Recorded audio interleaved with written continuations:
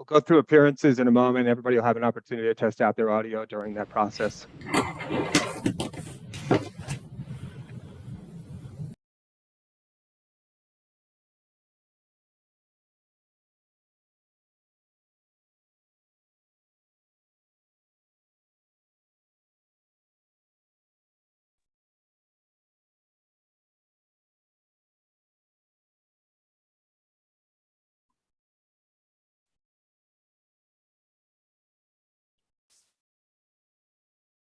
Mr. Lee, how are you doing, sir? Good, Judge. How are you today? I'm doing fine, thank you. My audio okay with you? Yes, sir. Good. Yeah, go ahead. When you are. Yeah, I've got the real time up and loaded. So that's active. And as I indicated, we'll take breaks. Give you 15 minutes every hour and a half. I made that clear on Friday at our pre-hearing that's very important to our court reporters. Thank you, sir. You're welcome.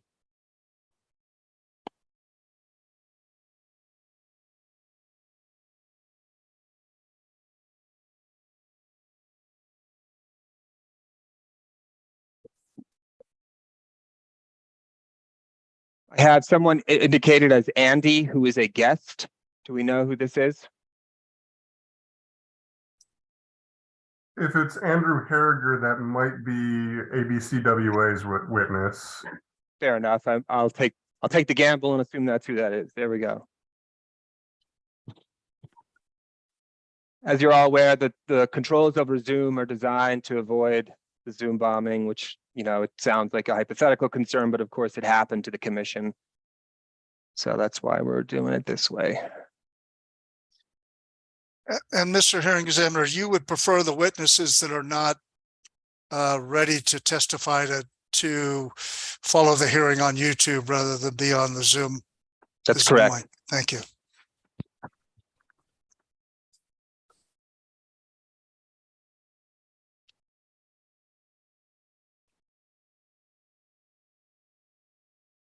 Okay, I'm not getting anyone left in the waiting room and it is 9 a.m. So let's get started here. Mr. Lee, can we go on the record?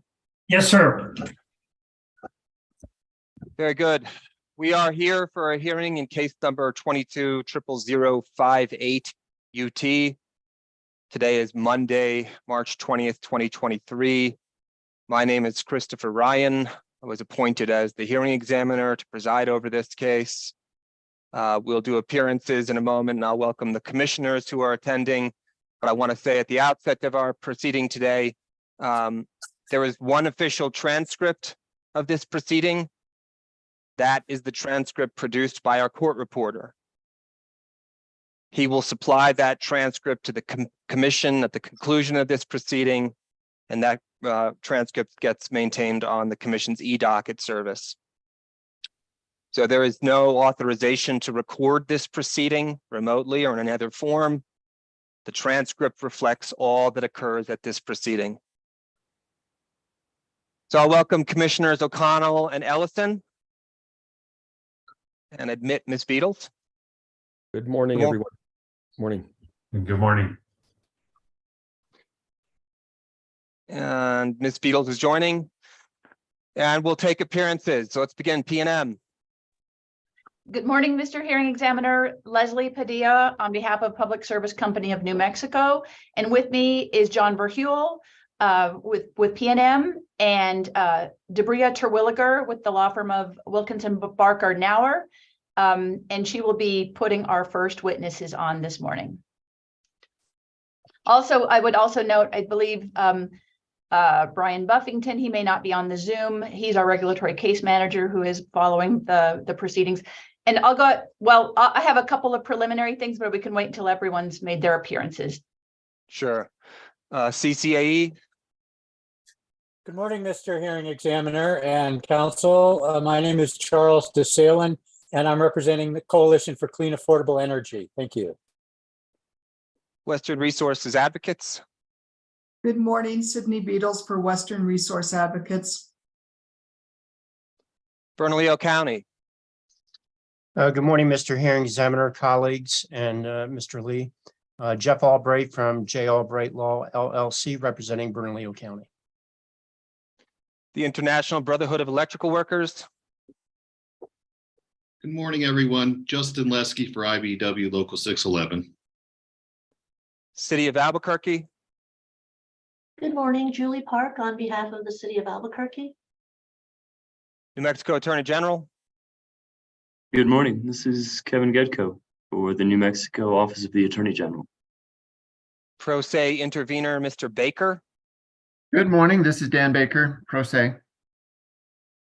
Pro se intervener, Mr. Bruno. I am here. I'm turning on my video. Hi there. Thank you. Walmart. This is Randy Bartel on behalf of Walmart, Inc. Albuquerque, Bernalillo County Water Utility Authority. Good morning, Mr. Hearing Examiner and colleagues. Keith Herman on behalf of the Albuquerque Bernalillo County Water Utility Authority. Also present with me is our witness, Andrew Harriger, but he can drop off because he won't be testifying till February or Friday. And watching on YouTube is my co-counsel, Dal Harris, who will be in attendance when I'm not able to. Thank you. New Mexicans for Utility Safety.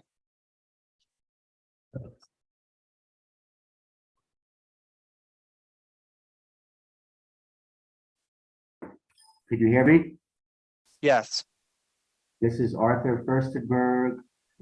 I represent the Mexicans for Utility Safety. We will not be putting on any witnesses. Therefore, I will be in and out of this hearing. And staff. Good morning, Mr. Hearing Examiner. My name is Bradford A. Borman, appearing on behalf of Utility Division staff. And it seems I forgot Mr. Gould and NM area. Yes, good morning, Mr. Hearing Examiner, Commissioners and Council. Peter Gould for NM area, and my co-counsel Kelly Gould is also on this this Zoom platform. Thank you. Anyone else I neglected to call? I don't think so. I think it was just Mr. Gould.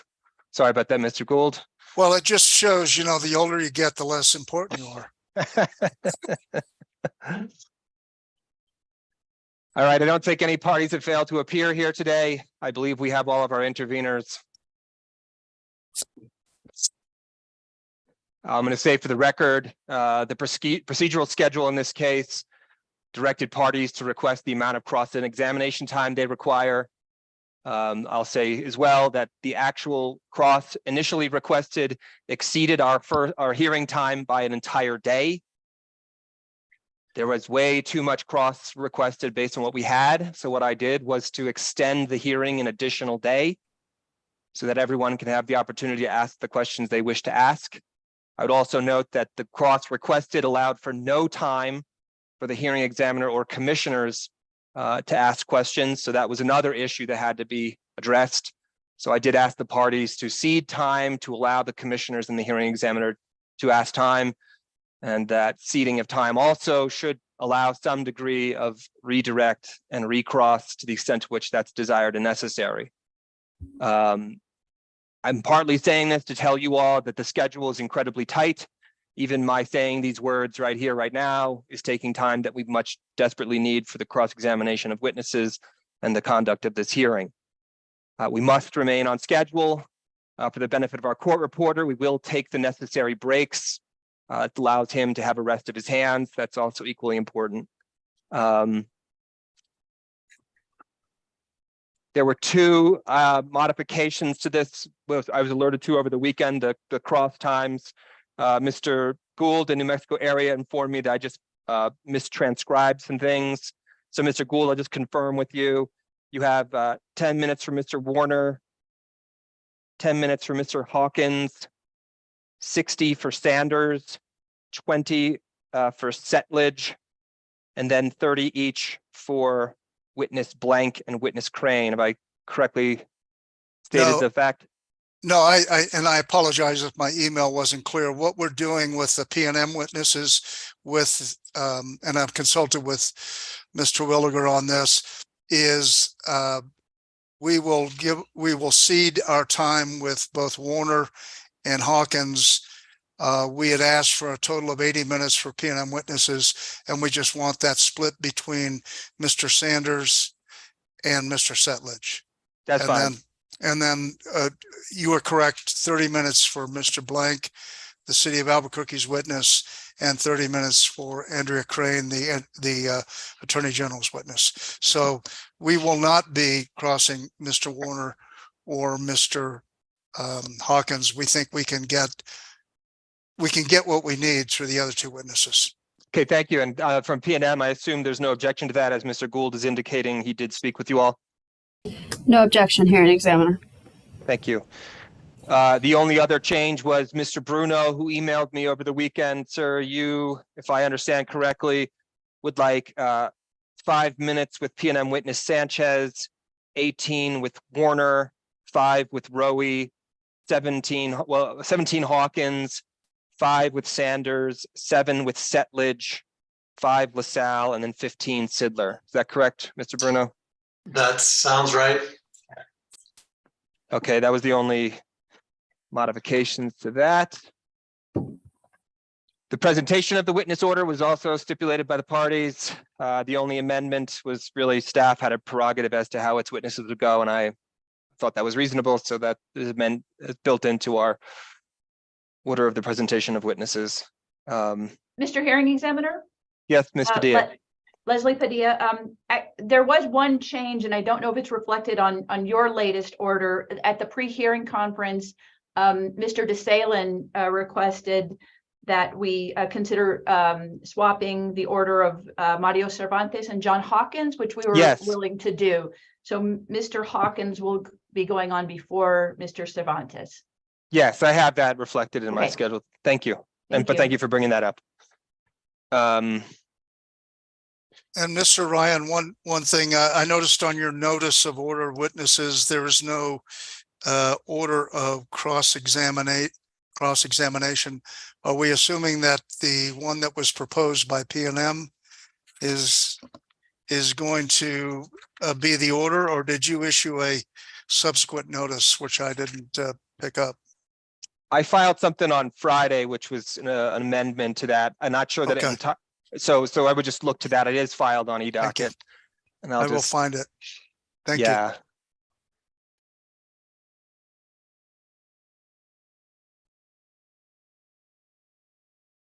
least I believe I did. Yes, I have to have.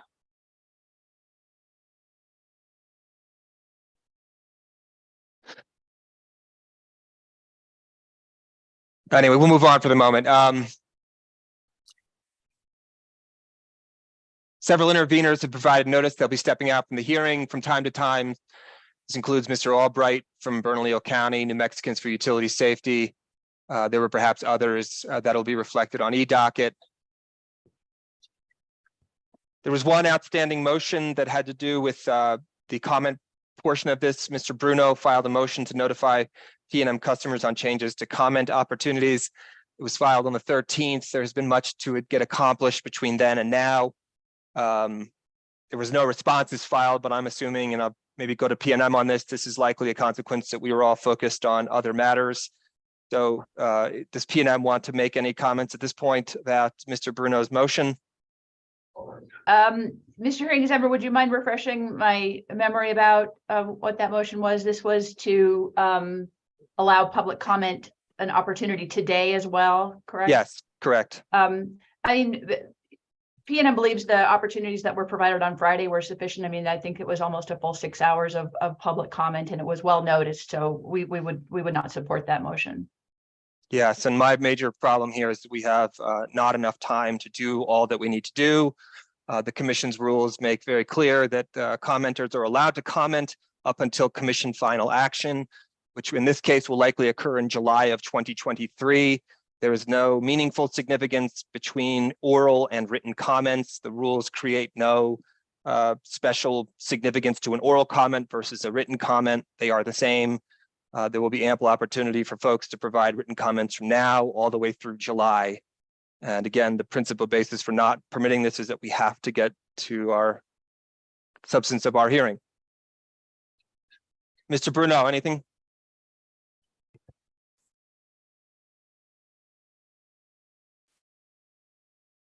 I just encourage people to watch the videos. I thought they were fantastic. Thank you. So I'll deny Mr. Bruno's motion, and I don't believe there are any other outstanding motions. Is that correct?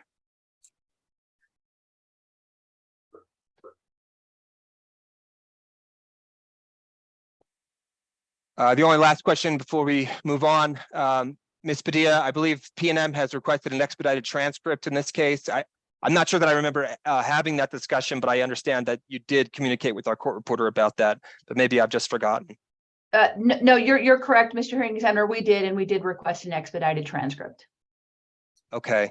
I think just for the future, we need to make sure that we ask those questions collectively. You know, at the end of the day, it really comes down to costs, and not that the commission bears them. I understand the applicant pays for the expedited transcript, but at the outset, I mean, I went through the time that we're going to have after once this hearing concludes, and then the July deadline by which P&M would like an answer. We're not going to have much time at all, actually, which is I can understand why you wanted the expedited transcript, but in the future, if we can just, I guess, discuss that preliminarily, that would be useful. Okay, so is there anything further before P&M calls its first witness? Yes, Mr. Hearing Examiner, I just had several things I wanted to raise. Sure. First, I wanted to let you know that for the most part, there will be only one P&M attorney appearing on the Zoom call, just to preserve more space on the screen. If we are not actually the person putting on a witness or doing cross, we will be watching via YouTube, the YouTube link. Wanted to let you know that just in interest of transparency, all of our P&M witnesses are appearing in an office at P&M headquarters. There is a staff person in the room with the witness to make sure that they have easy access to exhibits, so that there's no fumbling, and so that our witnesses can obtain any needed exhibits as easily as possible. Let's see. I wanted to ask about our application. Our P&M's application is P&M Exhibit 1. And typically we do like to move those into evidence. So I wanted to ask you, Mr. Hearing Examiner, what's your preference? We can either, I can move it in now, or if you would like to have a witness sponsor, Ms. Sanchez, who is our first witness, she could sponsor the application. That application has been redacted per your March 14th, 2023 order.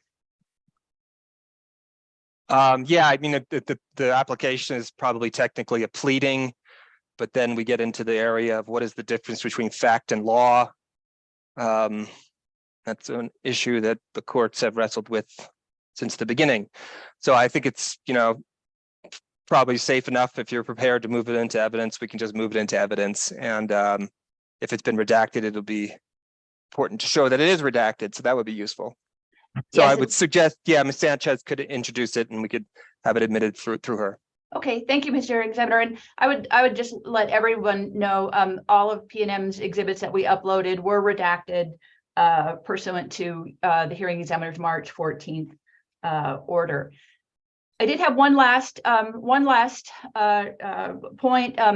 All of the exhibits that have been uploaded to Dropbox, we do have those available, as I mentioned, in hard copy for witnesses. So anyone who's cross-examining them on an exhibit, our witnesses have easy access to them. If there are any late exhibits, our witnesses are likely not to have copies of them. So if just in the interest of transparency, again, perhaps if parties are intending to use exhibits that they haven't already uploaded, this is kind of pursuant to the discussion that we had last Thursday at the pre-hearing. I think we'd appreciate being emailed those exhibits so that we know and can prepare our witnesses if needed. Okay, well, I think we'll mostly cross that bridge when we get there, but in any case, I did want to clarify for the record. I think earlier I said our pre-hearing was Friday, but you are correct, Ms. Padilla, that it was on Thursday. So I may have misspoken earlier. Anything further? That's all, Mr. Hearing Examiner. Thank you very much. Hearing Examiner, this is Debria Twilliger for PNM. I just want to, and I think maybe Ms. Padilla meant to mention this, but the attorneys are in a separate room, and when we switch witnesses, I have Ms. Sanchez and Mr. Warner, so we won't have any switching much today. But when PNM does switch witnesses, we'll need about a 5-minute break between witnesses to the extent that another attorney is defending the PNM witness or crossing one of the witnesses. It might be shorter than 5 minutes, but we will need just that quick break in order to switch attorneys in the room. That's fine. It's understandable, and I'm sure people will appreciate having a short break anyway. So thank you for bringing that up. Thank you. Anything further from any other parties?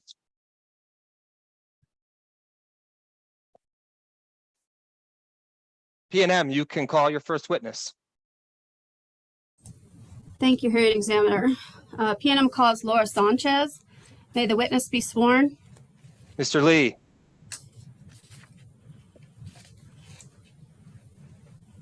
Would you please raise your right hand? Solemnly swear the testimony you're about to give in the matter now pending to be the truth, the whole truth, and nothing but the truth. So help you God? I do. Or yes. Thank you, ma'am. Can you please state your name and title for the record? Yes, my name is Laura Sanchez. Laura E. Sanchez. And my title is Chief Policy and Legal Advisor for PNM Resources. And I have a dual title right now of Executive Director of Government and Public Affairs for PNM. And Ms. Sanchez, do you have in front of you what's been marked PNM Exhibit 1, which is the application? I do. And was that application redacted pursuant to the Hearing Examiner's March 14th order? Yes, it was. And was that prepared under your direction? Yes. Is it true and accurate to the best of your knowledge? Yes, it is. Any additions or corrections? Nope. Mr. Hearing Examiner, I move to omit Hearing Exhibit 1, which is the application, please. Are there any objections? Hearing none, I'll admit PNM Exhibit 1. Thank you, Hearing Examiner. Ms. Sanchez, do you have what's in front of you, PNM Exhibit 2, which is the direct testimony, your direct testimony? Yes, I do. And was it prepared by you or under your direction? Yes, it was. Is it true and accurate to the best of your knowledge? Yes. Are there any additions or corrections to PNM Exhibit 2? No. If I asked you the same questions today, would your answers be the same? Yes. I move to omit PNM Exhibit 2. Objections? PNM Exhibit 2 is admitted. Ms. Sanchez, do you have in front of you what's been marked PNM Exhibit 3, which is your rebuttal testimony? Yes, I do. Was it prepared by you or under your direction? Yes. Is this testimony true and accurate to the best of your knowledge? Yes. Are there any additions or corrections? No. If I asked you the same questions today, would your answers be the same? Yes. Mr. Hearing Examiner, I move to admit PNM Exhibit 3. Any objections? PNM Exhibit 3 is admitted. Ms. Sanchez, do you have in front of you what's been marked PNM Exhibit 4, which is your supplemental testimony? Yes. Was it prepared by you or under your direction? Yes. Is this testimony true and accurate to the best of your knowledge? It is. Any additions or corrections to this testimony? No. If I asked you the same questions today, would your answers be the same? Yes, they would be. I move to admit hearing PNM Exhibit 4. Any objections? PNM Exhibit 4 is admitted. Okay, I present Ms. Sanchez for cross-examination.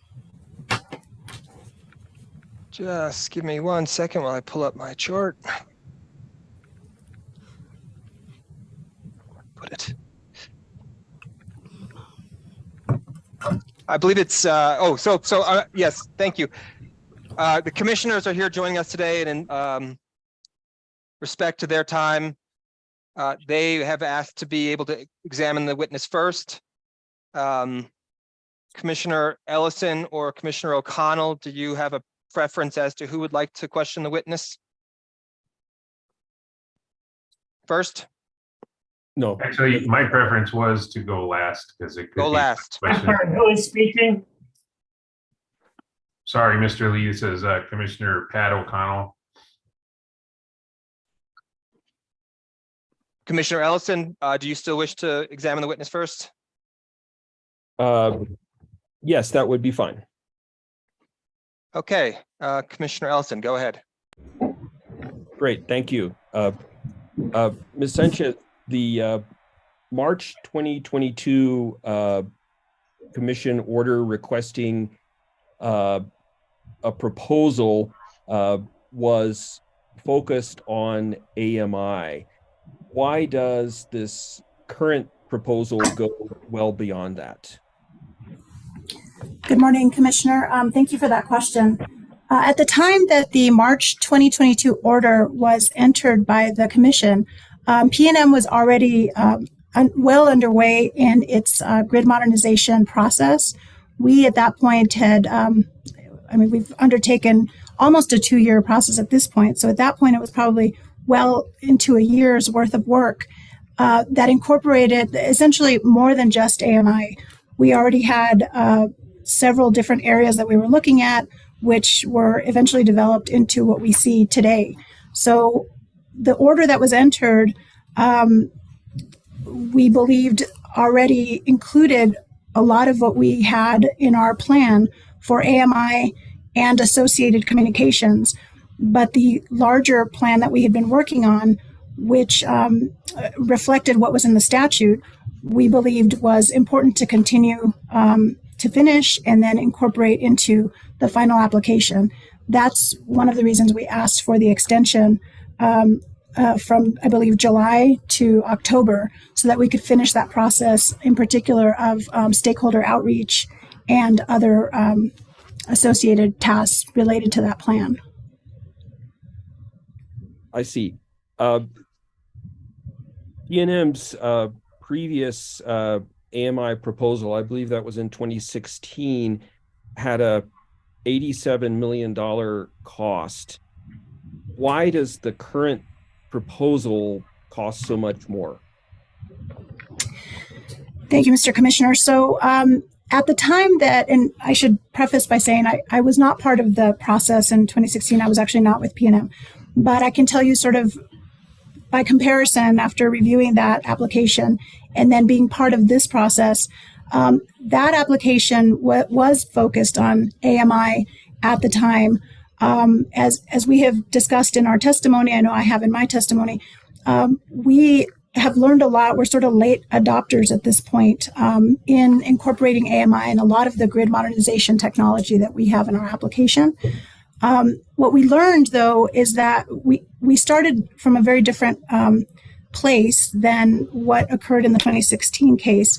And that was that we first of all we got a consultant that had experience in 20 different jurisdictions around the country.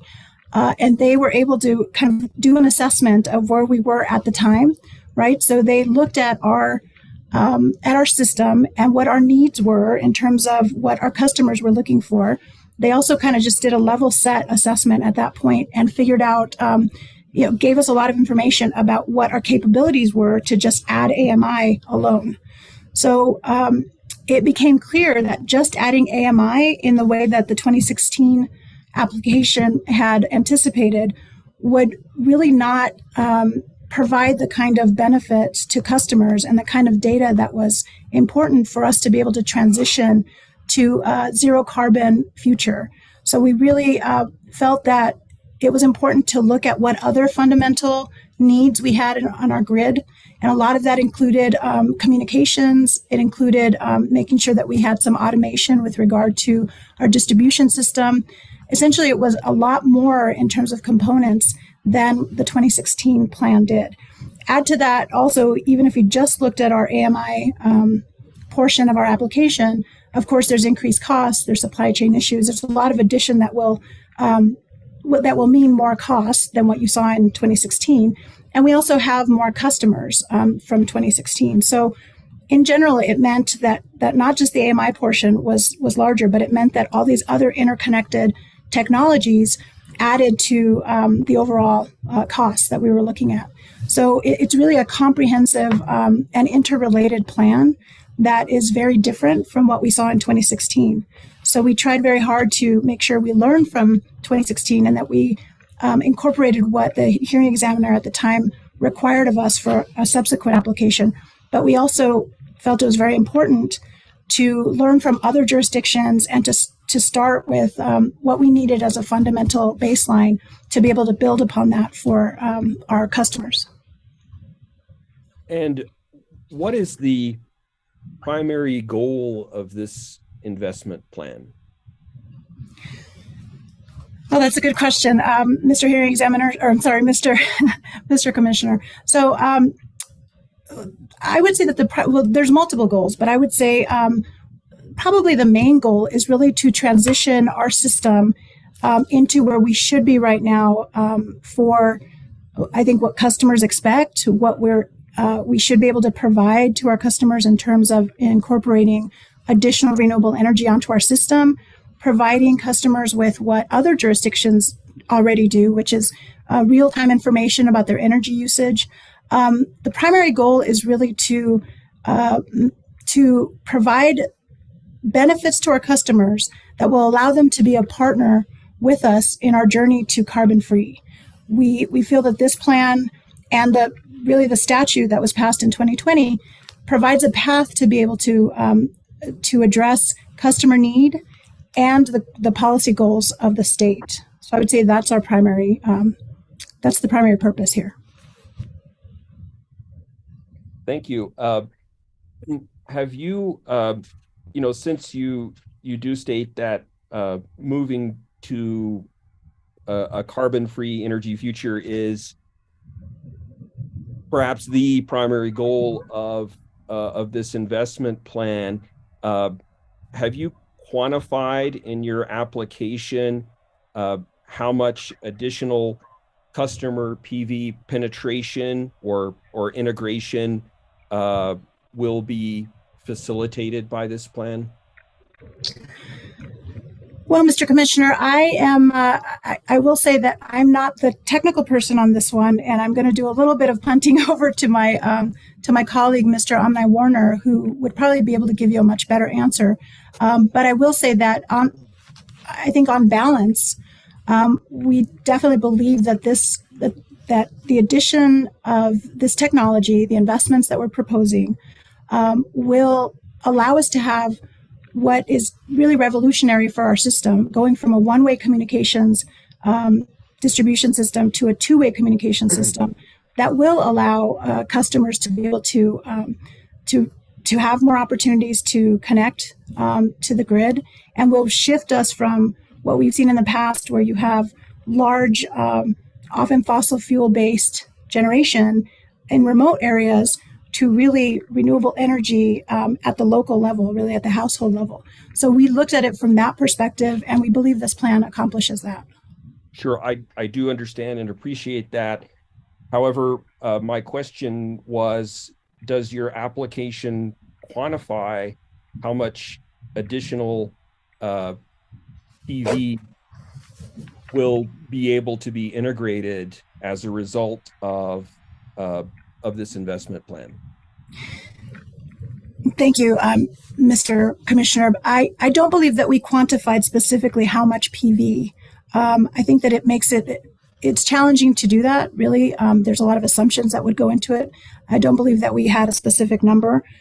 We did include metrics so that as we develop and deploy the technology, we're able to collect these metrics and report back to the commission.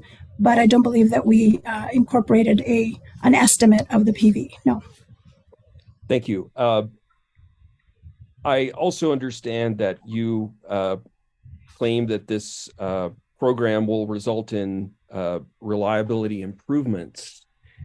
Have you quantified the reliability improvements that customers might expect from this investment program?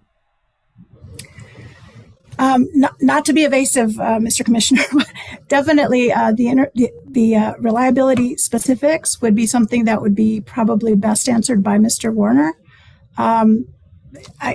My part focuses on the policy issues, so unfortunately I don't have the specifics about quantification on the reliability. I do know that that is one of the goals of our plan. Have you quantified any benefit that would result from this program?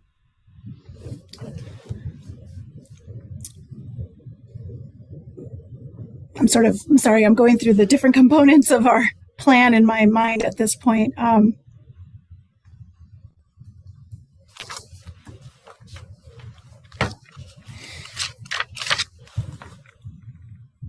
I believe so. We have taken a approach of basically reviewing the technology that's that we're proposing and quantifying the impact in terms of at a household level, potentially what we would have, what effect it would have at the household level, what effect it would have on low income. I don't believe that it was quantified, perhaps in the sense that you're saying. I don't remember in my testimony, at least, anything that has like a chart that spells out the exact, amount of benefits or anything like that. Certainly not in my testimony.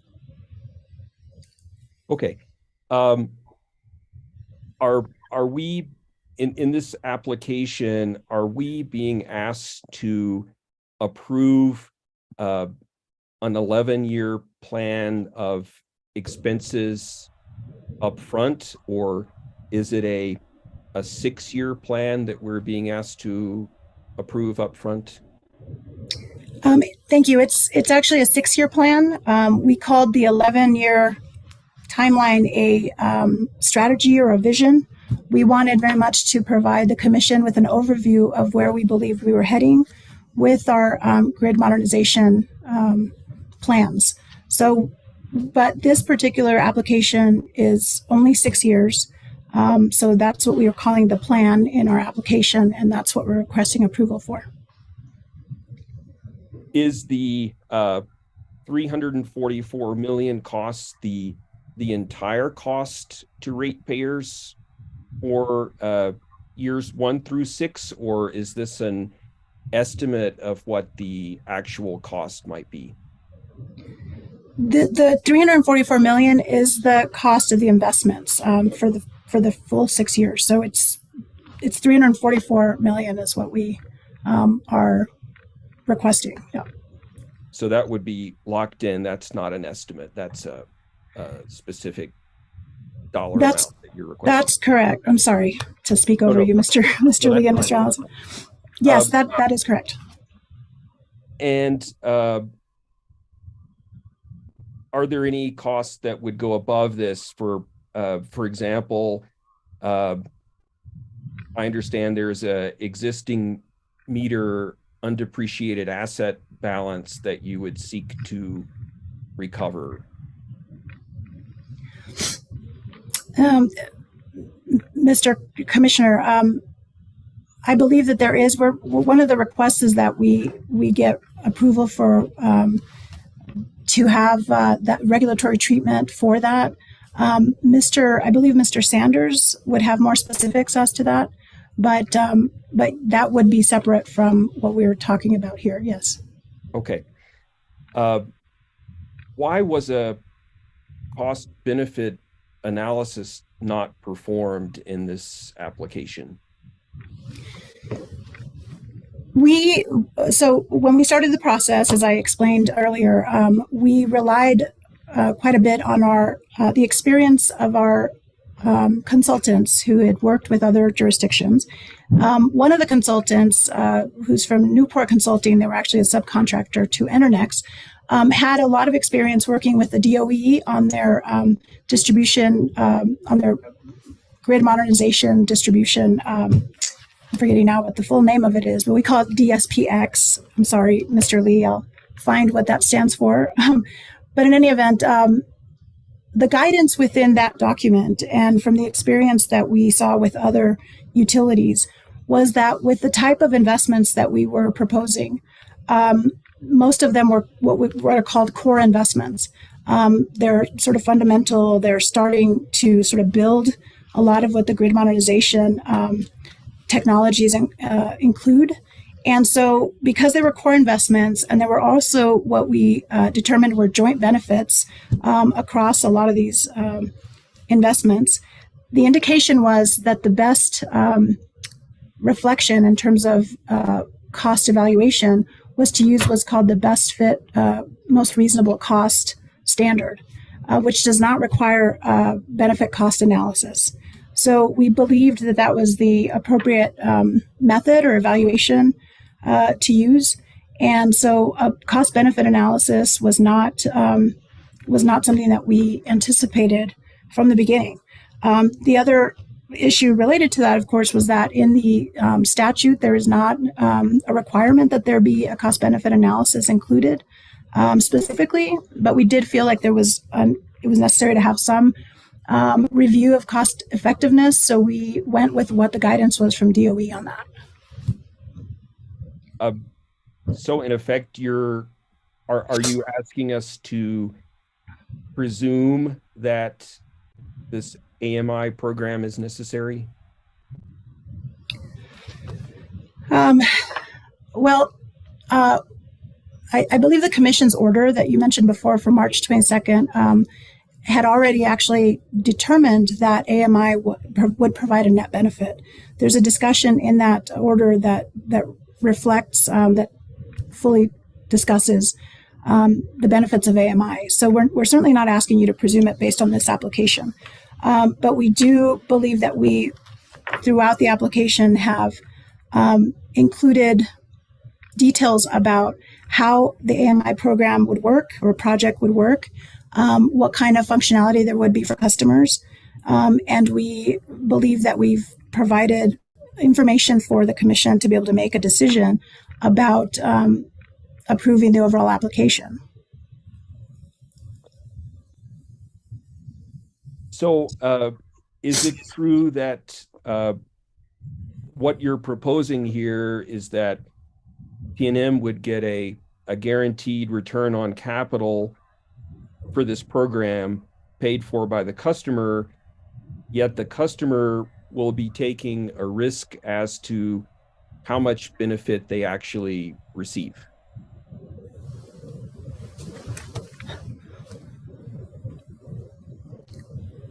Well, we're certainly asking for, again, consistent with the statute, we're asking for recovery through this rider, and we also are proposing to have an annual reconciliation filing that will reflect any updated costs, whether they be, whatever those costs come out as things change, and we have obviously a multi-year plan here. So we're certainly not anticipating that we would get approval and then not ever come back to the commission to have a further discussion about what those costs look like. I do think that with regard to the customer risk, one of the things that was, I think, a driving factor in this entire plan was just what kind of risk customers were facing without this kind of technology. And by that, I mean that some of the investments that we have in the plan, specifically around reliability, around outages, would bring a benefit to customers that they otherwise don't currently have. So let me explain that a little bit further. So the risk that I'm referring to is that obviously we all want a stable grid. We want to be able to address outages as quickly as we can. Right now, our system is not automated. When there's an outage, we have to have somebody actually call us and tell us there's an outage. We have to physically send a truck out. It takes many hours for the crew to find that outage. And then in many cases, an entire area or an entire neighborhood is out. So there's risk currently in the system. And while we have an obligation to provide reliable service, we also face a lot of challenges with the system that we currently have. So I think that there is risk to the customer currently. There will be risk in the future as well. But I think this plan also incorporates as much as we can in terms of customer education and information to be able to partner with customers so that they are able to minimize that risk. Ms. Sanchez, you mentioned about annual reporting. Would that include reporting as to the actual benefits that were being achieved by the program? Thank you for that question, Mr. Commissioner. So we, in one of my exhibits, and I'm forgetting which one it was, it may be LES 6 or 5, we do have a set of metrics that we have outlined for both AMI and the distribution section, or distribution investments. And many of those include information about, sort of like outages or information about calls that we've received. I could, as part of that, I think incorporating benefits and what kind of benefits there were to customers, whether it's shortage of outages, outage time, or less service calls, I think that could be certainly incorporated into that set of metrics. I know there's other witnesses in this hearing that have also proposed more specific metrics. And I just want to say that we're not opposed to providing information to the Commission as part of this application. We certainly want to make sure that there's value to our customers, that there's transparency to the Commission, and I think that that's an important part of the statute as well. Would these annual meetings or annual reviews allow for consideration as to whether the need for the project has changed, whether the investment plan itself should be changed? Well, that's a good question, Mr. Commissioner. I think that the way we've proposed it is that it would be an annual review and reconciliation, so a true up of the costs. But certainly at any point, my understanding is that the Commission can certainly ask additional questions and require more any changes if there's information that is not satisfactory. And certainly, I think we're proposing in this that we have staff that's dedicated to the grid modernization implementation. If at some point we find that that it is not working as we've moved forward, whatever that may be, as circumstances change or needs change, I mean, I think that we are open to making sure that we stay as relevant and beneficial to customers as we can. So I would say that we are certainly open to providing, again, as much information as we can to the Commission. We see the Commission as well as our customers as partners in moving the entire state forward towards carbon free. So yeah. Do you plan to offer mandatory time of use rates? That's a good question. So we have a time of day pilot that we are proposing in the rate case. And we anticipate, if approved, that we would have information from that pilot program to be able to use to make a determination on that. So the investments that we have in this plan certainly facilitate being able to incorporate something like that. But at this point, it's not part of this application. So, I mean, as part of this, no. But it is something that is a program that other utilities have incorporated into their plans, and we would be looking at that pilot program if approved on what kind of data we receive from it. So it's really uncertain the extent to which the time of use capability of these smart meters will be used. It sounds like that's really pending you're receiving additional information from this pilot project. Well, so I'm stuck a little bit on the fact that you said a mandatory time of day use, right? So, right. I mean, I think before let's say an an opt-out, or, because, you have a voluntary time of use program now, which I understand not too many customers have signed up for. So, I was referring to something that would be more widely adopted, such as an opt-out type of program. Certainly. So that's an example of the kind of programs that we anticipate having a separate filing for at the commission later, right? So we have throughout the plan talked about projects, and at times there's confusion between projects and programs, but this application refers to the projects that we believe will enable programs such as that in the future. We see a lot of functionality coming from AMI in particular. When you use AMI with something like the customer energy management platform that we've proposed, once customers are able to actually have more real-time information about their energy usage, they're better able to make personal decisions that could time their energy use so that they can take advantage of a plan like a time of use, time of day type of program. And so we really feel that at this point, there needs to be more data, both from AMI and its functionality and the use from customers, as well as how the time of day pilot program has evolved and what kind of data we have there before we can start to develop that kind of program. But again, the plan is for us to file that kind of plan or any other plan that uses this technology in a separate docket, so that commission has an opportunity to review, and obviously interveners have an opportunity, parties have an opportunity to participate as well. Okay, thank you. Will this grid modernization investment plan result in savings to the customer? We believe that it will.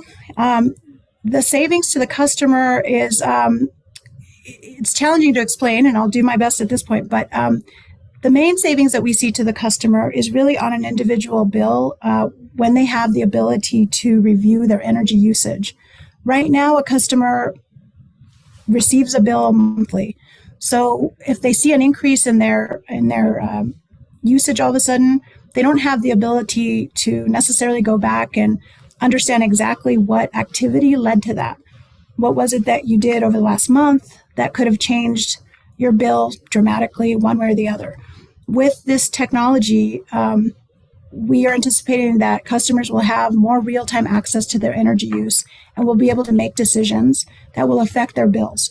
So while there is an investment through the rider from the customer, so the customer will be paying for the technology that we're proposing, they also will have the opportunity to use that same technology to affect their bill so that they're able to lower their bill, and as well as incorporate other potential programs, incorporate DER, which is Distributed Energy Resources. Mr. Lee, trying to not use all acronyms.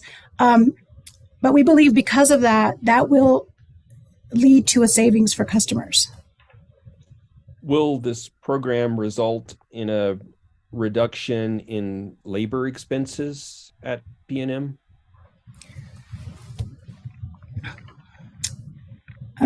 Thank you, Mr. Commissioner. I'm thinking about one of the, and I'm sorry, I should just be able to find but I think I could do this from memory. So we do see savings from labor because we anticipate, in particular with advanced meter infrastructure, AMI, we're going to see a decrease in the number of meter readers that we will need. And because of that, there will be less labor costs on that front. However, at least to the folks that are still meter readers that want to remain with PNM, our plan is to transition them into a different part of the company. So try to find them a different skilled job, provide training, so that we're not having to lay folks off. So I do think that we will see over time a savings in labor.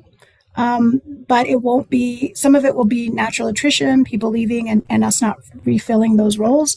And then in some cases, it will be transitioning them over to other positions. So, but bottom line is, yes, I do think that there will be a savings in labor. Commissioner Ellison, can I ask one follow-up question, if you don't mind? Please.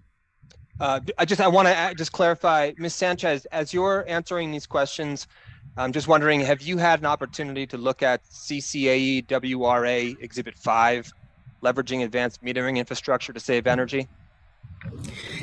I'll be honest, Mr. Hearing Examiner, I looked at a lot of these, but I can pull it up now if you'd like me to look at that. No, I don't want. I just want to know whether you're familiar with what is said in that document. That's all I'm interested in. Yes, I've reviewed it. Sorry, go ahead, Commissioner Ellison. Sure. Could you give an estimate of, how the number of full-time employees at PNM might change as a result of this program? I understand that there are some immediate uncertainties, but do you have a sense of the net change in the number of full-time employees? Thank you, Mr. Commissioner. So we, when you say this program, I assume you mean the entire application and not just AMI?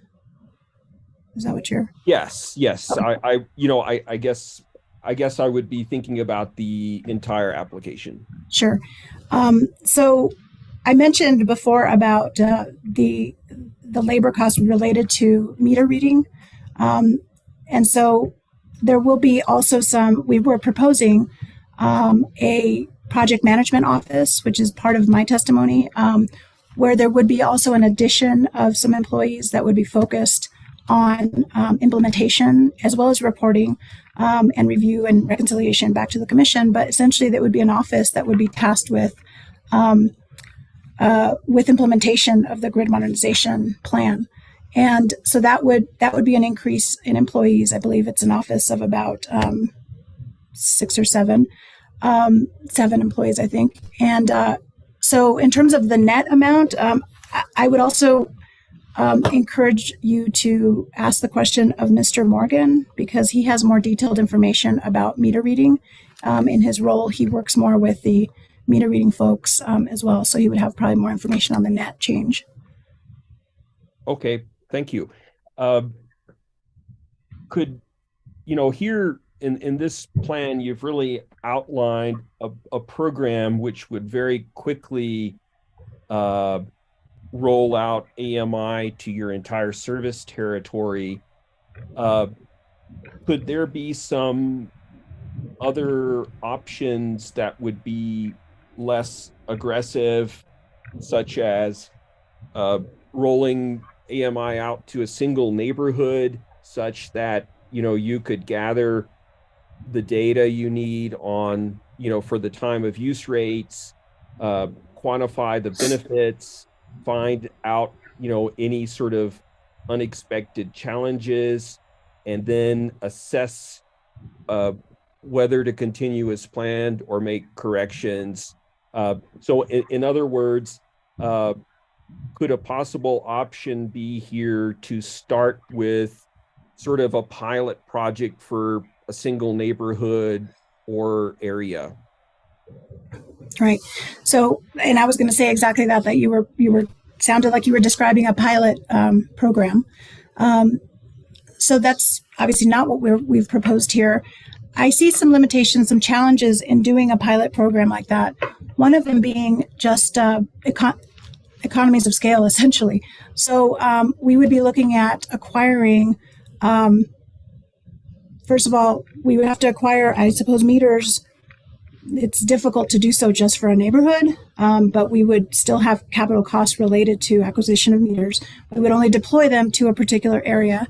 The communications network itself would probably need to be incorporated overall, like the entire area, and not just specific to a neighborhood. So I think there's some limitations there.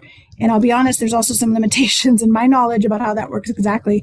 So I would encourage you to ask Mr. Hawkins, who's an expert in our telecommunications area.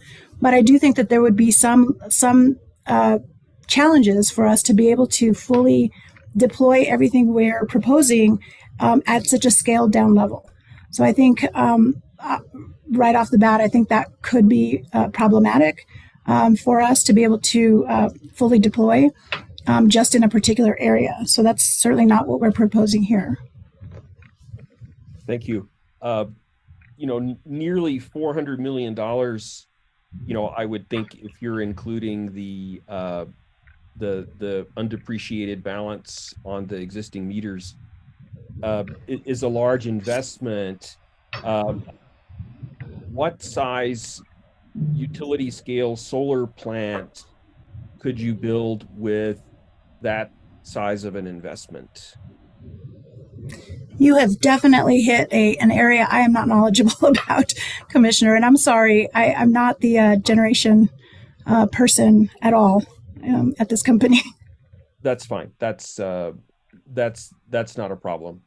I think that's probably going to be it for me.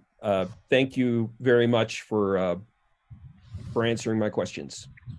Thank you. Commissioner O'Connell, would you like to ask any questions, or do you want to allow things to go forward as planned? Thank you, hearing examiner. I want to hear what other folks ask first. Great. And I just had a few follow-up questions for you, Ms. Sanchez, if you don't mind, just for my own clarification at this point. Yeah, I've reviewed LES 3, exhibit LES 3, and in that document, there's varying charts that show the expenditures, the planned expenditures. What I'd like to know is, are those charts, is there any one chart that presents all of the investments in one place? And by charts, I should say more clearly, tables. Right. Thank you, Mr. Hearing Examiner. So we do have various tables, you're right, in LES 3. That is the PNM's implementation plan. Right. I believe that there's more information in Mr. Sanders' testimony that would provide an overview of the costs overall. That LES 3 really breaks it down by sort of substantive area. So you see kind of a deeper dive of of our cost estimates. Yeah, no, that's fine. So I should look at Mr. Sanders' testimony to determine if there's one table that just gives you the straight shot, because I didn't see that. Ms. Crane in her testimony points out the 344 million. I forget where else it arises, but I've not seen a single table that says, here's the explanation for the 344 million. I believe it's in Mr. Sanders' testimony. Okay. Subject to check. We can certainly make sure. I'll check. I will. I'll do that. Okay. Mr. Hearing Examiner, if I could interrupt you for just a second on that issue. If you would look at our witness's testimony, Mr. Andrews, his table 3, I think, has a total summary of the 344 million proposed, and it's broken down with the 8 different projects that are part of the overall AMI project. Thank you, Mr. Gould. I'd want to have that from PNM, and if I can find it. Okay, I apologize then if I'm interrupting. Thank you. No, you're not. That's fine. What I want to know is, how do we explain all those costs, and can we see it all in one basic snapshot? So I will go to see if Mr. Sanders' testimony has that, and if it doesn't, then I'll come back at a subsequent time and ask for that to be provided.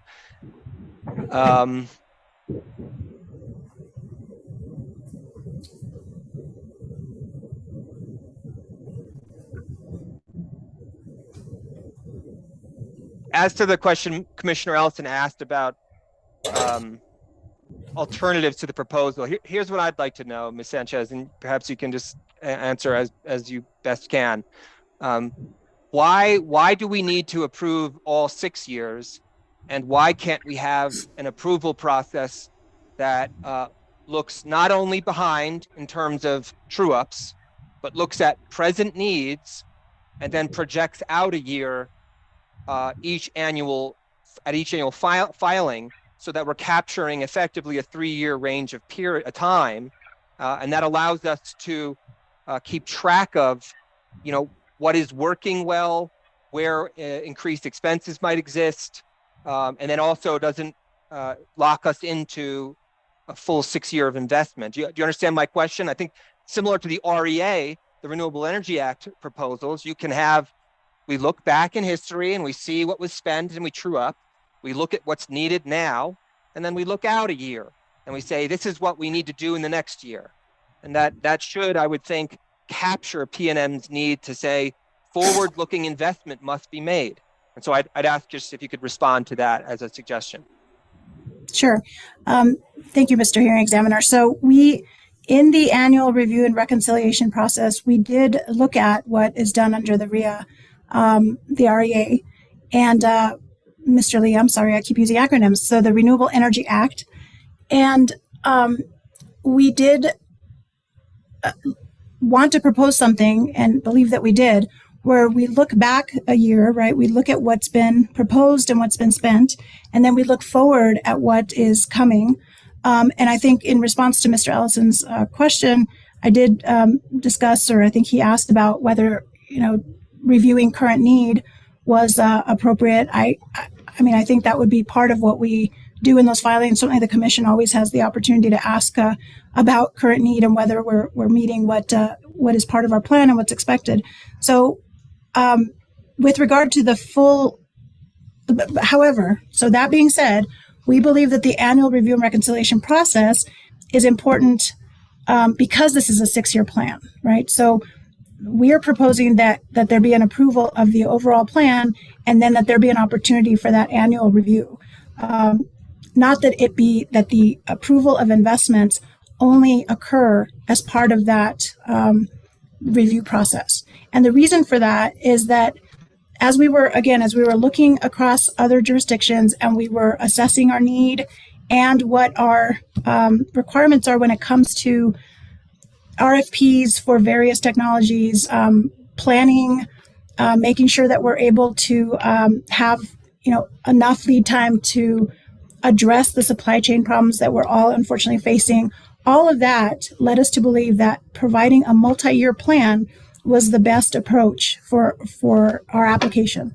So having a 6 year plan allowed us to be able to start to invest and plan for those 6 years early enough so that we can address any issues and delays that would cause problems in terms of incorporating this technology. So we really believe that if you're doing only a 3 year review, right, where Excuse me, my screen just froze, and the last thing I've got is all of that led us to believe that providing a multi-year plan was the best approach for. I think I said for us,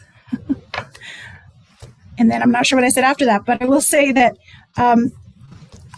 I believe that having a 6 year plan, as we propose, or a multi-year plan. The reason we selected 6 years was because of where the technology was coming in, right? And where we saw an appropriate break as far as providing the first tranche of benefits to customers that we felt were fundamental.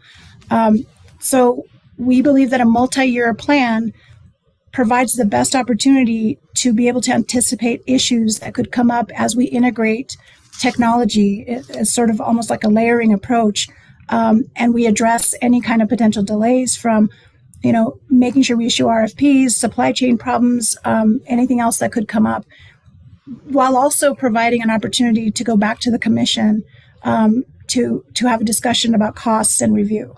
Okay, so Ms. Sanchez, I just want to ask another question here.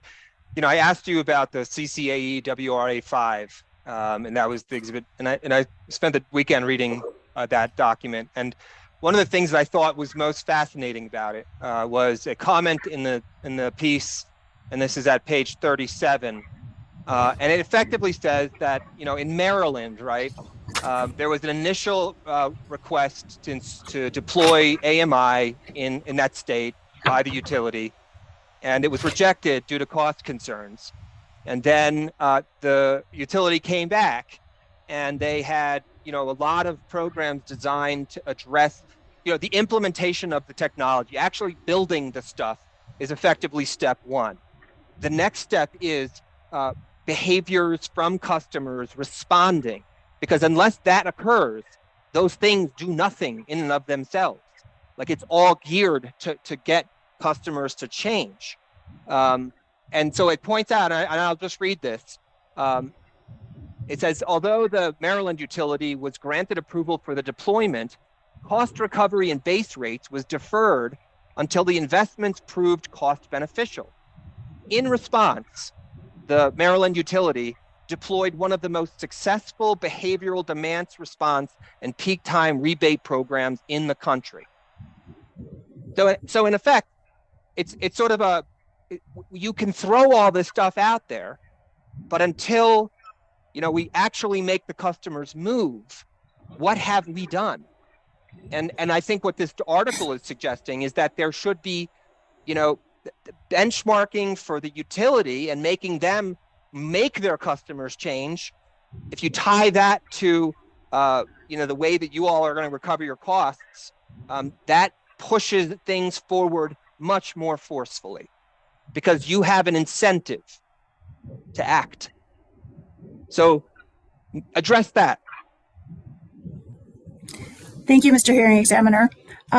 And when I said that I'd reviewed, I will say I did review all the exhibits. That's a lengthier one, so I probably skimmed that more so than studied it. But I think that we can find examples of utilities doing exactly that, and examples of utilities like Hawaii and others that we focused on that haven't done it in that way. I think that we do, as a utility, have an incentive already to do what we're doing here, to partner with customers and the commission to transition because of the state policy about transitioning to carbon free. And the legislature passed this law, I believe, to essentially bring our state up to where other states have already been for many years, to incorporate technologies that bring value to customers so that they're able to have more knowledge and be empowered to actually change their behavior. So while I understand that in that situation, the commission felt like they needed to come back, and that was an example of it being successful for them, I believe very strongly that in our application, we have provided the investments that will allow customers who we know have already been asking for, the commission who's already been asking for this kind of technology, specifically AMI. And we think that we are on a path to address that need, as well as make sure that we transition the state in the way that we've been directed to by the legislature. So I'm not sure I have any more of a sort of response to it, but I'm aware of that example, but I'm also aware of other examples where the commission approved and wasn't requiring that kind of specific path. Very good, thank you. I'll now pass the witness for cross-examination by our interveners unless there's any follow-up from either commissioner. Okay, Mr. DeSalen, you are first up with 25 minutes for Ms. Sanchez. And we'll likely, well, here's a question. No, let's go for 10 minutes and we'll take the break at 10:20. So is that okay, Mr. DeSalen? For you yes, to go for 10 minutes? Yes, that's fine, Mr. Hearing Examiner. Great. I'm actually going to be covering some of the same ground that's already been covered, so I'll try to go through it for quickly. We might not need 25 minutes. Good morning, Ms. Sanchez. Again, my name is Charles DeSalen, representing the Coalition for Clean Affordable Energy. Now, I want to ask you about the advanced metering program, which you've already been talking about. My understanding is that the central focus of your grid modernization program is really the installation of advanced meters. Is that a fair statement? Thank you. I think that's a significant component of our program, yes, or of our project, yes. Okay, and advanced meters, that's sometimes referred to as AMI, which stands for Advanced Metering Infrastructure. Yes. And they're sometimes called smart meters. I think that's how they're characterized sometimes, although I'm reminded by some of our more technical folks that there is a difference. But yes, for the purposes of this discussion, we'll say smart meters. Okay, thank you. I'll use the term advanced meters here. And my understanding is that under your proposal, the advanced meters would be made available to all of PNM's customers? That's correct. Okay. Now I want to look at your direct testimony, which is PNM Exhibit 2, and I understand you have that handy. Yes. And you state in your direct testimony that advanced meters will benefit the public, and that's at page 33. And I think as part of that, you also say that advanced meters will benefit PNM's customers. Is that your testimony? Yes. Okay, and you state that the advanced meters will give customers more knowledge and control over their energy use, and that's at page 34? Yes. Okay, so as I understand it, the customer, for example, will get more information or get information on how much electricity the customer is using at different times of the day, and perhaps also at different times of the week. So that is that the knowledge that we're talking about here, the additional knowledge that the customer would have? Yes, I think that's a big part of what we're discussing, yes. Okay, so my question is, practically speaking, how would that knowledge actually benefit the customer? So as I mentioned before, I think when I was, I can't remember if it was Mr. Hearing Examiner or the commissioners, but the information that will be available to customers through the Customer Energy Management Platform. So that's the portal, the customer portal that customers can interface with. The information that they receive will give them the opportunity to be able to time their activities, be able to run an appliance later in the evening or early in the morning, set timers for different things that they do so that they're not using energy at a particular time. I think that goes along with what the commissioner was asking about with the time of use rate. So it has functionality, but of course there's a second component to that, which is the program piece that I mentioned would be part of a separate filings. But the technology itself provides so much information to the customer as well as to PNM to be able to develop programs that would be beneficial to customers. So that's one way they would be able to use that information. Mr. DeSalin, can I ask a follow-up question real quickly? Sure, certainly. Ms. Sanchez, I asked in the bench requests, hey, let me mess around with this customer platform, and I want to, because it was described at some length, and people were saying, hey, here's what you can do on it, and blah blah blah, and the response I got was, we haven't built it yet. It doesn't exist. Is that correct? Am I understanding that correctly? You are correct, Mr. Hearing Examiner. It does not exist. We have had sort of discussions about the functionality. We have reviewed other utilities and what they have provided, and we have sort of an idea of what we're wanting to make sure are core components of the platform. But no, it does not exist yet, and it would be subject to a separate RFP in order to get it up and running. Yes. And what's the time frame? How long? If you'll give me a moment, I'll find the relevant graphic here. Give me just a moment.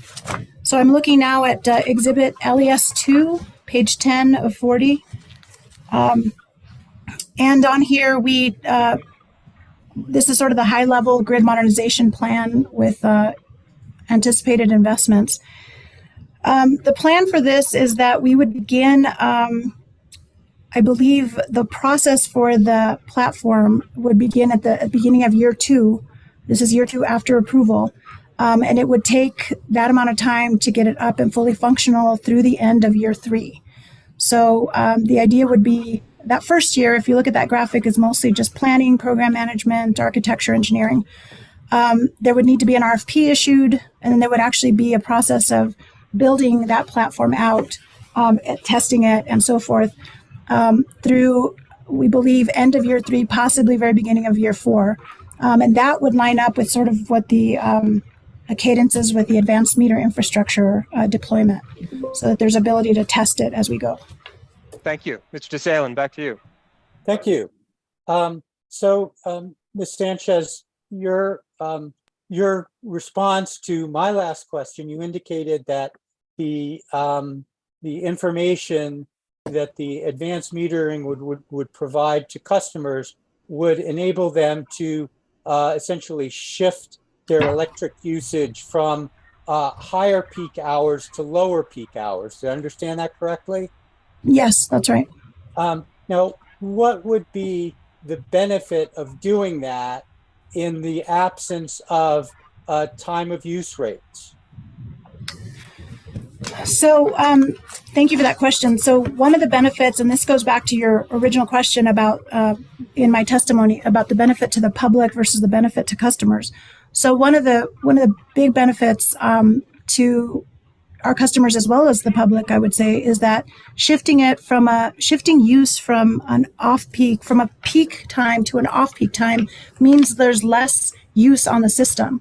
So essentially by doing that, there's a benefit in terms of reliability.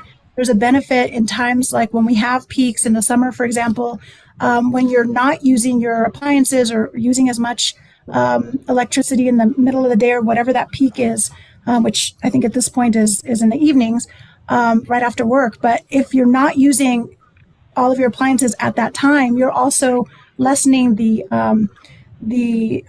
amount of electricity on the grid overall. So you potentially avoid any kind of rolling blackouts or brownouts or any kind of reliability problems. And so there's an advantage to that in terms of our overall grid to the public, but also to the customers. Okay, let me take that from a somewhat different perspective. What is the incentive for the customer to shift from high peak to low peak in the absence of time of use rates? Right. So if we are thinking of incentive in terms of money savings, I think very little. There's probably not, absent a time of use rate that has a different cost associated with it. Financially, there wouldn't be an advantage necessarily. There would potentially be an advantage in terms of reliability. So if we're talking about a stable grid, stable use, no sort of any kind of blips or problems on the system, there's an advantage or an incentive there. That's more behavioral, right? So if your question is related to financial incentive, then there's no, you're right, absent a time of use rate that uses a different cost, there would not be an incentive there. Yeah, and I'm wondering if PNM has any information to indicate that that a customer who doesn't have time of use rates would shift the customer's electric usage just based on the possibility that there will be greater reliability of service as a consequence. Right. I'm probably not the best person to answer the question about what customer information there is. We do have another witness very knowledgeable on our customer issues, Julie Rowe, who will be testifying later. But I can say that we know that there's programs, peak saver type programs already, where people do sign up from time to time to make sure that they are, changing their behavior to address grid issues like that. So, there's some examples of that, whether it be at the commercial or business level. As far as residential, I'm not familiar with any kind of surveys or information like that could have been done related to your question. Okay. Mr. DeSalen, can I ask another question real quickly before you proceed? Sure. Ms. Sanchez, are you familiar with filing in 20-00270? Can you tell me what it That's which the one rate is case. the numbers? That's the most, Oh, the PNM's rate most case. recent rate case, yeah. Okay, 22-00270. So I mean, I know of it. I have not been working on that case at all, and I Okay, apologize. now I'm just curious if with the time of use rates that were proposed there was a motion to dismiss that application, given that there was in some parties' views not an effective time of use rate that was offered as a pilot rate. And I'm wondering, given Mr. DeSalen's questions to you, in the rate case, PNM is proposing a pilot time of use rate, but here you're doing a full-scale implementation of smart meters. And I think the implication of Mr. DeSalen's question is, well, the customers are only going to act if they have an incentive to do so. So how do we explain that mismatch? Right. So thank you, Mr. Hearing Examiner. So I think his question was specific to time of use, right, and behavior at the customer level. So I answered in that context. I do think that there's other information and benefits that come from having the AMI technology on the system. There's information from AMI from the meters that goes back to our system that allows our planners to utilize that to develop other programs. So it isn't just sort of that also would benefit customers. So it isn't just that the meters bring benefits to customers because of that time of use behavioral change. It's also that having that automation and changing from that one-way communication to a two-way communication system brings benefits in terms of a lot of additional information. There's the opportunity to have automated functions. It's just a game changer in the way that our system would function.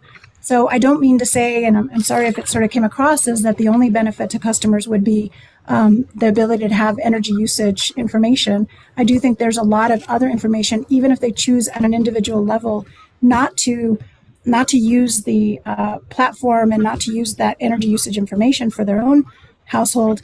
There would also still be benefits to them from all the information that PNM would have access to that would then allow us to develop programs that we would bring back to the commission for review and approval. Mr. DeSalen. Thank you. So it seems to me, Ms. Sanchez, that the advanced metering program and the time of use rates are pretty closely linked. Would you agree with that? I think that the time of use rates are a program that would be facilitated by AMI, yes. Okay, but PNM didn't propose any time of use rates as part of this application, did it?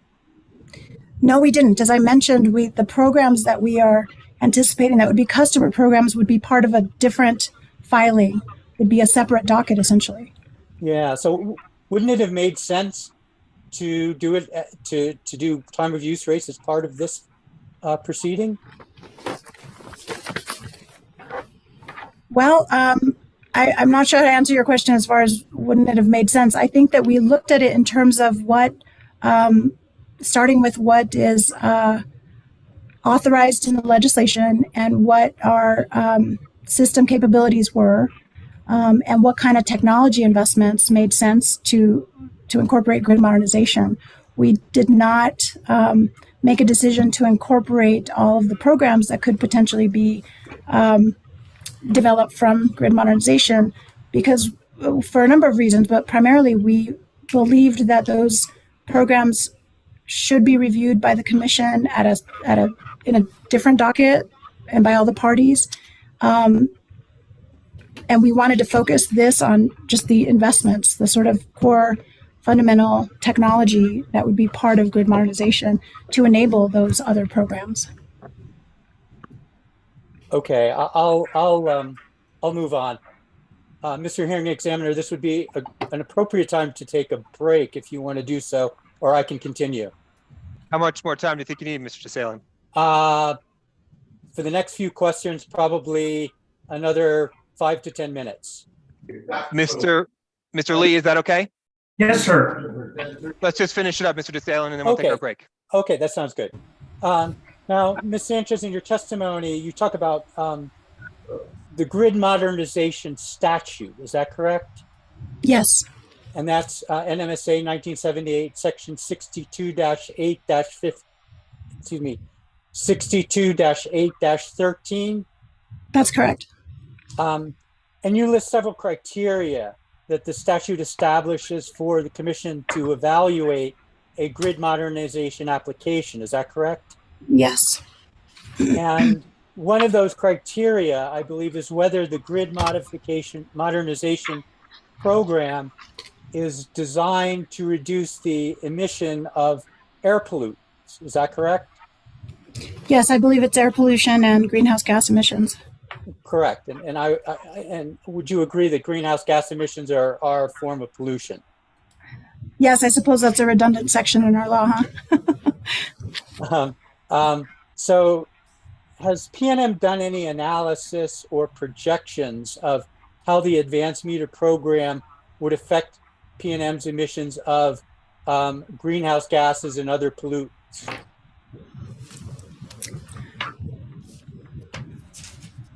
I don't believe we've done a specific analysis of that. What we did was just look at what the technology we're proposing would enable and how that would offset the need to build sort of other kind of plants, other kind of generation. So being able to establish a basic framework of grid modernization means being able to add a lot more distributed energy resources onto the system, and thereby offsetting the need to build any other kind of larger plants that could be fossil fuel based. So I think on balance, there is this plan would enable a reduction in air pollutants because you're then shifting from the old model, right, to the new kind of distributed energy resource model that incorporates a lot more DERs at the local level, or the household level. Okay. So has PNM made any attempt to quantify what the reduction in Sorry. What the reduction would be in say other types of plants that you would have to build as a result of the advanced meter program? And I'll just say, I mean, it wasn't just the advanced meter program, right? So we're talking about the entire plan, which includes also the distribution portions. But no, to my knowledge, we did not quantify that amount. Okay. So how would you suggest that the commission evaluate that particular criterion of the statute? Well, I think, as I mentioned, I mean, I think that this plan, on balance, provides opportunities to incorporate a lot more renewable energy, distributed energy resources, really changing the way that our grid works compared to how it's been in the past. As we shift away from large fossil fuel-based generation, we are desperately needing to upgrade our distribution system in order to be able to incorporate a lot more distributed energy at the local level, and not just the household level, but also like community solar and other kind of, more closer to the distribution system type of generation. So I think that while it isn't sort of, here's where we were 2005 levels, here's where we're going to come down, which is often what, we use for greenhouse gas emission quantification, right? I think that the statute says that you would see a decrease in air pollution and greenhouse gases. So I think on balance, I think we tell the story about how this will facilitate a lot more distributed energy resources and how that will happen. So I do think that there's information in there that the commission can use to make a determination about whether the plan leads to a decrease of those air pollutants versus an increase, or even just staying the same. Okay, thank you. Now you also state in your testimony that the program, that PNM's proposed program, is designed to reduce pollution by facilitating increased distribution generation. Is that correct? That's right. And when you say increased distributed generation, you're referring to essentially rooftop solar, customers with their own solar panels? Right. So solar certainly is a big part of that. I also think that, energy storage at some point will be an important part of that at the local level. There's also, as everybody knows, community solar has recently been a big shift in the way that we're sort of looking at distributed energy resources. So I think all of those are part of what we're referring to when we say DER. Okay. Okay. So DER, that stands for distributed energy resources. Yes, I'm sorry. It's okay. So how does PMM's proposal facilitate increased distributed generation? I'm going to punt a little bit to you because I will not be able to give a very adequate answer compared to my colleague, Omni Warner, who he's the expert that we're putting forward on the distributed system. But I do know that some of the upgrades that we're putting onto the system will allow, sort of at a high level, will allow us to be able to better monitor the system, be able to control voltage variations on the system as we add a lot more renewable energy generation and other type of devices, for lack of a better term, such as EV chargers and so forth. I think that a lot of the technology that we are incorporating and proposing for the distribution system will just provide us the opportunity to be able to better manage a huge increase in distributed energy resources. Again, for a much better answer and more technical discussion, I would encourage you to ask my colleague, Mr. Warner, with apologies to him for punting. Mr. DeSalen, I'm at 23 minutes here. I know I cut into your time just a bit, so just to let you know. Okay, thank you, Mr. Hearing Examiner. I think that's all my questions, so I will pass the witness. Thank you very much, Ms. Sanchez. Thank you, Mr. DeSalen. Okay, well, let's take a 15-minute break here. We'll come back at 10:35 at 10:50. Please mute yourself. This is broadcast on YouTube. Turn off your video.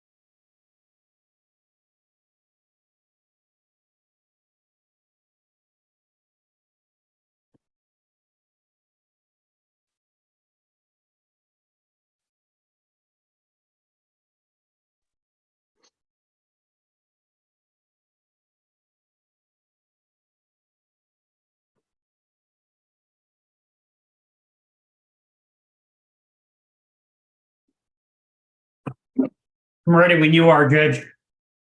Thank you, Mr. Lee. We'll just wait for everybody to come back.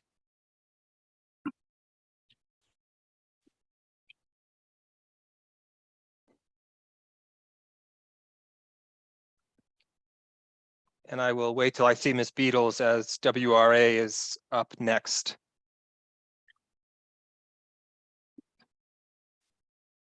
There she Thank is. you. I just have one question, Mr. Hearing Examiner. Yeah, before we go back on the record, is this, you want to Okay. ask that? Do you want to be on the record or off, Ms. Beatles? Oh, on the record. Okay, Mr. Lee, let's go on the record. And we're back, I presume. Okay, Ms. Beatles, a question. Yes, good morning, Ms. Sanchez. Good morning, Ms. Beatles. Can you say today whether P&M would object to commission approval in this case that is subject to approval of an effective time of use rate in your pending general rate case that is not just a pilot with limited participation? So I'm sorry, Ms. Beatles. Compound question. So can you Well, repeat? no, it's not. No, it's not. So Okay. what I'm asking Maybe you it's just is, my mind. Wait, one person at a time. Sorry. Go ahead, Ms. Beatles. So I think it'd probably be useful if you restate the question, Ms. Beatles. well, I don't know how to state it any more efficiently, but let me be a little bit more, state it more slowly. Can you say today whether P&M would object to commission approval in this case that's subject to approval of an effective time of use rate in your pending general rate case? So essentially the question is about linking this approval to whether TOD gets approved in the rate case? So the question is, well, first you would agree that the commission has the authority to make its approval in this case subject to an effective time of use rate in your general rate case, right? I don't agree with that. What is the basis of your disagreement that the commission can't make approval of this case subject to an effective time of use rate in your general rate case? I'm sorry. I'm not arguing whether the commission has the authority to make its decisions. I apologize. I mean, that's not what we're proposing here. Well, this is what I'm asking, however. So let me restate it. Can you say today whether P&M would object to commission approval in this case that's subject to approval of an effective time of use rate in your pending general rate case? And let me just define, when I refer to an effective time of use rate, one that is not just a pilot with limited participation. So I think that we would object to that. And I do want to add that I know we had a discussion about the time of use rates before and the pilot. We do already have a time of use rate now. I think may have come across, but just to make it more clear, there is an existing time of use now. It's not a pilot. It exists and is mandatory for all classes except for residential, small power, and lighting classes. So it is not fully subscribed, but there's certainly an opportunity for that. So I believe we would object to approval in this contingent upon approval of the time of day pilot in the rate case. So you're aware, aren't you, that the commission has determined in previous rate cases that your existing time of use rate is not effective, right? You know, I really don't, I'm not the expert on the time of use rates, and I have not reviewed what past commission decisions have been, but I will refer you though to our witness, Mr. Setledge, who has a lot more knowledge about the time of use and time of day pilot.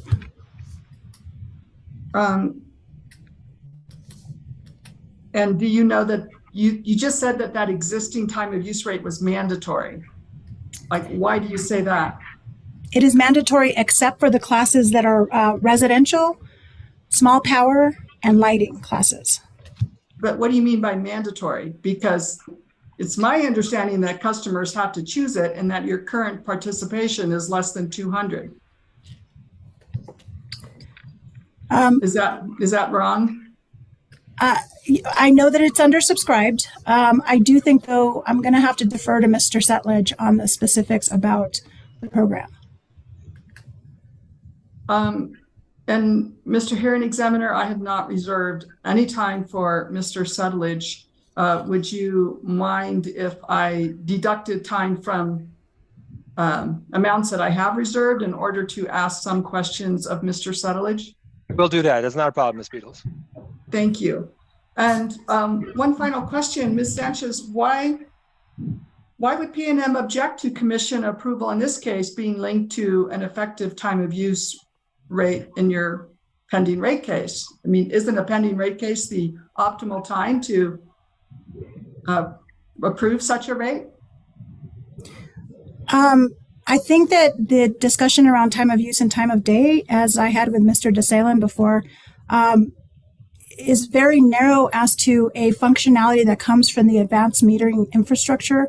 I believe that there's a lot more functionality that can come from that technology, as well as the additional investments in our communication network, as well as on the distribution system. So to link our entire application and approval of that to one time of day pilot in the rate case is not something that we would be able to support.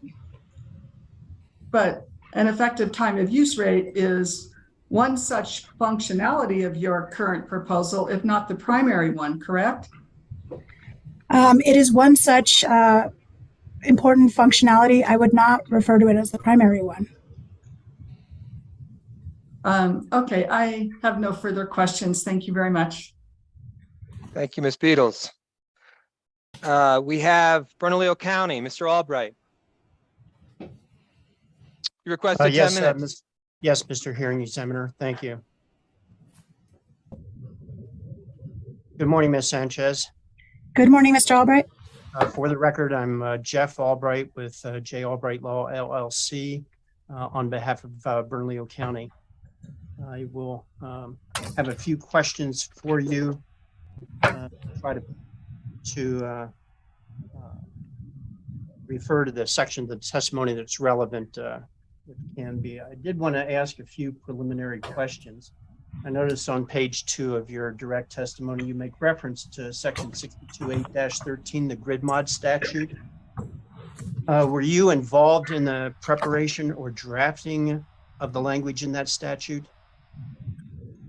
Thank you, Mr. Albright. I was involved in, yes, in discussions about that statute, as were other folks that are actually on this Zoom hearing today, but or at least one other person. There were several parties that were involved, including other utilities. Yes, I was involved in some of that legislative work.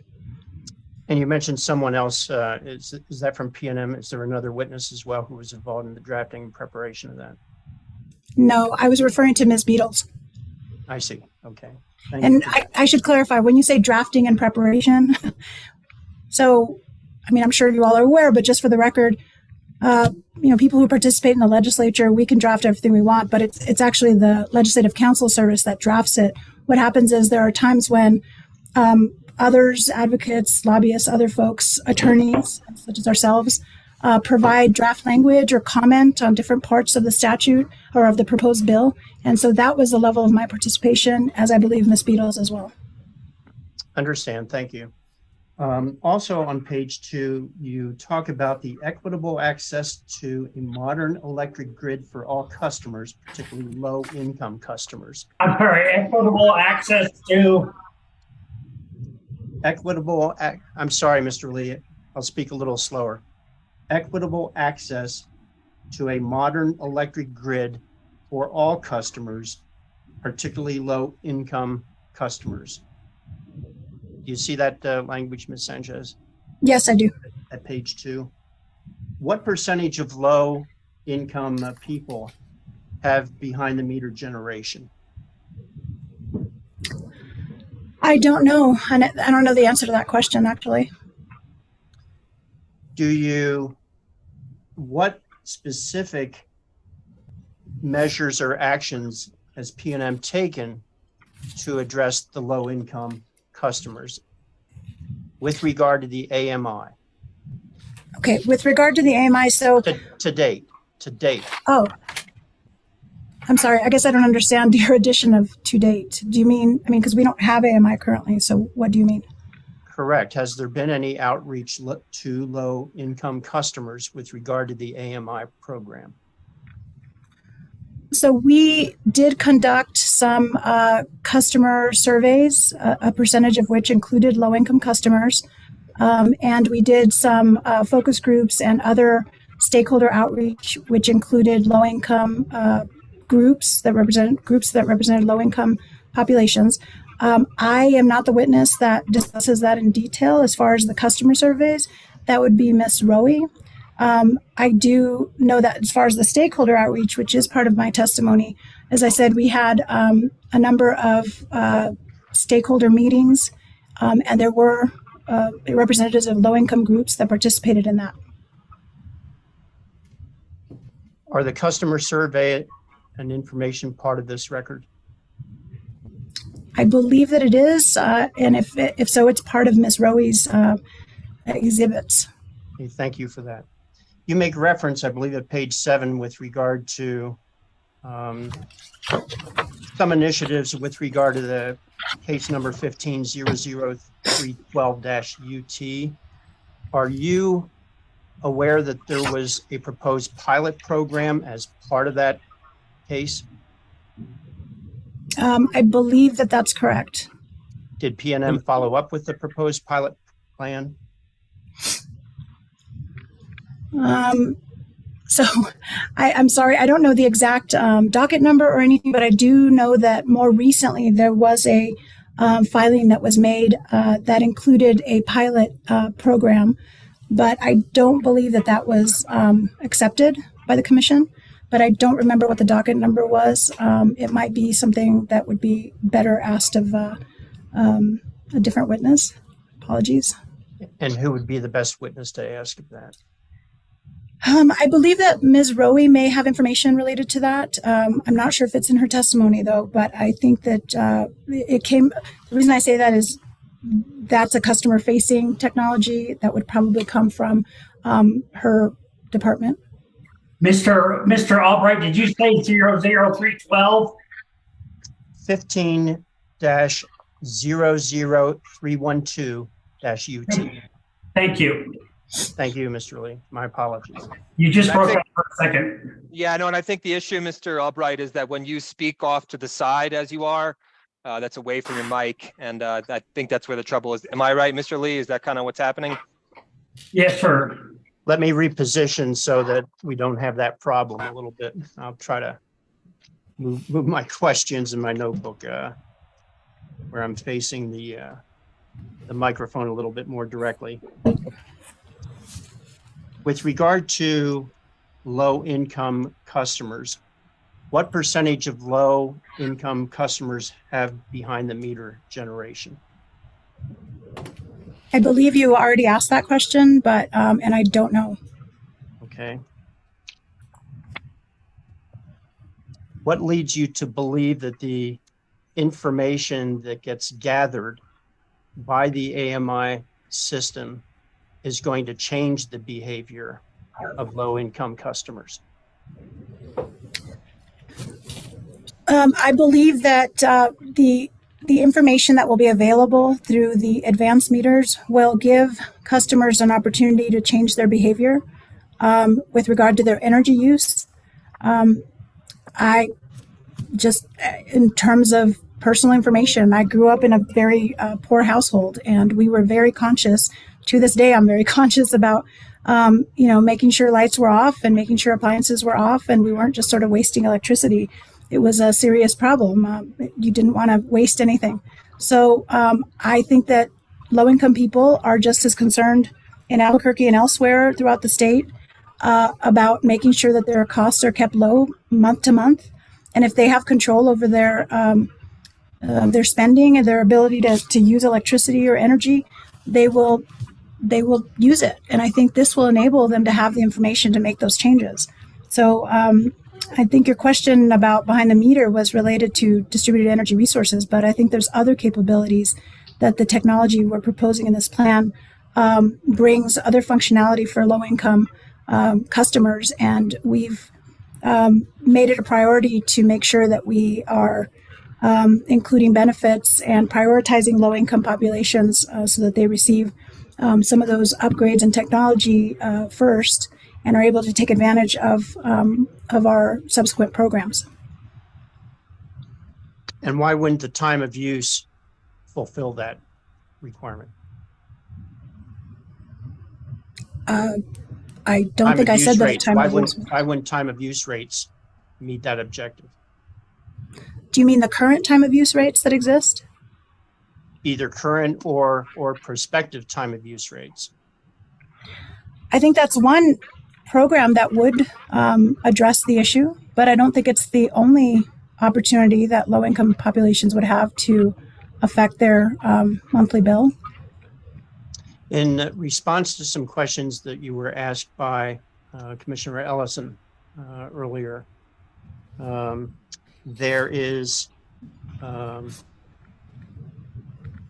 you mentioned that there was substantial change within the last couple of years with regard to the technology for AMI. Do you recall those general responses?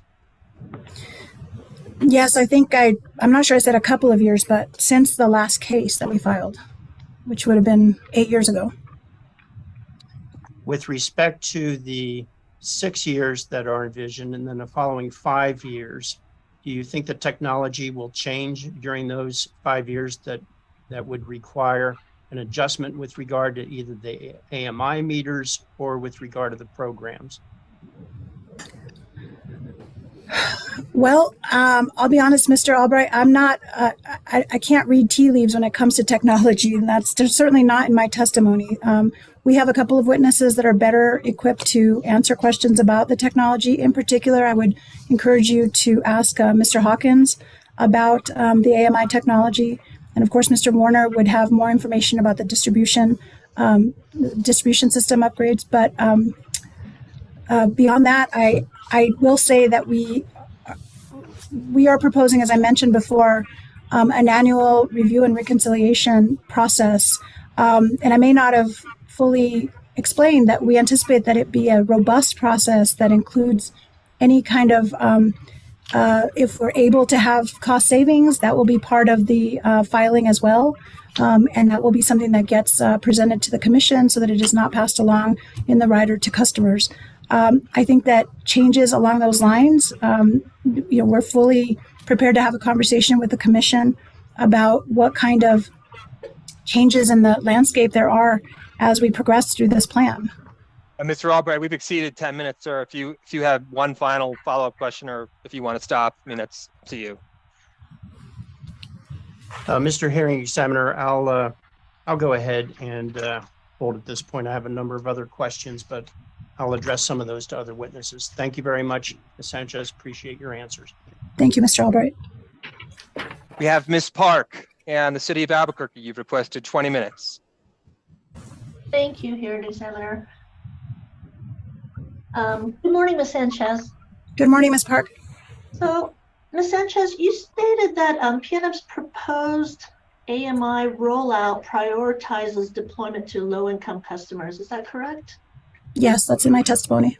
Okay, and that is to ensure that those customers receive AMI benefits sooner. Is that correct? That is the intent, yes.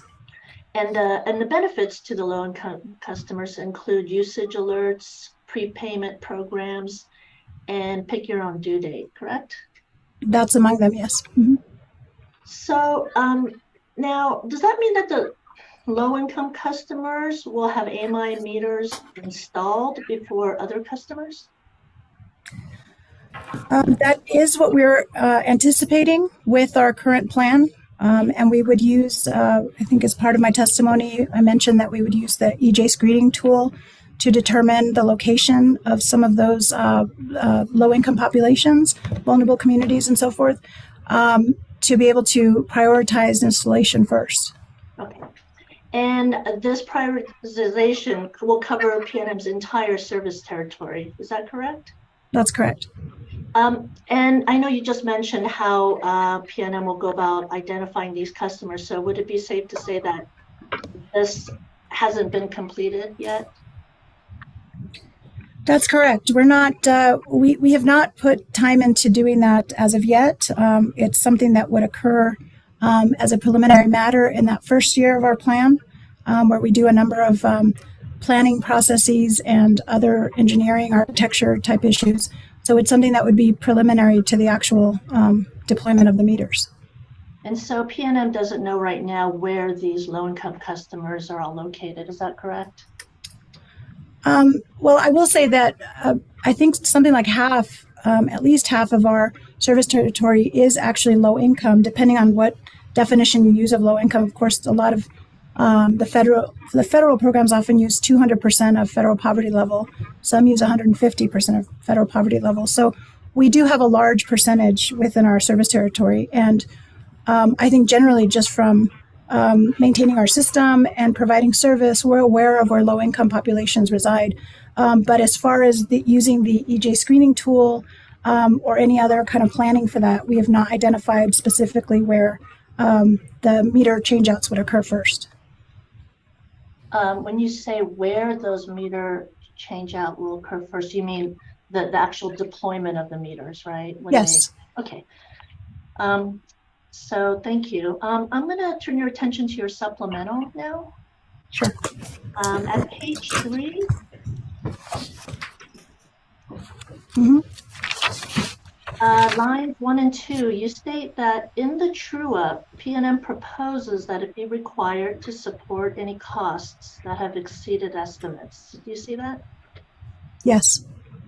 And on lines 9 through 10, you state PNM would be expected to justify any proposed changes to its approved projects or cost estimates. Do you see that?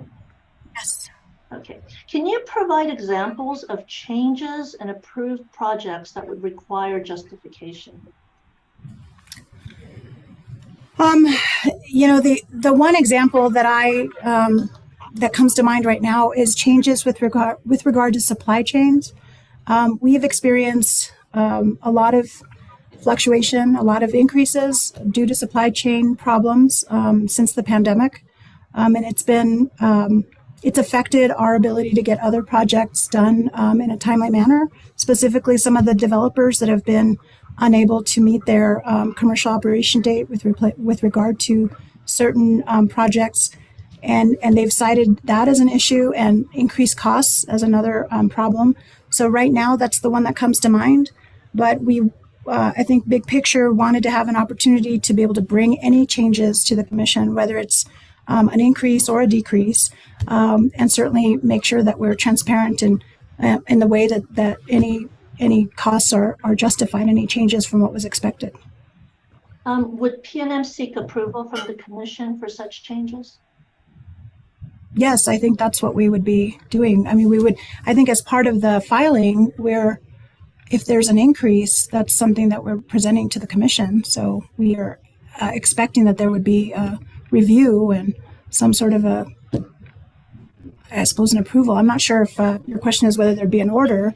I think it's an informational filing, but there would be a review process as part of that.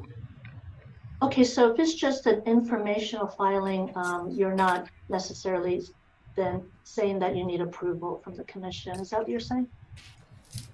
Well, now I need to stop and think for a minute, and I apologize because I'm sort of thinking on the fly here. But I think what we've proposed is to have a filing that's robust enough for the commission to be able to review and make any inquiries about changes that that are acceptable or not acceptable. I mean, I think the commission always has the opportunity to raise an issue or a problem with any filing that we have. I think that's part of the commission's duty and responsibility and authority. So we would expect to provide justification to the commission. I suppose it would be the commission that would review it and either think it's a reasonable cost increase or not. And I think that's the standard, reasonableness. So are you saying that if, So let me just step back. Are you saying that commission approval will be necessary or not? I'm not clear on your answer. Yeah, and I guess I'm not clear on my own answer either, and I apologize for that.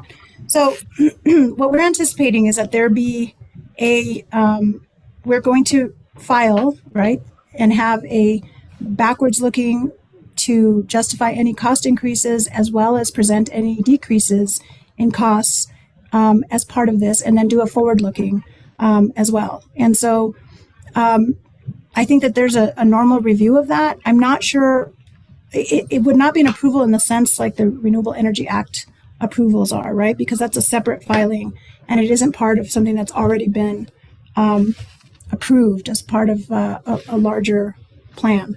So I think that's the difference, right? Is that under this law, the commission is able to approve a longer term or potentially a multi-year plan, and provided that the costs are reasonable as were originally presented, then there shouldn't be a problem in terms of moving forward to the next step. I think if they're unreasonable, that would be where there may be an issue. And I'm not clear either as to whether approval necessarily would occur. I will say that on the specifics, on the mechanics of how that filing would occur, I would also ask that you refer to Mr. Sanders, who's our expert witness related to that annual true-up filing and review. Okay, I could ask Mr. Sanders some follow-up. Let me just ask you one more question on this topic. So say there's a cost increase and PNM is aware of that cost change or difference, say in like August of a year, but under PNM's proposal, PNM is only proposing to file annual applications. I'll just call it an application, okay? In March, right? Is that correct? And then I believe that's right. For the rider to be effective in September. Would you agree with that? Right.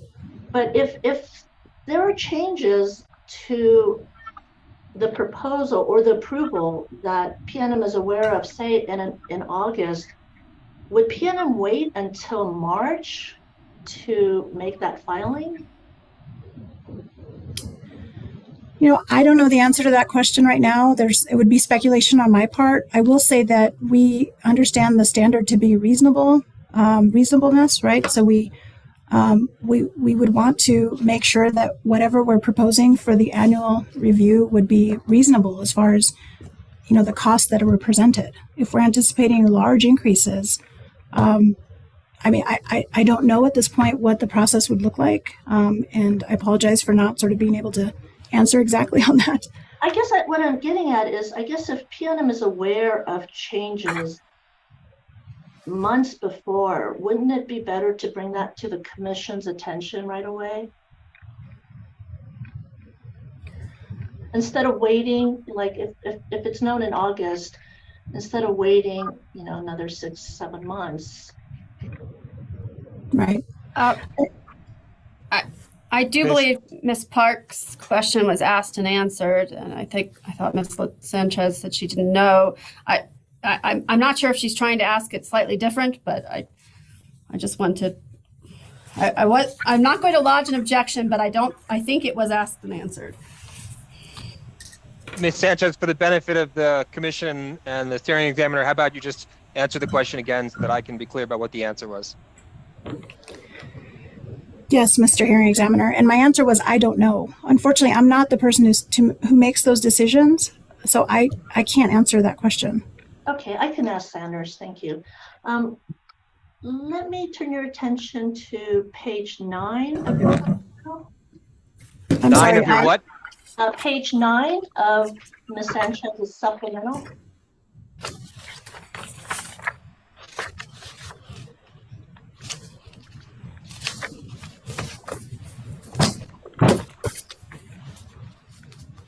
And it begins on line 12, where you begin without approval for the holistic 6-year grid modernization plan. I'm sorry, holistic 6-year grid modernization plan. PNM's ability to support future customer programs will be delayed. Do you see that? I do. Okay. And then you provide an example with the Distributed Energy Resource Management System, or DERMS. Yes. Scheduled for implementation from years 4 through 6. And you continue by saying is a key component to enable future customer programs. Right. Okay. And then you say, well, if you wouldn't mind just finishing reading that, and I will ask you my question. It continues to the top of page 10.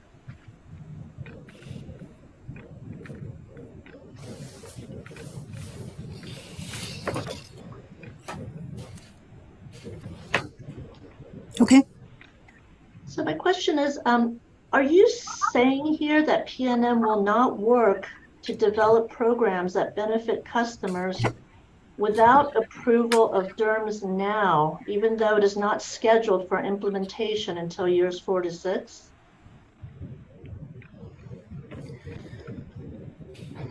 So I will say that in general, we are continuously working to try to develop programs that benefit customers, programs that make sense for our system and for our policy goals and objectives for the state and otherwise.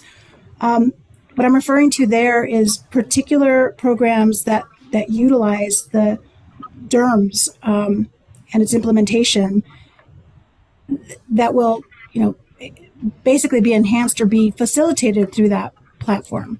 So that's what I was referring to there. I'm not stating that we wouldn't be developing any kind of programs. I'm sorry, did I misunderstand your question? Well, Ms. Park, can I interrupt and just ask a follow-up question? You mind? Absolutely, please go ahead. So Ms. Sanchez, maybe if we can look at LES-3 again, Sure. because your comment about that figure, I think, was helpful to me to just understanding the broader plan here. I mean, Ms. Park's question, as I understand it, if we're all looking at PNM Exhibit LES-3, Figure 1 on page 1 of 18. Mm-hmm. The green arrow for DERMS, or excuse me, the blue arrow for DERMS, it's half blue, half green. It's two programs. It looks like it doesn't start. There's no inception here, at least on this piece of paper, until year 4. And I understand Ms. Parks to be asking you, if are you saying that if you don't get approval now, you're not going to do something in year 4? And I guess the follow-up is, why do we need to approve it now at all? I mean, that's really, I think one question needs to be answered. So, I mean, to answer the question about why does it have to be approved now, which I thought I mentioned before, but I will do my best to answer it more clearly here, is that there's a significant amount of planning that is required to get to the point where because we're proposing technology that is sort of layered on top of each other, right? And so you're starting at a certain level, you're layering up certain aspects of this, which you can see within years 2 and 3. At the end of year 3 or beginning of 4 is when we anticipate the build out of the DERMS platform, right? The DERMS system, I should say. So the reason that we are requesting that it be approved now is because that would give us enough lead time to be able to start the planning so that we effectively are actually building and implementing starting in year 4. Great. So then the question I think Ms. Park is then asking, and I think it's a good one, and Ms. Park, you can correct me if I have this wrong, is, well, let's assume the commission says, no, we're going to deal with what you need in year 4 at year 3. You're not telling us today that those things that you're building upon, PNM will refuse to do without authorization of DERMS now. Is that clear? Is that your question, Ms. Park? That's correct. So I wouldn't characterize it as refusing to do. I would say that there would be some limitations in being able to develop, to sort of engage in a full scale approach, which, as I mentioned in my testimony, includes outreach, to customers, incorporating their inputs as well, all of that, so that we are able to take advantage of the DERMS platform and its functionality. I think all of that is limited if we don't know that that's actually going to be approved. So essentially, we would just be limited in terms of being able to fully develop those kinds of programs if we're still needing to wait on approval. And I would expect that if we do that, then we would probably hold off. I mean, this is just me speculating, but I would expect that if you're talking about doing sort of beginning of year 3 of considering DERMS, we would not be able to fully engage in some of those programs until we have more certainty that investment has been approved, or at least some form of that investment. I mean, I think that's the challenge that we have is do you fully deploy kind of expecting that it may be approved in the future? And I don't think that's a wise way to sort of plan. And that's the argument that we're making here, is that not approving the DERMS and not approving the 6-year plan has limitations. So it isn't sort of a refusal, like we're just not going to do it out of spite or whatever. We're just saying that we would be limited in the ability to fully develop these programs if we're still waiting on approval of those components. So then, if I'm understanding you correctly, PNM will not work with customers and stakeholders to design customer programs that will be proposed and evaluated in a future filing? We're anticipating working with customers and stakeholders to develop programs. I think the question was specifically to those that are enabled by DERMS. I mean, there's other programs that are part of the AMI process that we would still be interested in developing and working with stakeholders and customers on. I don't want to make sort of a blanket statement that we wouldn't be if DERMS isn't approved. I mean, I think that's an important component of our plan and one that we hope the commission sees the value in, so that we can move forward with developing other programs that relate to that platform. I'll ask the remaining questions of Mr. Sanders then. Thank you. Thank you, Ms. Sanchez. Thank you. Thank you, Ms. Park. Mr. Gedko, we have you for 55 minutes, sir. Yes, and it may be a little bit less. Certain areas have been covered. So, good morning, Ms. Sanchez. Good morning. First, just following up on some of the discussions that have already happened. In considering that annual review and the discussions that have been had with respect to approval and whether reasonable costs are presented, I want to ask it just slightly differently. Did the commission deny costs that you present in the annual review process that exceed the estimates that are approved in the current application?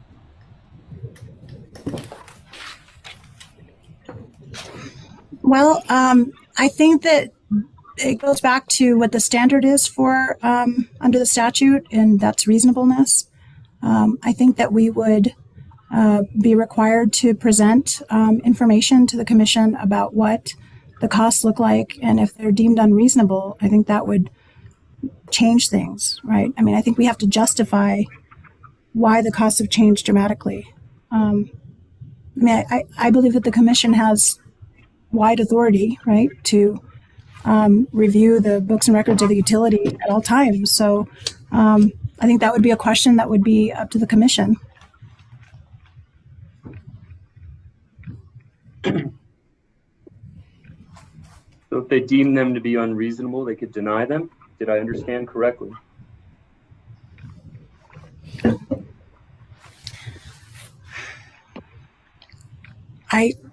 You know what? I don't have enough information right now to be able to answer that question.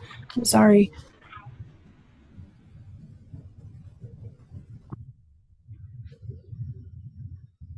Okay. On another topic, you were asked a question by Commissioner Ellison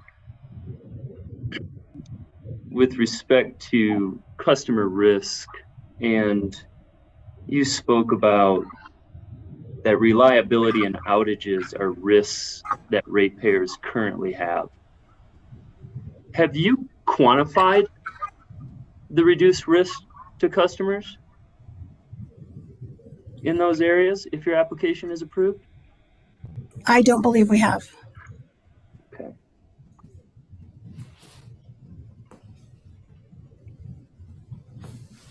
And if one benefit is to be able to reduce peak load on the system, and a customer has a policy-driven idea of doing that, just of a knowledge, could you provide information to that customer as to when the peak demands on the system are, so that the customer could understand perhaps when they want to use less electricity without that customer having an AMI meter? I think there's information that we already provide. Certainly on our website, there is information out there already about when peaks occur. Thank you.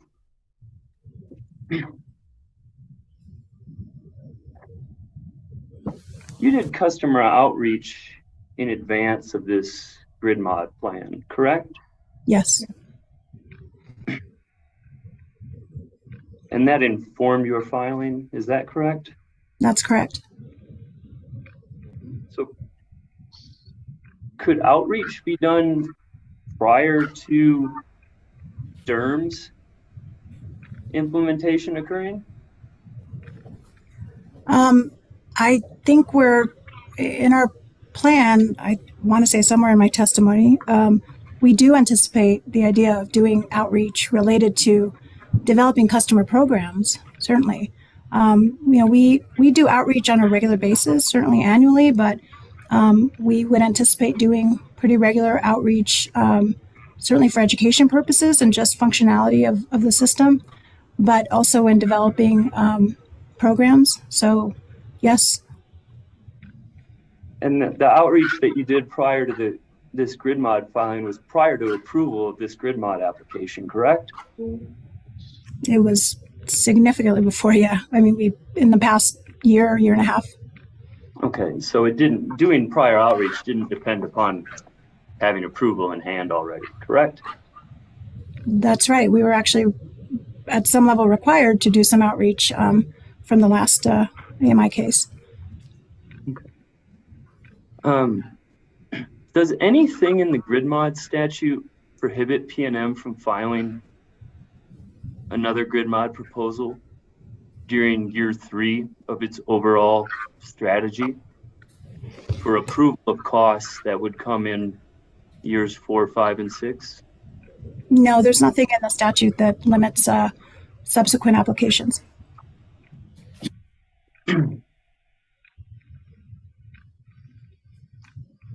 Okay.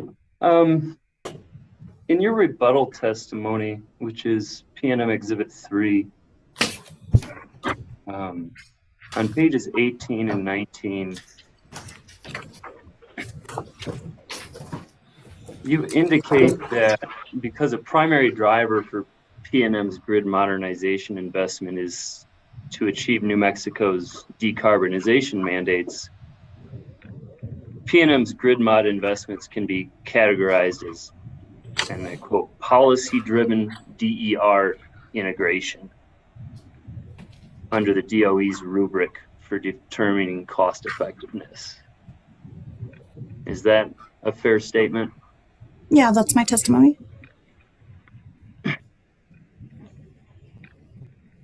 Are PNM's energy efficiency and load management programs driven by state policy?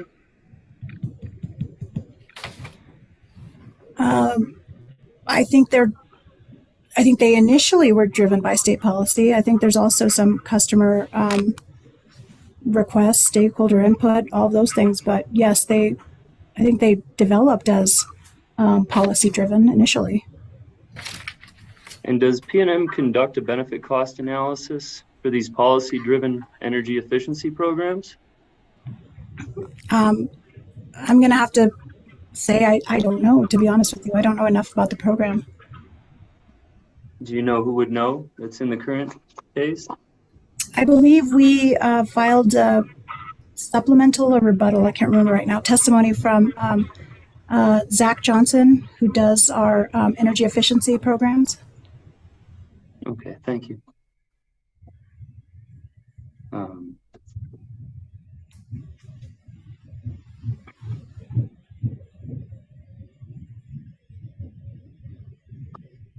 So I'm still in your rebuttal testimony. I'm not sure you'll need to go there, but on page 8, which is PDF page 10, lines 15 through 17, you state, quote, "To meet the 2045 goals of the Energy Transition Act, PNM must start modernizing its grid now, and it must have a plan to achieve full modernization well before going 100% carbon free," end quote. In relation to that, has PNM done analysis to determine the least cost way to meet its carbon goals? I don't know. I think you're asking about a broader sort of company-wide analysis. And to be honest, I'm not sure. It's not part of my testimony or this filing that I'm aware of. So I don't know. To ask it more specifically then, has PNM calculated what % of the Energy Transition Act target this grid mod plan will help achieve? I don't believe so.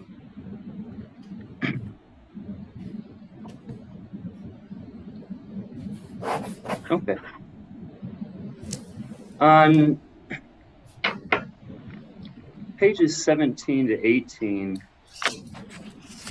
of your rebuttal testimony still, you indicate the benefits of AMI, or advanced metering infrastructure, are more easily quantifiable in a benefit cost analysis relative to full-scale grid modernization efforts. It's possible to conduct a benefit cost analysis for AMI. Can you explain why PNM did not conduct the benefit cost analysis of AMI for this plan?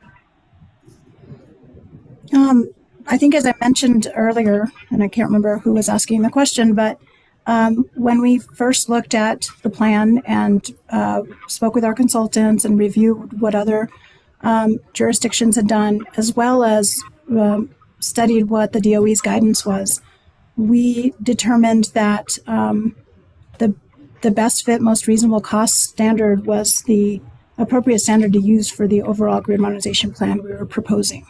So we did not we did not conduct a cost benefit analysis, and we also relied on the statute that did not require an analysis of that sort. And so we felt that we were on solid ground by applying the standard that the DOE was recommending.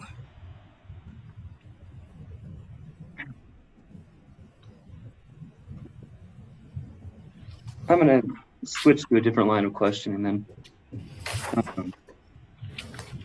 You're currently the Chief Policy and Legal Advisor for PNM Resources, as well as the Interim Executive Director of Government and Public Affairs for PNM. Is that correct? Yes. In those roles, have you been involved in the docket 22-00089 UT,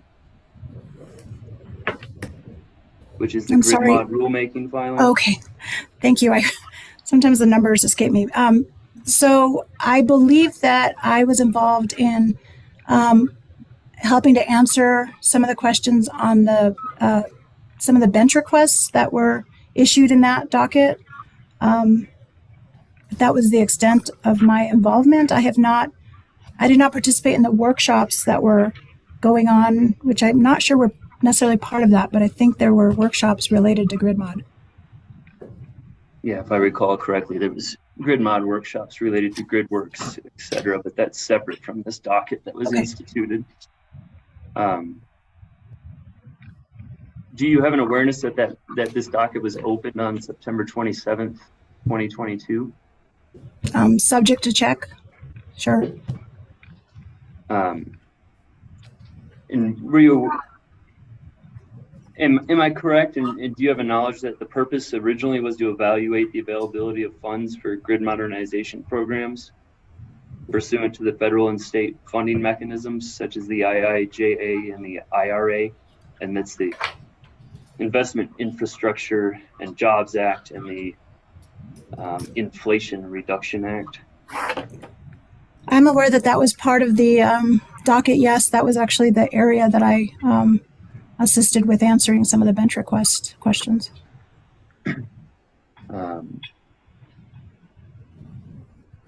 And PNM filed its grid modernization application in October 2022, correct? That's correct. October 3rd. Which was made in response to a commission order, which was March 2022, correct? Yes. And when did you first become aware of the commission's plan in the 22-00089 docket to investigate funding for grid modernization programs? I'm not sure what the timing was, to be honest with you. I suspect it probably was after our filing because I remember being pretty heavily involved in preparing this filing. And then there was the second bench request. And did you work on the second bench request, which was issued November 16th, 2022? Yes, I believe I sponsored some of the answers. And would you agree that the second bench request broadened the scope to include a process for evaluating grid modernization programs, including the types of projects that should be included, the process for monitoring and reporting on grid projects, and the role of distribution planning in a grid modernization plan? I think that we at some point included those bench requests, maybe in the supplemental testimony. I can certainly go back and look at it, but right now what's sticking in my mind is the IIJA and the IRA questions, because I know I was involved in those, but I don't remember right offhand what the scope was. So subject to check, if you have a follow-up question.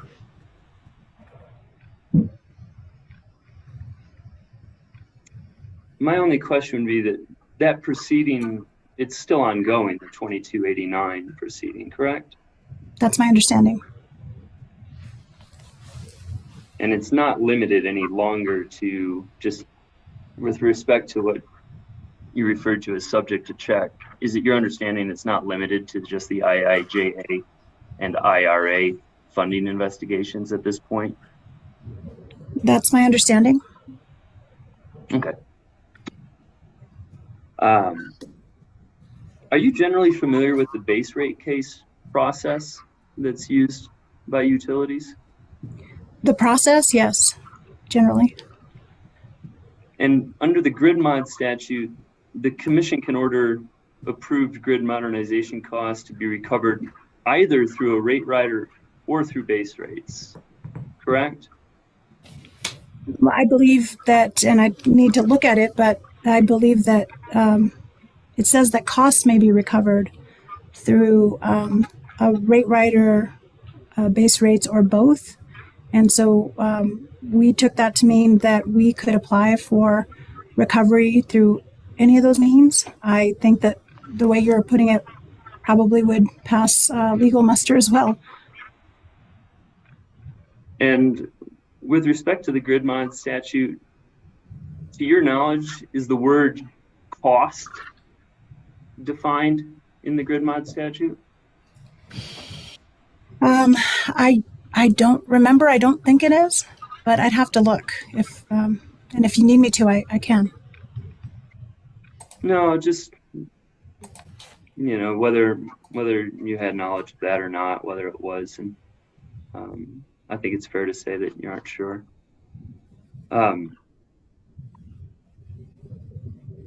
Are you aware of any rule or regulation that would prohibit PNM from undertaking investments in grid modernization? and seeking that recovery in a base rate case? A prohibition from doing so? No, I don't know of any prohibition from that. And do you believe that modernization of a utility's electric system is important? Yes, that's why we've brought this case. And so in the past, did PNM have a responsibility to make necessary improvements and upgrades to its system? Yeah, I think we've always had that responsibility. And I guess as part of that, PNM in 2015, PNM filed a request for an approval of an AMI project. Is that correct? Yes. And do you know how PNM proposed to recover costs in that case? I believe, I'm sorry that I'm blanking out on this right now. I think it was part of a rate rider at that point as well. But I'm not sure, to be honest with you. So I guess I should say I don't know. Okay. And the commission rejected PNM's filing in that case, correct? That's correct. Do you know why? I believe there were a number of issues in the recommended decision that were raised. One of them being that there was not a benefit that was demonstrated that showed it to be cost effective. There was also some discussion about other areas that should have been explored through customer outreach and stakeholder outreach. There were a number of questions that had to be followed up on. Okay, thank you. I'm not the only, you're not the only one that had a phone issue. Sorry about that. No, we didn't even hear it, so you're good.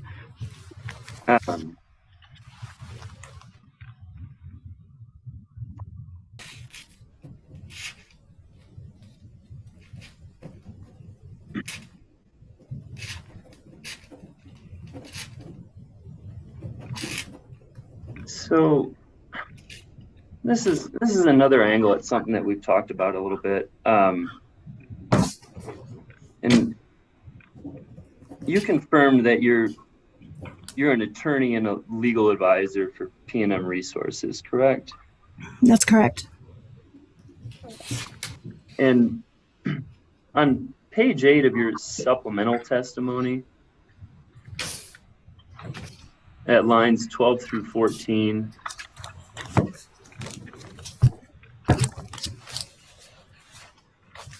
okay. Oh, I'm sorry. Give me just a moment.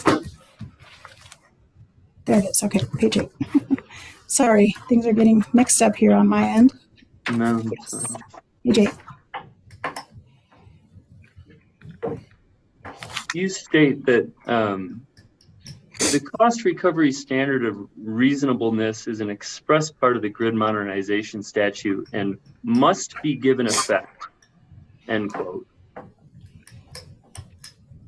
Once the commission determines that a project is reasonable under the grid modernization statute, do you believe that the grid modernization statute requires the commission to approve recovery of the projected costs up to the amount approved in this case?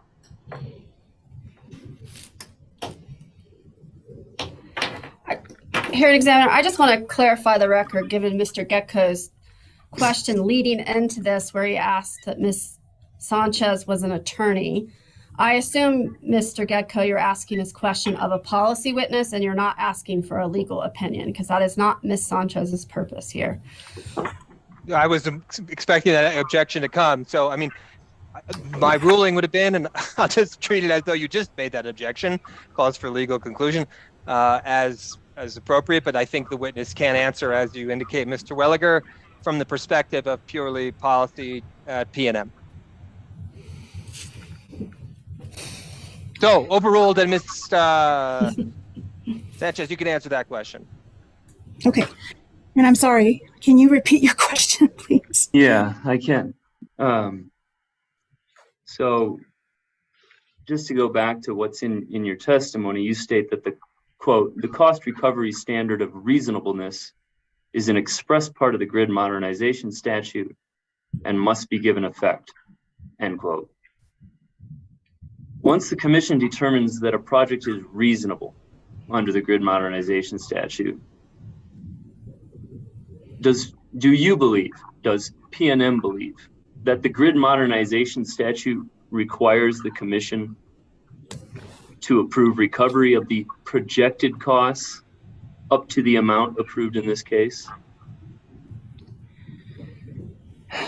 So I don't think that's a simple yes and no answer. I think that the standard of reasonableness guides the determination of the costs in the application. And then I think that as we're proposing it, that we are requesting approval also to file an annual review and reconciliation, which we anticipate to be robust enough to provide for commission review of any costs that were both higher or lower than what was projected. So I think that that reasonableness standard applies not just at the front end, but also when you're reviewing, when the commission reviews at that annual review, and should guide what it does in terms of approval or in terms of review going forward. I don't know that that's a simple yes or no answer, and I apologize for that. Earlier, you made reference to contributing to drafts of the grid modernization statute. Is that correct? I think I said that I had reviewed portions of it and I'd worked with other parties in drafting that sections of it. And PNM, and you've also expressed your interest in providing benefits to low-income customers, correct? Yes. You also helped draft the Energy Transition Act, correct? I represented PNM in that proceeding, as well as the one the year before, which was sort of the it was not the Energy Transition Act, but Energy Transition incorporated many of the components of that bill. Yes, I was involved in that.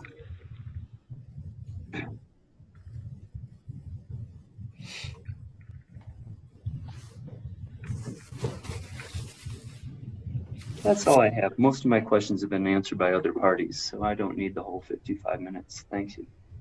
Thank you. Thank you. Okay, then we will push along here, and why don't we have Mr. Bruno for 5 minutes, sir? You have 5 minutes of time.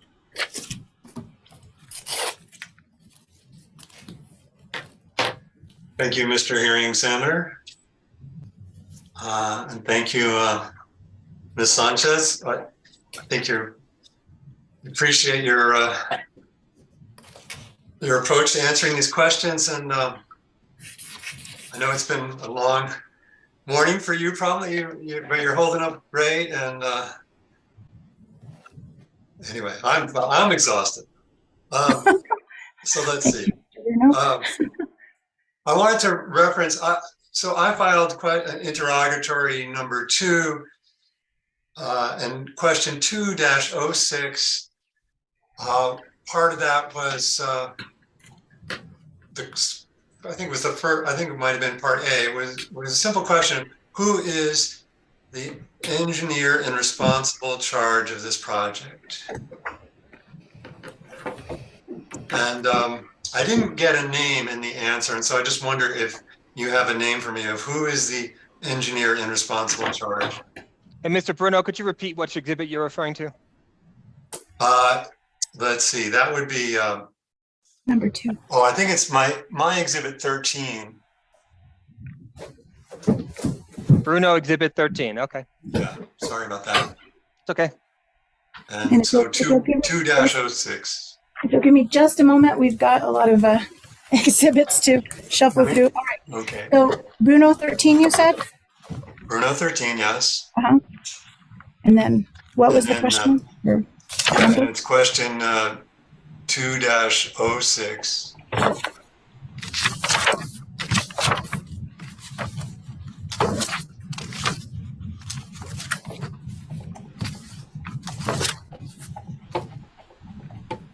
Okay. I'm with you. Okay, so who is the engineer in responsible charge? I guess it's part B. Oh, Mr. Herring, I'm sorry, Yes. D as in dog. B as in boy. Thank you. Mr. Welliger. Mr. Herring Examiner, I'm just going to object to this question. There are sponsors listed for the discovery request, the response to the discovery request that are listed, and Ms. Sanchez is not listed as a sponsor, and this is outside the scope of her testimony. Mr. Bruno, is there a reason you're asking Ms. Sanchez this question? Well, since the other guys didn't answer it, I thought I should ask her, but I think I'll move on. Ms. Sanchez, in the DSPX, which you referred to a few times, do you remember that it mentions anything about the concept of walk, jog, run? And is that is that a philosophy that PNM adheres to in this project?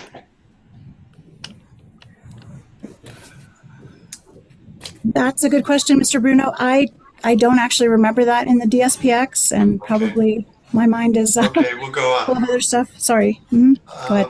You twice this morning you used the term one-way, describing the electric meters that are already installed currently. Do you remember that? I think I described it in the sense of our entire system as being one way, but the meters are certainly a part of that, yes. So what does that mean to have a one-way meter? Well, it really means that information that's gathered, or that the meter records information of energy use, and then it's basically read by the utility, which then enters it into its system and generates a bill monthly. So the communication only goes in one direction. And I think that is to contrast what we're proposing here, which is that there would be sort of two-way communication. There'd be able to be information read by the utility, but also derived by the customer. So both would have an opportunity to get information from the system. And Mr. Bruno, can I just ask a follow-up question on this very subject? It's come up several times now, and I'll give you some time to get your full 5 minutes. But so, Ms. Sanchez, does this mean these meters are bidirectional for purposes of net metering?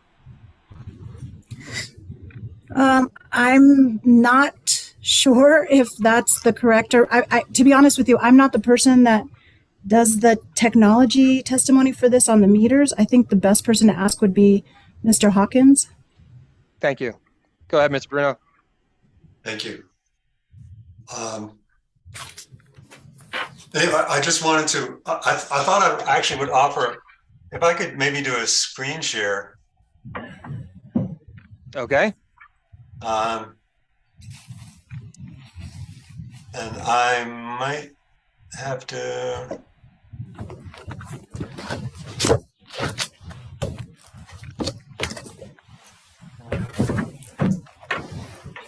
That's the wrong document.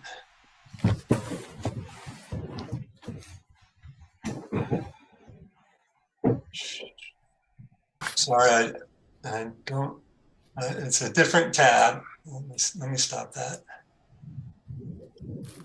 So just FYI, Mr. Bruno, we're at about 5 minutes, 40 seconds. So I'm happy to allow you to ask one more question, but perhaps rather than sharing the screen, you can just ask the question.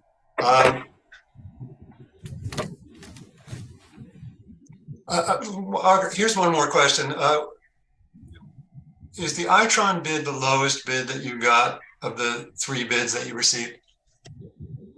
I don't know the answer to that. I was not part of the screening for that. That should be directed to Mr. Hawkins. Thank you. No more questions of this witness. Thank you. Thank you, Mr. Bruno.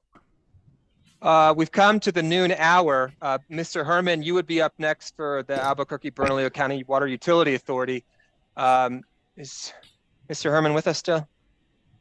I'm here, Mr. Examiner. Oh, sorry. There's so many pictures on the screen, I can't see you. All right. So do you have a full 15 minutes? Most of my questions have already been asked by other parties. I just have a brief line of questioning, but it might go the whole 15 minutes. I'm not sure. Mr. Lee, if we go till about 12:10, is that acceptable? Yes, sir. Okay, well, Mr. Herman, why don't you get started? And if you need a few more minutes after the fact, we'll get there. Okay, thank you, Mr. Examiner. Good, almost afternoon, Ms. Sanchez. How are you today? I'm good, thank you. My name is Keith Herman. I believe we've had previous encounters at other PNM meetings, but I'm counsel for the Albuquerque-Bernalillo County Water Utility Authority. Can you tell me what you reviewed in preparation for your testimony? Sure. So I reviewed my testimony, my direct, rebuttal, supplemental. I also reviewed other witnesses' testimony, other parties' testimony. I reviewed the testimony of some of our witnesses as well. And I reviewed the, I'm sorry, I'm blanking out now again. I reviewed some of the discovery responses that were provided by us, and as well as some of the although there were a lot of them, of the exhibits that were uploaded as a part of this hearing. Thank you. Did your review include House Bill 243? In this session? Yeah, the 2023 session. It's the grid modernization proposed legislation. Right. So I did not review that in preparation for this hearing, but I'm familiar with it, yes. Well, thank you. That was going to be my next question. If I could just represent that House Bill 243 proposed to add language regarding a lease cost best fit analysis, would that be a fair characterization of House Bill 243? Well, I believe that's what it did initially, but it got amended. So it actually did not include that once it was considered and passed by one of the committees. And that bill didn't ever go for a floor vote, correct? It did not. What is your understanding of least cost best fit analysis? So I will say this. So the term that you're using is what was initially the standard, I guess, or the evaluation method that had been discussed in earlier versions of the DOE guidance. It has evolved since then to now it's referred to as the best fit, most reasonable cost standard. And one of the reasons for that shift was the recognition that the least cost, the least cost was not always the most appropriate for the technologies that we're talking about. So it actually has evolved, and it's now called the best fit, most reasonable cost standard. Although throughout the testimony, I noticed folks still use that the other term. My understanding is that essentially it is a recognition it's a recognition of identifying investments that are appropriate for the need for the requirements of the system at the time, that being the best fit, and the most reasonable cost being, again, trying to keep costs reasonable minimum, not necessarily the least cost, but certainly the most reasonable in terms of what the investment looks like. So that's my very basic understanding of that standard. I will say that I'm not a finance person by any means, so probably not your best person to get into any further details about that.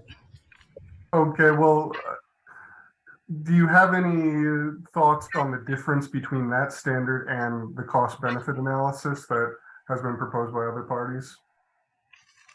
I know there's a significant difference. There's certainly, I believe even in my supplemental, I provide supplemental testimony, I should say. I provide a chart that comes from the DOE guidance that talks about which components would make sense on a grid modernization plan to apply cost-benefit analysis versus a best fit, most reasonable cost analysis. So, yeah, I know there's a difference between them. And that's in your rebuttal, you said?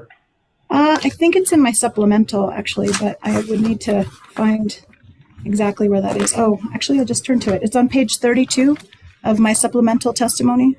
Okay, thank you.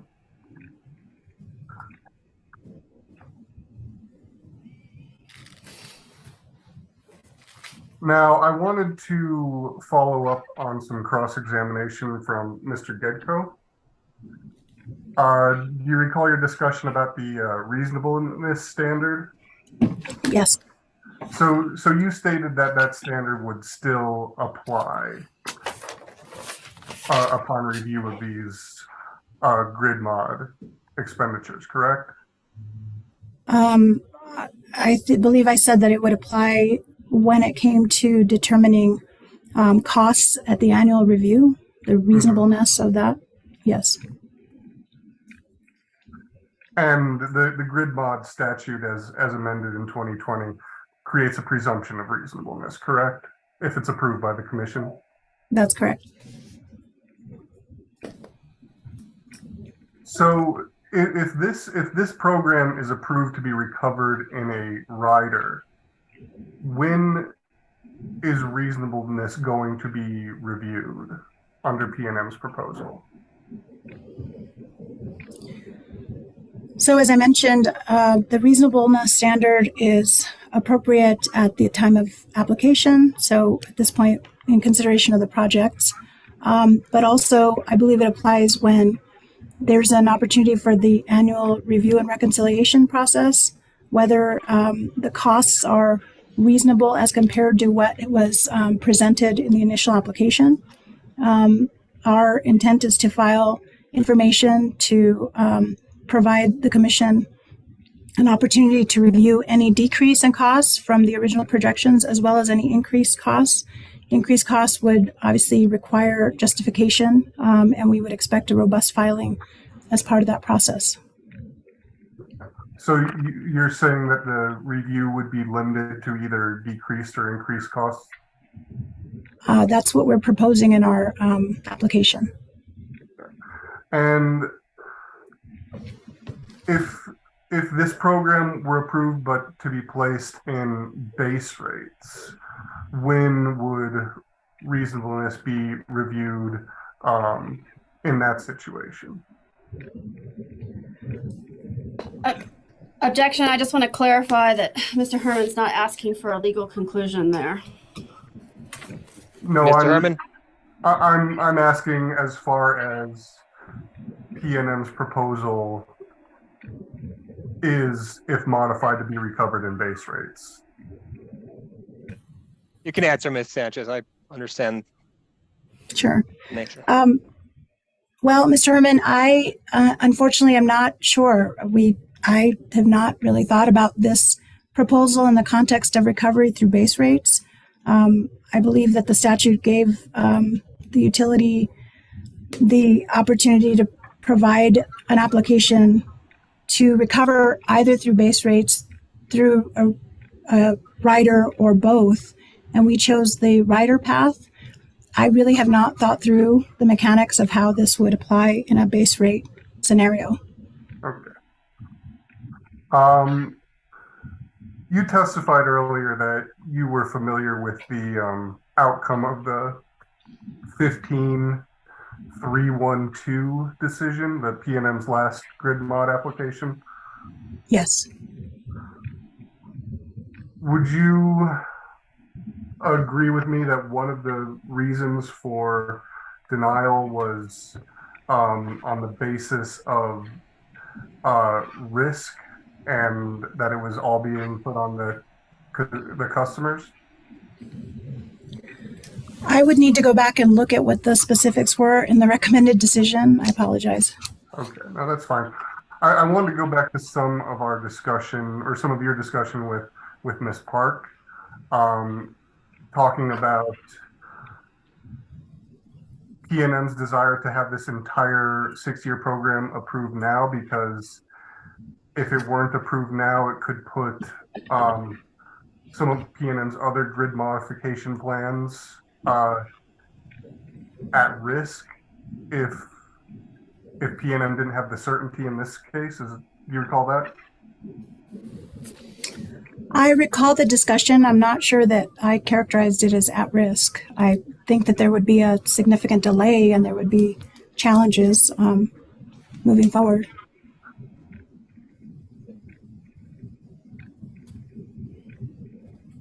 I guess why wouldn't you characterize it as at risk if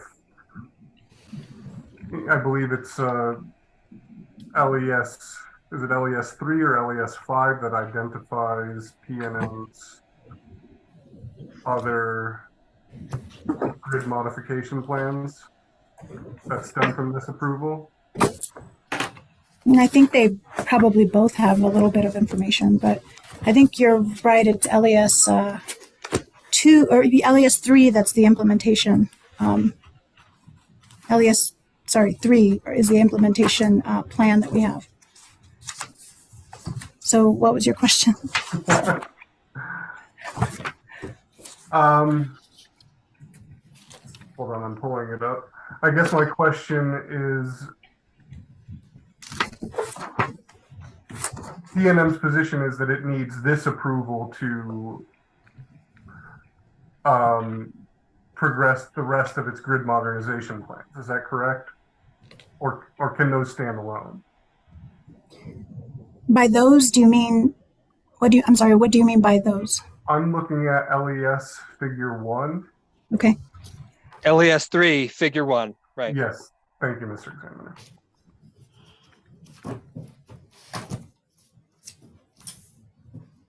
And I'm sorry, so when you're saying those, do you mean all these different components, or what do you mean? Yes, I'm assuming that some of those programs are contingent on this approval today. Is that not correct?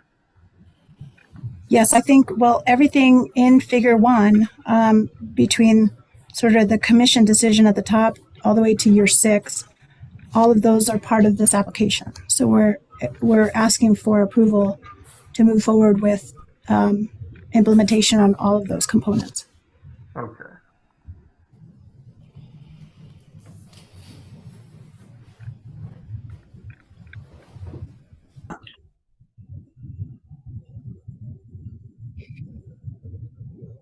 I mean, can I ask as a follow-up question? I had to have to ask this, but I mean, the figure itself, if you just look at it, and I understand it's a visual representation of something, and I'm not suggesting that this is the only way to visualize this, but I mean, even visually, it appears to me that, you don't really ask the question. So for instance, about ADMS fault location, isolation, and service restoration until year 4. So why is the blank space before that time signal to the commission that it has to do something? I mean, just as a pure matter of visual presentation, it tells the viewer of this, we're not going to deal with this till year 4. And I understand the point about, we have to have certainty in our investments, but I'm not clear yet, honestly, why we have to consider now what's going to happen in year 4. I understand. I think that, and I may not be explaining this very well, part of it is just my own technical gap. I think Mr. Warner might have a more succinct and better explanation, but I do think that we have developed a plan so that it builds on each other, right? And so we believe that this is the best approach. This is our recommendation to the commission. This is our request to approve it for the entire 6 years, so that we have enough lead time to be able to lay the foundation to build the other components on top of it. Again, not a very elegant way of explaining it to my understanding, but it's probably a good question for Mr. Warner at this point, because I'm not. It's an answer. Yeah, thank you, Ms. Sanchez. It's an answer we need, because I think ultimately what I would respond to you, and I understand your point, but I would say, well, if the commission approves what it is you need for the subsequent proposals, well, then you have all that you need for the subsequent proposals, and we just need to get to the subsequent proposal and decide whether that we should be approved at that time. I understand your point, Mr. Hearing Examiner. We are asking for the full 6 years of investment. Fine, thank you. That's great. Mr. Herman, sorry. No, thank you, Mr. Examiner. I prefer, or I found your questioning helpful. I have nothing further. Thank you for your testimony today. Very good. Thanks, Mr. Herman. Ms. Sanchez, we'll have a break for lunch now. We'll come back in an hour. So at 1:15, we will have staff for 10 minutes and then commissioner follow-up questions, hearing examiner questions, and I suspect, Mr. Welliger, you're going to tell me there's redirect? I have some limited redirect at this point, Some yes. limited, okay. Yes. That's good. So we will move along. What I have in front of me here is a schedule that accounts for the possibilities of delays. So I can assure you all, I am very much keeping track of our progress and will ensure that everyone gets dealt with today and time. So I'm not letting stuff go. So just in case there's any concern. Mr. Gedko, your hand. Yeah, there was a question posed by Mr. Gould at the pre-hearing conference as to how recross would be handled. And then I piled on to that with respect to questions asked by the hearing examiner. And I'm not sure you already spoke on that. No, I didn't. Well, so the first question is, in order to get to recross and redirect, redirect then recross, one has to ask, submit direct testimony, then provide cross, and then you get to those latter two subjects. So that's the first point to say. Then the second point is the principal concern we have is time. So frankly, that's just what we're going to have to deal with. So we can't have unlimited redirect and recross. So I think we'll have to give as much leeway as I can, but otherwise it's a time management consideration, Mr. Gedko. That's really all it is. Absolutely fair. Yeah, just had it hanging out there. Thank you. I understand. Sure. So let's break till 1:15. Make sure to mute and turn off your video.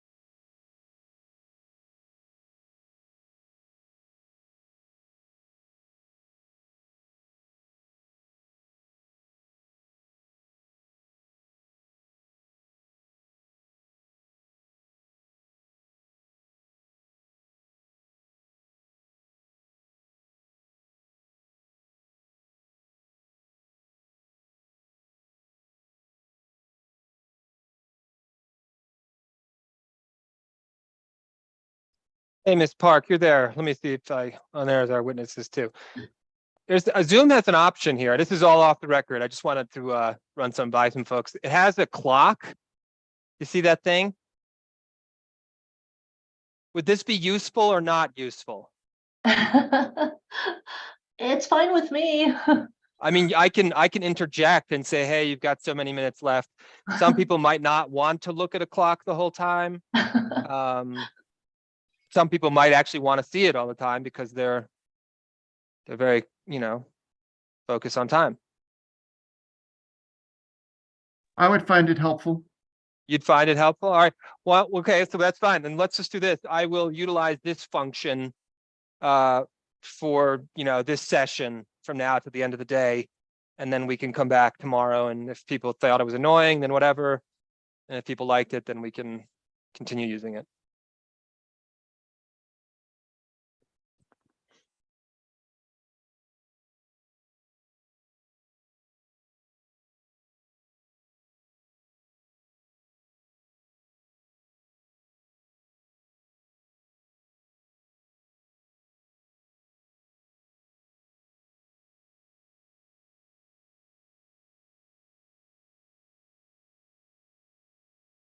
And while we're off the record, Examiner Ryan, could I ask, I'm starting to understand that the flow of these questions kind of depends on the length of the answers and all that.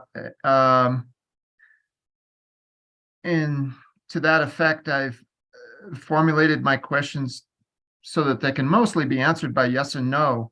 Is that preferable? Well, it's entirely up to you. I mean, and you're asking like a kind of a sophisticated question, like it depends on who the person asking the question is, and it depends on what the purpose of the yes and no answer is. Witness for the prosecution, right? Right, I understand. So I guess what do I do if a witness launches into an explanation that I don't really want to hear and I don't want them to use my time?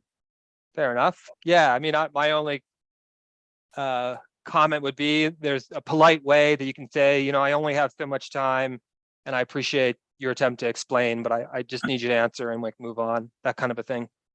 Okay, thank you. Yeah, it's...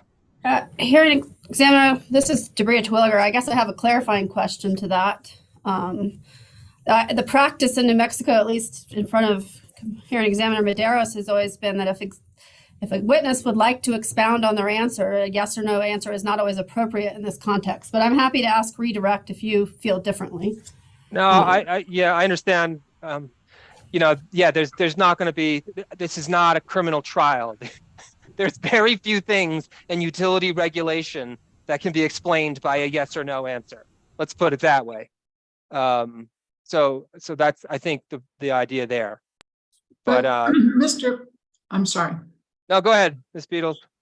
Well, yes, however, when it becomes obvious that the adverse witness is using up your time with a long drawn out explanation, we can then ask the hearing examiner to instruct the witness, correct? Yeah, I understand. This is why I said to Mr. Baker, there's no short answer to the question, and it's a sophisticated one, which touches all kinds of things, which you could call a third rail. So let's just try to keep it efficient. That's the goal in the administrative arena. All right, we're back. It's 1:16. Let's get right to it. Mr. Lee, are you prepared? Yes, sir. Very good. Let's go back on the record, and I will turn it over to Mr. Borman, who's requested 10 minutes. And there is now a clock appearing next to my head that's running. So, Mr. Borman. Thank you, Mr. Hearing Examiner. I'm going to say that you could probably shut off the clock because in the spirit of moving things along, my questions have largely been answered. So I do not have any questions for. Oh, there we go. No clock needed. That brings us to either myself or Commissioner O'Connell. What would you prefer, Commissioner O'Connell? I'm just trying to get all my papers organized, but I can start. Mr. Hearing Examiner, I'm sorry. NM area, were they going. They didn't request any time with you, Ms. Sanchez. Okay, I There must was have, yeah, I must have an Mr. old list. Apologies. That's okay. We corrected that this morning as we were discussing this. Yeah, they're not having any questions for you. So Commissioner O'Connell. Thank you. Good afternoon, Ms. Sanchez. Good afternoon. I've got a couple of questions that I was expecting to ask coming in here, and then one where you just piqued my interest with something you said this morning. So bear with me on that, I guess. I guess let's start just I'd like to explore your role at PNM, you know, your testimony, and you said your chief policy and legal advisor for PNM Resources. Is that right? That's correct. So could you just kind of give me a list of what policy initiatives you're providing PNMR advice on? Sure. So as part of my job, there can be any number of areas that I work on. Grid modernization was a policy area that I worked on early on. First, as part of just my role prior to this session had been doing sort of background legal research, legislative research, and so forth. So I had done that initially with grid modernization. I also have worked on other dockets. I've been a witness in other cases. Trying to think of, I'm also the point person on the Infrastructure Investment and Jobs Act funding opportunities. My mind is drawing a blank, but essentially regulatory or legislative policy initiatives that may come up. External outreach to external stakeholders is also part of my area, that sort of thing. So I guess what I'm missing there is how do you provide advice to PNMR on policy? What I heard was more being a front-facing person helping us understand PNMR's policy. How do you provide advice to PNMR? Oh, so sure. I basically, duties as assigned. I have a direct supervisor in this role. It's the chief operations officer and president is my direct supervisor. And I basically, as I get assignments to do a variety of research here and there, I talk to him primarily. Sometimes others on the executive policy committee, like Ron Darnell, who also does a lot of the public policy work, is our senior vice president for public policy. So I just, as I do research or, get assigned tasks with regard to certain policy objectives, I go and talk to stakeholders and work with other people within the company. Great, thanks. And maybe you've answered this morning, but could you just summarize what PNMR's policy objective is of the application in this case? What its policy objective is. So PNMR's board approved this application to move forward. I think as a company, PNM has been committed to, certainly supportive and committed to the goals of the Energy Transition Act, and we have an internal goal of that is faster, more aggressive than what's in the ETA of being carbon-free by 2040. And as part of that, certainly the PNMR board has been supportive of that. So as a policy objective, that's what really underpins this entire application. So maybe as an example of that, if you go to page 29 on your direct testimony, line 19.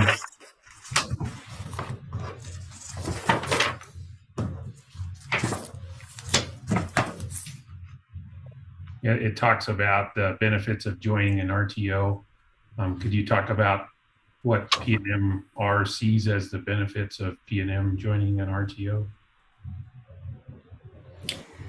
I'm not sure that I can speak to what PNMR's goals are on that point. I can certainly talk about what PNM's efforts have been on that in that regard, and I actually talk more about that in the supplemental testimony that I filed. I believe we got a direct bench request from the hearing examiner related to that issue, and I go into a little bit more detail about the efforts that we've made recently on having discussions with regional partners, nonprofits, other folks in other states to talk about a regional effort.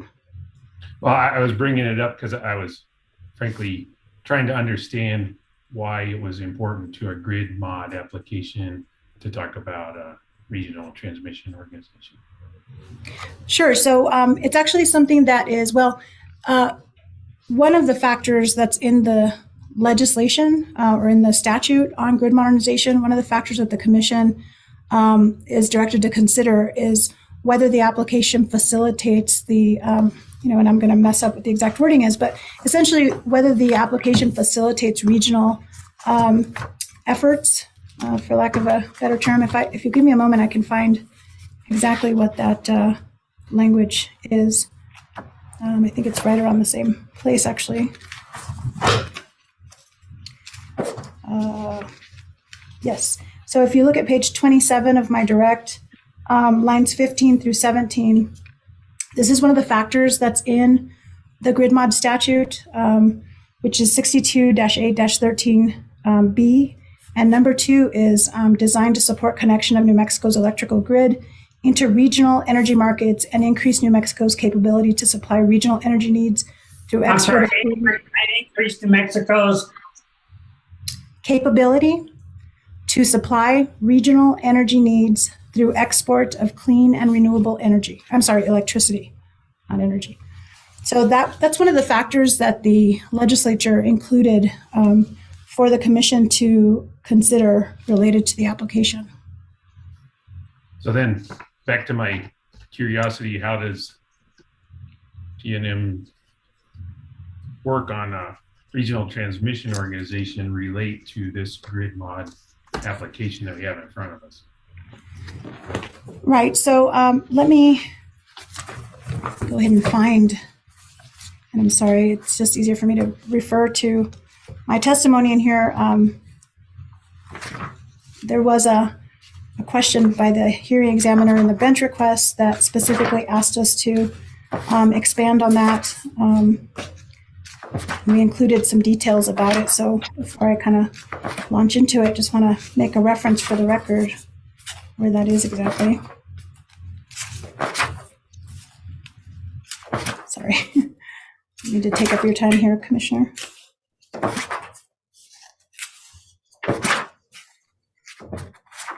I believe it's 26 of your 25 to 26.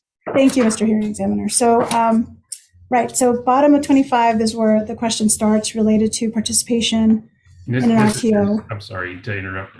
This is your supplemental testimony? Yes, my supplemental testimony starts at the bottom of page 25 and it goes into page 26. And in that, I basically summarize the type of activities that we've engaged in that relate to potential regional efforts, as well as to your specific question. I talk about how grid modernization improvements on the distribution system, in particular, facilitate expanded regional markets. And there's a few ways that this happens. In the way that this happens, basically, the increased communication capabilities that our investments will mean that we will have better, PNM will have better control.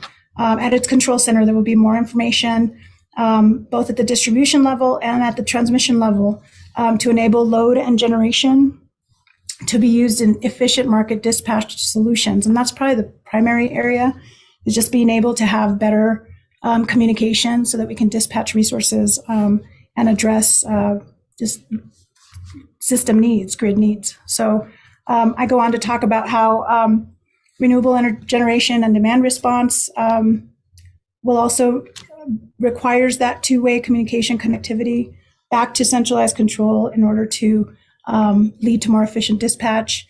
And then just having more data to be able to share with regional markets and optimize renewable energy generation across such a large footprint is an important part of it as well. I'm sorry, renewable markets and optimize?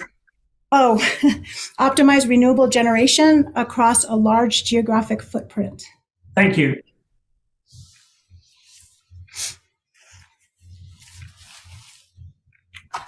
And so you got a lot of questions this morning about PNM LES 2, figure 6. And for me, a lot of the questions were about when things will happen. So PNM saying that this will support a regional grid. Can you make that a little more concrete in terms of how that relates to the rollout of the 6-year plan?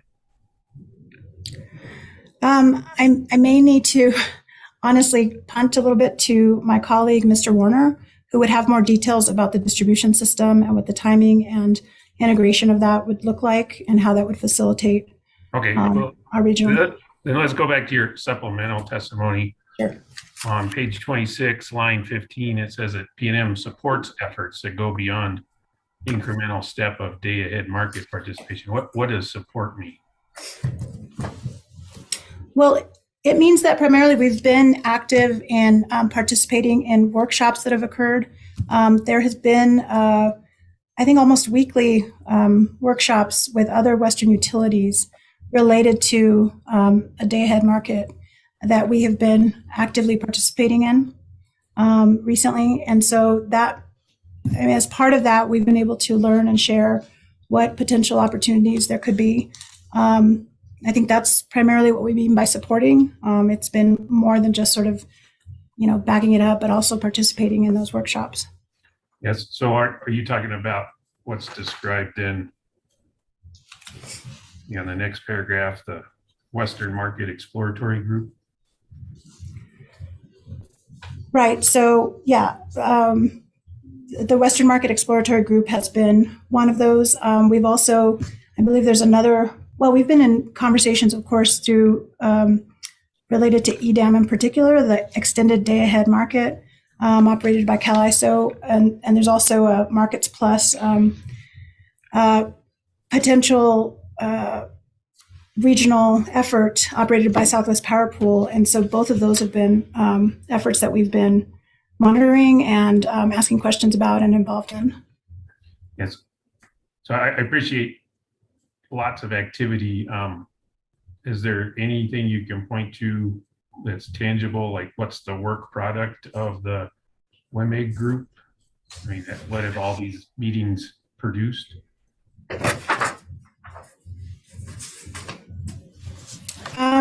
I don't know if we've had anything concrete that's been produced from that. I know that the people who have participated, I'm sure have information to share from that, but I don't know of anything that's been produced as a work product out of those. Fair enough. Thank you.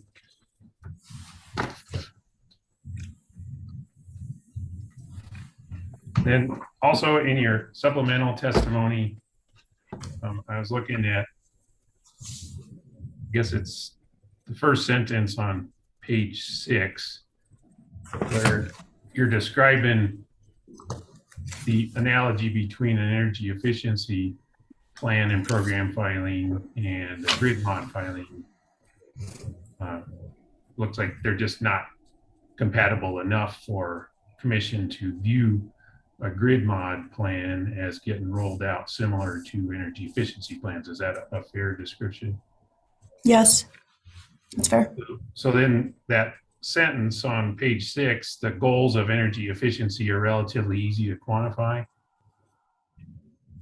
So when I was listening this morning to the benefits of grid mod, I heard statements about reliability, about DERMS, about EJ screening process. So are you saying that those are things that don't have outcomes that are easy to quantify?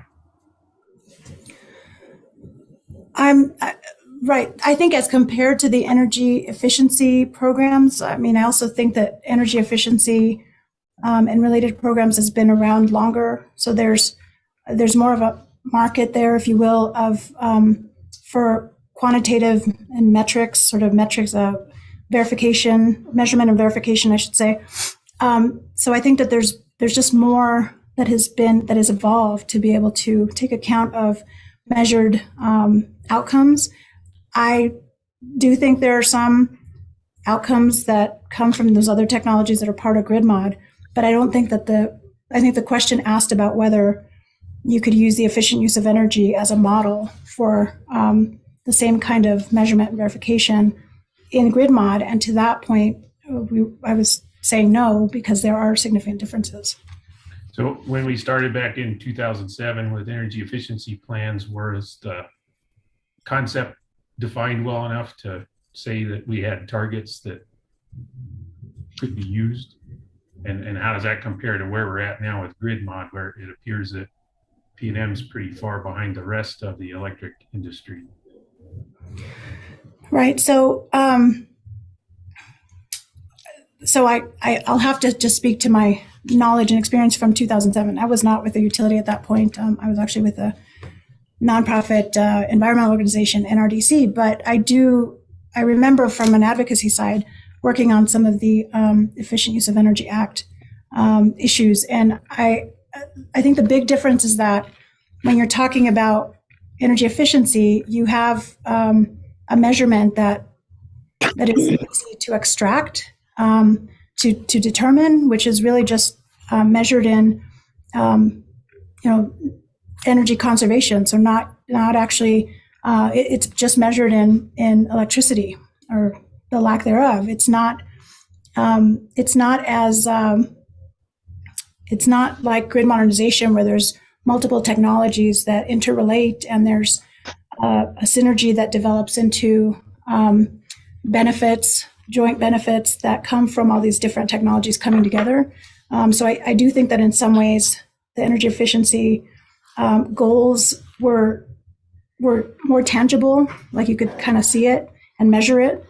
And this is still kind of a developing area from everything we've seen. So I think that, as compared to where things were in 2007, yes, it was new then, but it was still, the goal was still, less use of energy. As opposed to this, the goal is enhanced technology and programs that build upon that. So I do think that it's harder to measure and determine. Oh, I'm sorry. I heard this morning that the goal of this was to provide customers benefits. And yeah, I think it is. That is a goal. That's. And one of the goals was reliability, right? Right. Enhanced so are you reliability. saying that reliability is somehow harder to determine or measure than energy efficiency savings? Well, I didn't necessarily say that. I was talking about sort of benefits in general, like all the benefits that are part of grid modernization, as opposed to sort of energy efficiency. There's a goal with that, which is less use of energy. So no, I don't. I think you can measure reliability, certainly, but I was just making in that part of my testimony, I was talking about specifically as it compares to the Efficient Use of Energy Act. Well, I was just reacting to what I just heard now. It sounded like the goal of this is to build stuff. No, Commissioner, that doesn't sound. No, I'm sorry. Me, so. I understand. And no, if I said that, I misspoke. I'm sorry. I tend to get wordy. No, there's, I think from the beginning, we've said that we have a driver of this, a primary goal being the transition to carbon free and the benefits that can come to customers as part of that. So those are the benefits we're focused on here, not just building stuff. Sorry. So then would P&M be opposed to having quantifiable measurements of benefit in its ongoing build out of grid mod?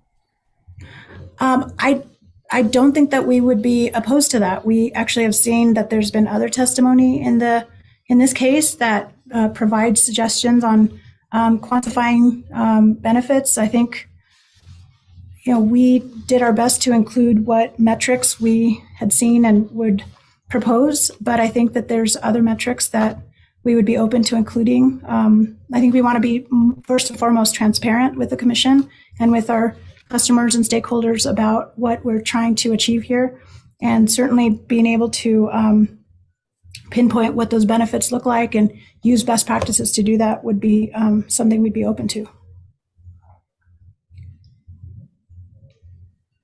Yeah, I guess just final question on this one. I'm just still struggling with how what you just described is different than the paradigm being used for energy efficiency programs.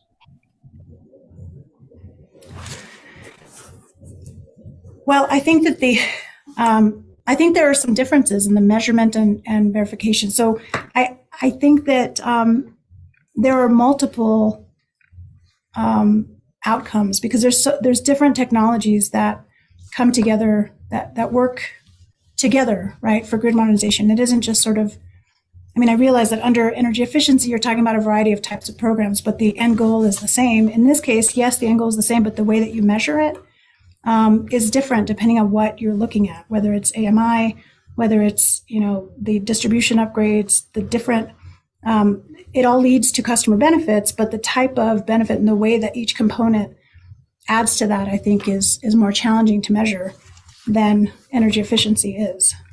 So that's the point I was trying to make. Fair enough. Thank you. And then I also heard this morning that in your role as policy advisor, you have not been involved in PNM's current rate case 22-00270 UT. That's correct. And then my understanding is that be a future test year case. Is that right? I honestly, I'd be speculating if I said yes, because I really have not been paying that much attention. I apologize. Yeah, I guess I'm just trying to explore the fit between policy advice and implementation and how PNM is expecting to spend its money in the future. So it was surprising to me to hear that you weren't involved in the rate case. Right. Well, I have been very heavily involved in this docket, and I recently, as you heard, received sort of an additional role that I took on for PNM in government affairs, and it's been a challenging few months. So I think that just given my workload at the time, I don't think that there was a lot of space for me to be able to add value to the rate case. So that's probably the reason. Thank you. And then going back to your exhibit LES2, if you could look at page 7.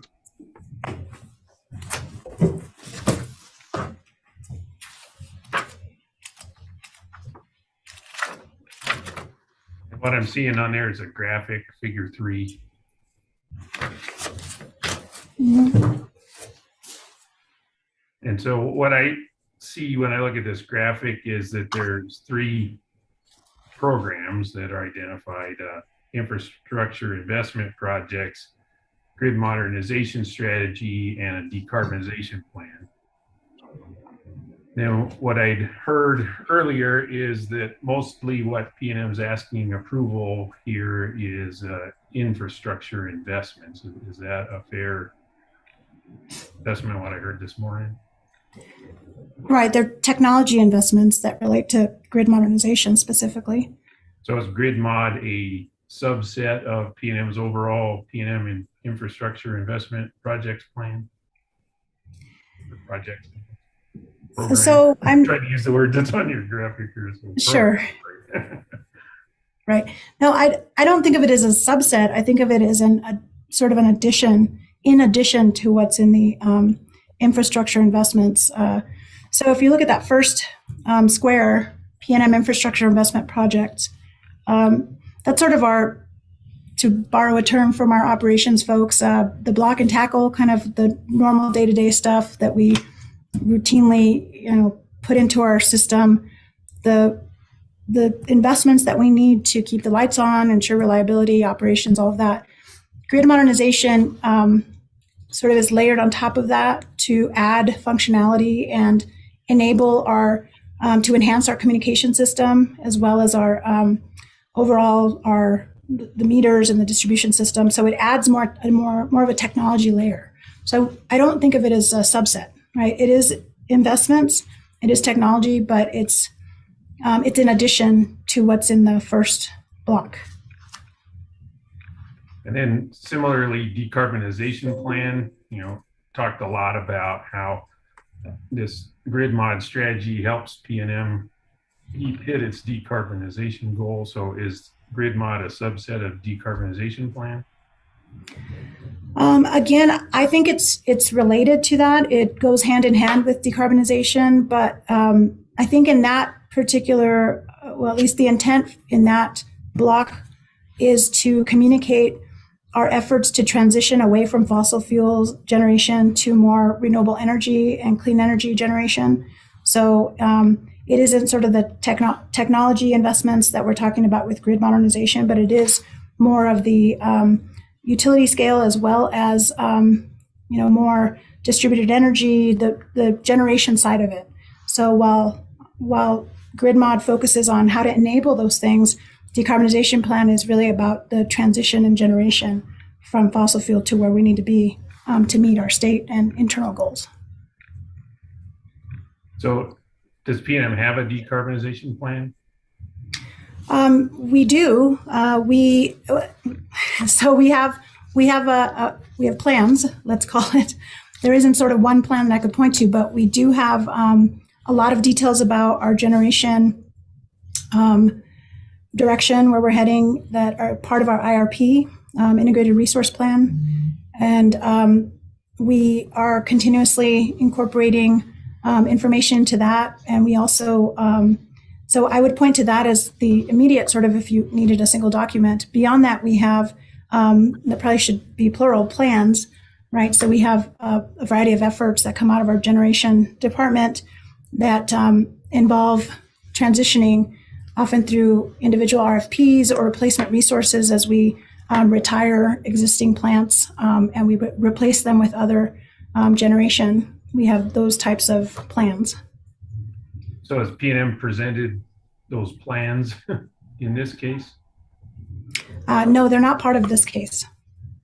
And then when we were talking about RTO, I thought that was an element of RTO, also was a decarbonization plan.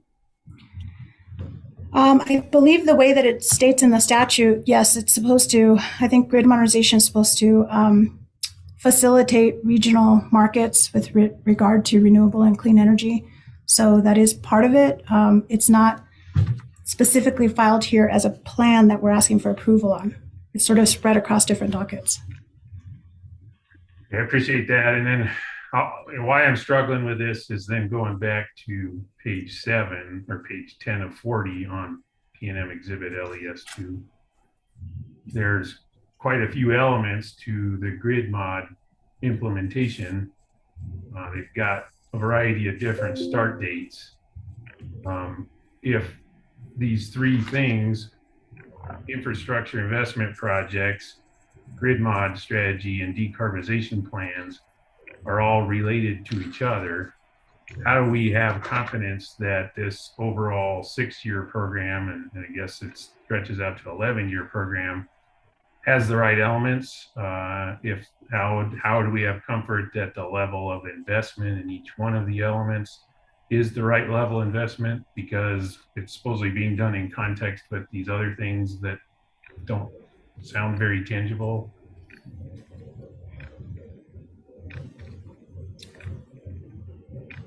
Right. So I think I understand your question.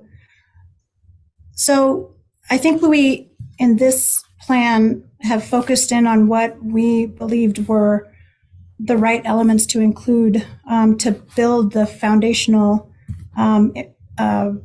technological basis for adding on to or being able to facilitate the other elements, right? So back to the graphic you were talking about initially, where you have the standard investments, let's say, that are part of our basic investment in infrastructure, and then you have the decarbonization plan. I think that those work with this, but we did not believe it was necessary to kind of incorporate plans from each of those into this.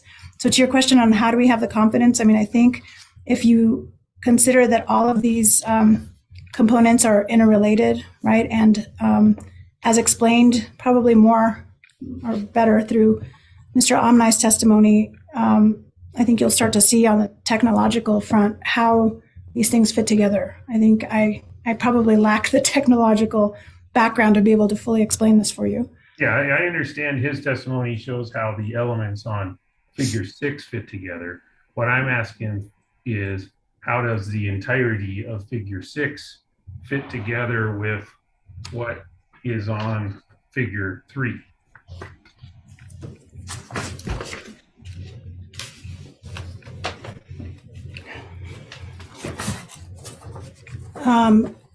So again, in my mind, the way it fits into so in terms of how it fits in figure 3, I mean, to me, it's sort of, I mean, it's going to permeate kind of different parts of this. The way we've set it up here is just to show that these different programs are a basis for our investments, I guess, our direction in terms of where we're heading, and then provide context to grid modernization. But if you look below that, where we talk about customer needs and expectations, I think this figure 6 hits all of these different boxes that fall underneath. So that's really the point of this, I guess. And how does it fit together? To me, this is just sort of another graphical representation of the different areas that we are intending to support through this application. Well, again, just trying to understand, when I'm looking at a large investment over a long period of time, I'd heard that customer needs and expectations are things that aren't easily measured or verified. Understand that P&M is pursuing a big project on many fronts. Just don't know how to feel good about approving a 6-year large investment when the other things that might affect the outcome of that investment are undetermined or hard to measure.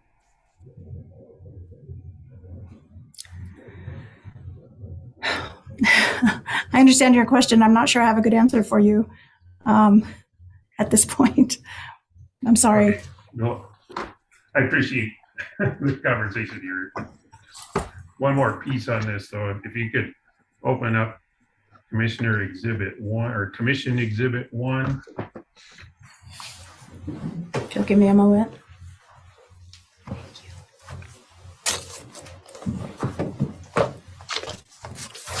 All right. I have it. That's P&M's 2020, P&MR's 2022 earnings review dated February 24th, 2023.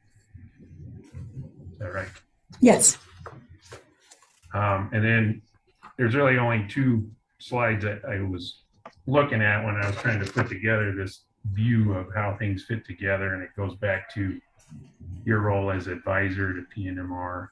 When I look at slide 8, that communicates to me kind of the big initiatives that P&MR is working on at the P&M level.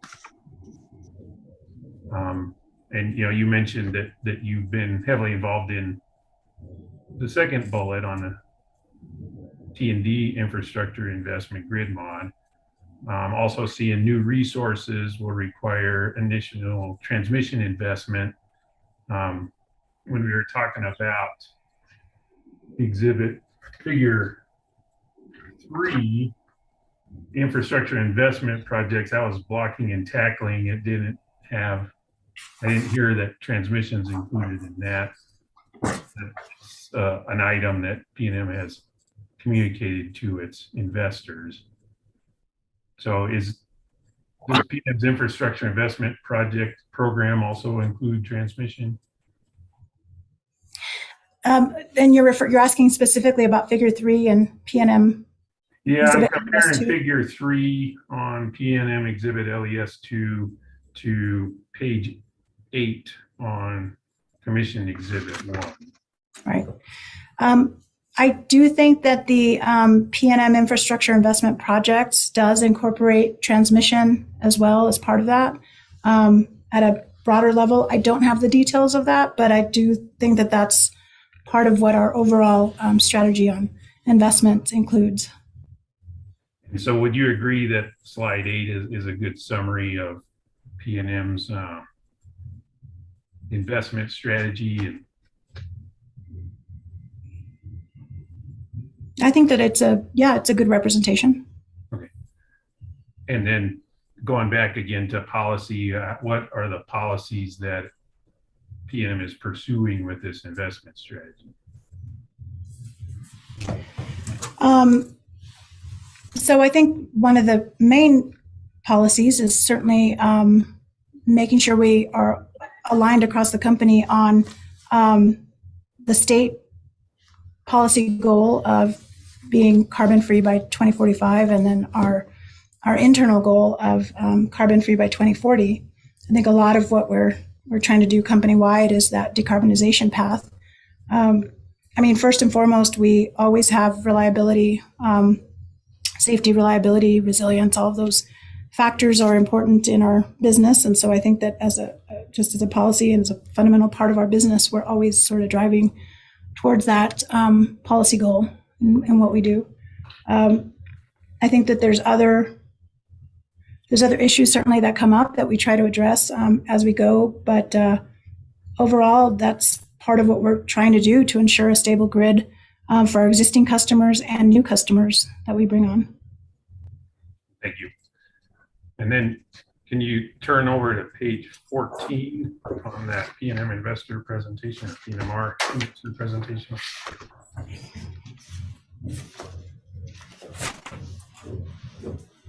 I'm there. So what I'm seeing there is a table of projected investments. Now there's historic investments and some projected investments. Would you agree that this grid mod application fits within the green boxes, PNM, T&D on the graph on the top half of the page? I believe that it would probably fit in there, yes. And just wondering if you have a breakdown of what, say, the 452 million in 2025 is among those buckets that we've talked about before, you know, grid modernization, transmission, blocking and tackling, generation. I don't myself, and I'm trying to think if there would be someone else in our on our witnesses that might be better suited to answer that question, possibly Mr. Sanders. And then in providing this information to investors, is PNM taking that as a responsibility to invest that amount of money? I think that this, my understanding is this is the information that we provide right to our investors. We have an obligation to do that. I think your question is, are we taking that as a responsibility? I mean, I think we have a responsibility for safe and reliable I think you answered by electricity. saying you have an obligation to try to hit these goals through that. Well, what I was saying is we have an obligation to invest in our system, and I don't know that I would. I mean, I should say preface all of that by saying I'm not involved in the development of these slides. I mostly just listen as part of the. Most everybody else in the company probably who listens, but I don't know that providing this to investors means that we have an obligation to do this. I think this is an informational filing that provides some forward-looking information. Thank you. I mean, I'm still just trying to explore the idea behind policy advising and how PNM is running its business. So I guess, you know, the next question was going to be, if, you know, PNM has said that it might be difficult to invest in the future on this grid mod plan if you don't get approval of the full 6 years, what does that do to this communication to PNM's investors?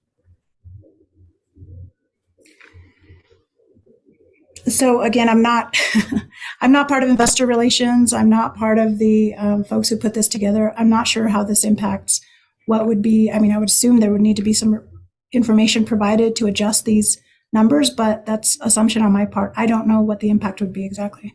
Well, if we assume that PNM's communicating through its obligation to invest in its system, it's also got an obligation to provide its I mean, if you look at the next slide, it's an obligation to provide ongoing EPS growth.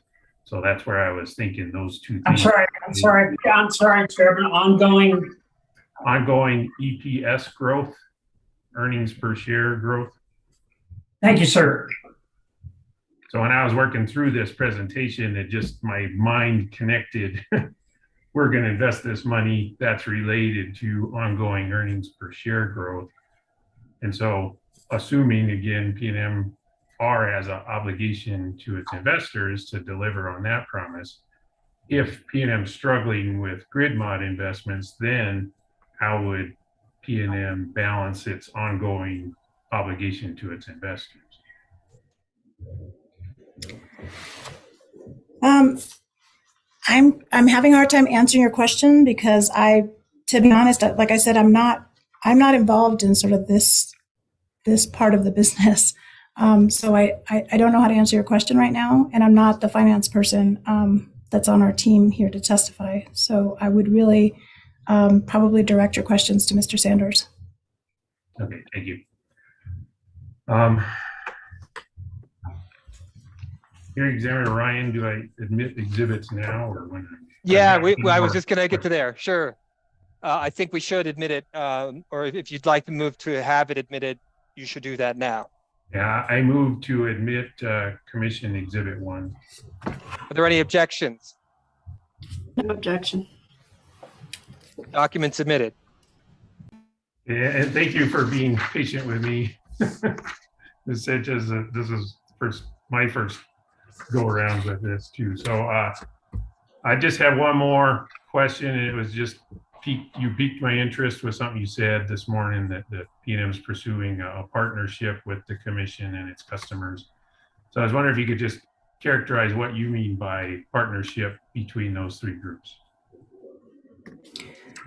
Sure. So I really think that this application is an opportunity for the commission, the utility, and its customers to work together to transition our grid for, a better future. I mean, I know it sounds a little hokey, but I really think that this is an opportunity, right, to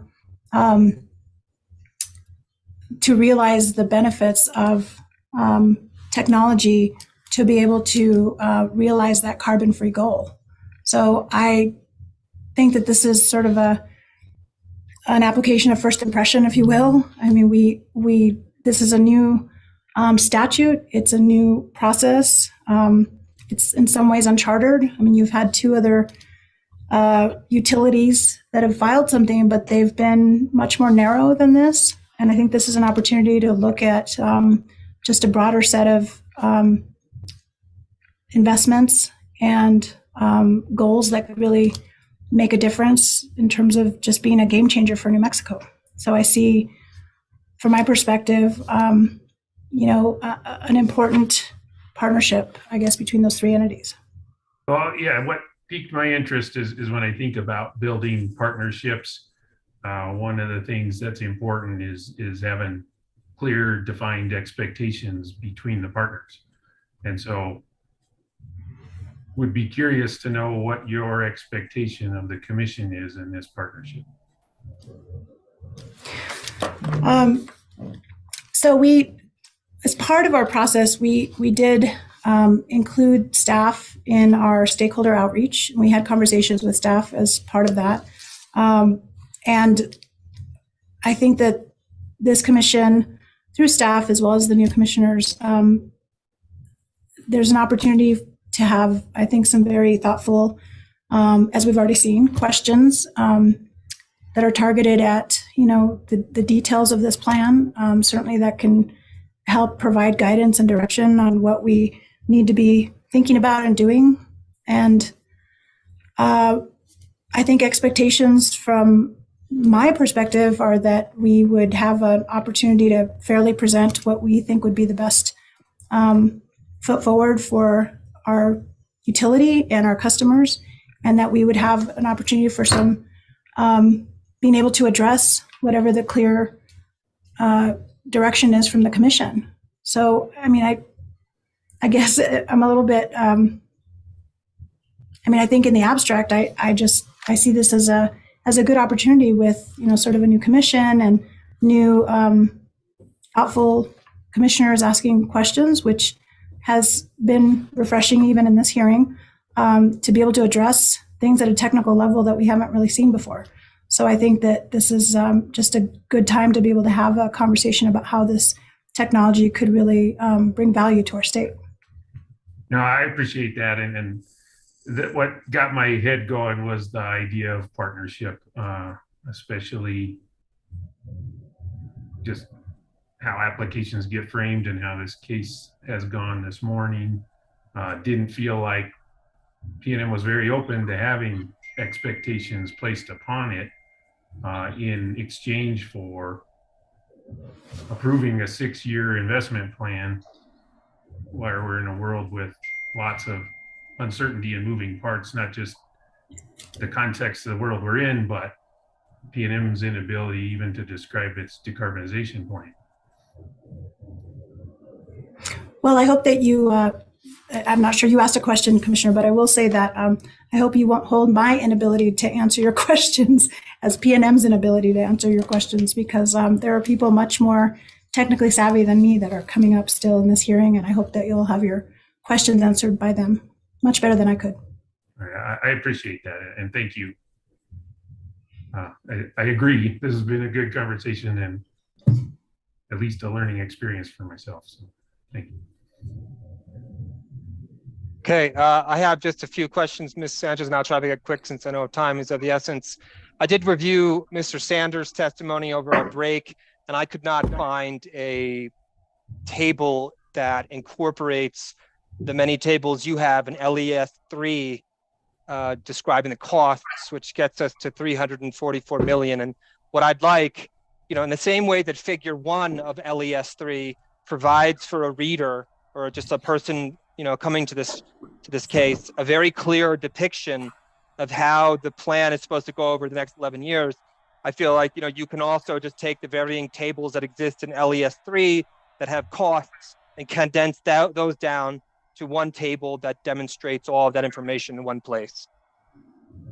And I'll just issue that as a bench request, and you can supply that as soon as you can. Obviously, that might take you a bit of time. I know the varying tables in your LES 3 have themselves sort of subsets of information, so it will not surprise me if you need a little bit of time to think this through.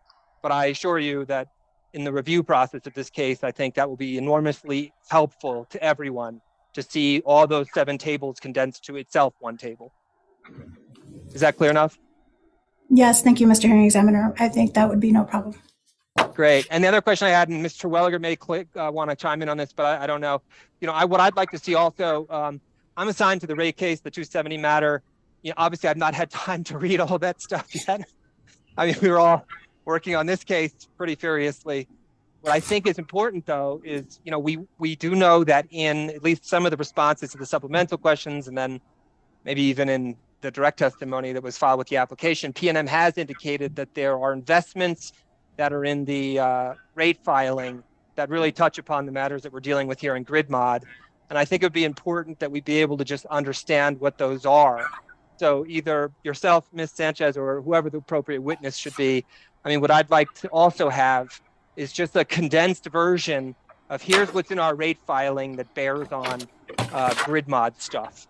Because if you're going to make improvements in the distribution system that are going to be possible for some of the stuff, and that's asked for in the rate case, we need to know about that, right? Hearing Examiner, I think you can discuss that with Mr. Warner, the overlap of grid mod and the rate case investments. And to the extent you don't get enough information based on that, to let us know, and we can follow up even with Mr. Sanders, who obviously is a witness in the rate case. Yeah, so no, what I want to do now is I'm just going to get ahead of all that and say, okay. I know what's in all the testimony, I've read it all. I want just like a very condensed version of like, here's our investments in the rate case that relate to this grid mod, so that everyone is aware. Because, we heard Ms. Sanchez say today, her awareness of the 270 matter isn't that thorough, and I'm not criticizing her for that, but that's part of a problem, which is to say some stuff's occurring over here, other stuff's occurring over there. That's not helpful to the commission. So what we need to know is to have all that information in one spot. So I think for purposes of this proceeding, what I'd like is for P&M to, you don't need to go crazy. I just want, like, in a condensed form, here's what is in our rate case that bears on the stuff that we're asking for here in the grid mod. Does that make sense? That makes sense. And whoever you wish to have submit that as testimony, if it's Mr. Hawkins or Warner. Mr. Warner, excuse me, or whoever, you all can figure that out. All right, so then Ms. Sanchez, do you follow other commission proceedings, specifically any of the other rate cases, like the gas rate case, the last gas rate case? So when you said follow, I don't necessarily sort of immerse myself in all of it, but I'm generally aware that it was occurring. You know, so the Mexico Gas Company filed a rate case, and in that rate case, they had something referred to as an integrity management program. Are you familiar with that terminology? I'm not familiar with the program, no. Okay, well, I would just tell you that, like, you know, the gas industry is interesting because they have all this pipe buried underground. A lot of it predates modern pipe technology, right? And so they have to replace a lot of it, and it's all very expensive. And when you start thinking about all this, it sounds very much like a grid modernization program, because basically what you're doing is improving distribution systems, but it's just with gas pipelines. And the gas company asked for an integrity management program cost rider. And it just occurred to me that, you know, in some ways that's what the grid mod statute is it gets you what the gas company can't get. And I'm wondering if you have any thoughts about that, but if you don't know anything about the subject, that's fine too. No, I really don't know anything about that program. I'm sorry. Okay. Your company, as I understand, you know, this is all new to me, and I think all the abbreviations and all the things we've come to learn about in the course of this case, it's all remarkable. But it strikes me that your company is becoming a software company. You're becoming a telecom software entity. And I mean, is that a fair assessment of like what's happening on some level? I've heard that from I've heard that from external folks sort of abstractly, but I don't see us that way. With the way that we're talking about power distribution and the varying systems you all require in order to coordinate a grid that's far more complex than that which we are formerly accustomed to, it is a technology intensive endeavor. Is that a fair statement? Certainly technology intensive would be correct. How is it that P&M ended up way, way down at the very, very bottom of like the list of, I mean, all those maps you supplied in your supplemental testimony, as I was reviewing them, I thought to myself, how did this happen? I don't know that I would be able to pinpoint a reason or be able to draw a line to how we got to this point. I just know that as has already been part of the record, we've attempted to apply for advanced meters in the past, at least a couple of times in various dockets. That has not occurred. I'm not sure why we're so far behind other states. I don't know that I could pinpoint a specific reason. Ms. Crane's position in this case is effectively that, this is all, and in some ways you could look at grid mod and say, these investments are really those that should be being made anyway for safe and reliable service. Do you have any additional response to that? Yes, I'm familiar with what she testified to. I disagree that these would be, that at least with regard to the, I really think that grid mod investments are in addition to what's already being required to be invested. And the way I think about it is that to make sure the lights come on, there's a certain amount of investments in our infrastructure that have to be made, right? That have to be, things have to be replaced, poles have to be in the ground, all of that sort of thing, just to turn the lights on. This allows, is a technology step that goes beyond just turning the lights on. It also allows other functionality. That means that, all the stuff we've talked about this morning, the customer energy management platform, the more real-time energy use, the automation on our distribution plan, all of those things are not necessary to kind of turn the lights on, but they certainly make a lot of other functionality much more accessible for the customer. If PNM has fallen so behind in this grid mod context, and you're saying that effectively you're seeing this as well, and I guess that's not entirely fair. Let me start the question over. Why should the commission sort of have faith in the next process if we've ended up where we are at present? I mean, how do we deal with the sort of, I don't know, the disconnect between we're so far behind and now we're going to catch up so quickly? I mean, why would we believe that we're going to get there? Well, I mean, I think this plan gets us to where we need to be. I mean, that's why we're proposing it, right? So I think that in 6 years, from everything we've learned, all the stuff that we've read, all the work that we've done over 2 years, I think this plan gets us there quickly and as efficiently and effectively as we can right now.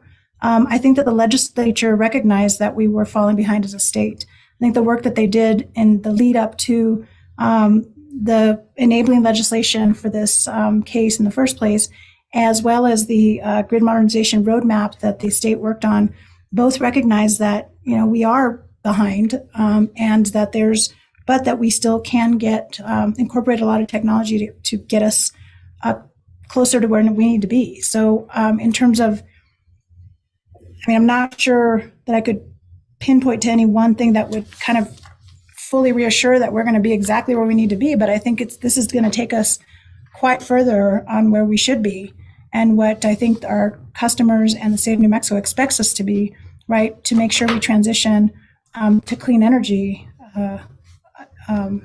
according to the goals of the state. Ms. Crane makes some comments about the funding that's available at the federal level for types of projects that might fall within the wheelhouse of grid mod, and she suggests that PNM should be obligated to demonstrate that they've utilized programs like that and funding that's otherwise available. The question one could ask is, should program approval be contingent upon PNM demonstrating application for such things and hopefully success in such applications? Right, and she does point out to opportunities, and I will say that we have actually done what we can to follow what are called FOAs, which are federal funding opportunity announcements from the federal government as they relate to EJA, the Infrastructure Investment and Jobs Act. And I think that at the time of the filing of our application in October, those opportunities were still pending. They had not been released yet by the federal government. Where we are now is that we've actually already submitted an application to the federal government, DOE in particular, under the Grid Resilience and Innovation Partnership Program. In fact, the deadline for that, probably one of the reasons why I couldn't participate in other dockets, is we were also trying to prepare a application that was submitted on Friday to the DOE to try to get some funding related to grid resilience, and a big part of that incorporates our grid modernization plan. So we have definitely been diligent in monitoring any opportunities that come out. We will continue to do that and pursue any that are applicable to our plan to try to offset ratepayer impacts. Do you think it's fair for the commission to effectively order, like, you'll get program approval when you show that you can't guarantee you're going to get approved, but that you've done everything that's in your power to obtain federal funds? Is that reasonable? So I think it would be not in line with what's in the statute. I will say that, but look, I think that we have done what we need to do to make sure we apply for federal funding. We will continue to do that. I don't think it's a one and done. I think if other opportunities come up, we will continue to apply. And we recognize that this is an ambitious plan. And if we're able to offset the cost to our customers through federal funding, which is right now available, then we should absolutely go after that. To make it contingent certainly on whether we receive any of that would be trickier because it is a competitive process. So I Sorry, think it ma'am. would be harder I'm to sorry, do. ma'am. I'm sorry, we should absolutely do that. You're speaking just a little too fast. Could you start that last paragraph over? Sure, I think I said, but to make it contingent upon whether we actually receive the funding would be more difficult because it's a competitive process and there's no guarantee that we would actually be funded. So I mean, I'm not sure. I would ask that it not be contingent upon federal funding because I think this is a valuable project, valuable investments for the state. Sure. That's fine. I'll move on. Thank you. Just for time purposes here. Returning to LES2, I'm just a little confused by one thing. If you could go to page 7 of 40, PNM exhibit LES-2, it was attached to your direct testimony. That top text up there, and it says figure 3, and that's figure 3 is the figure that Commissioner O'Connell and you talked about a little while ago, illustrates general categories of technology investments that help create a modern grid. The flow in figure 2 shows how certain investments are needed to support the key objectives. Where's figure 2?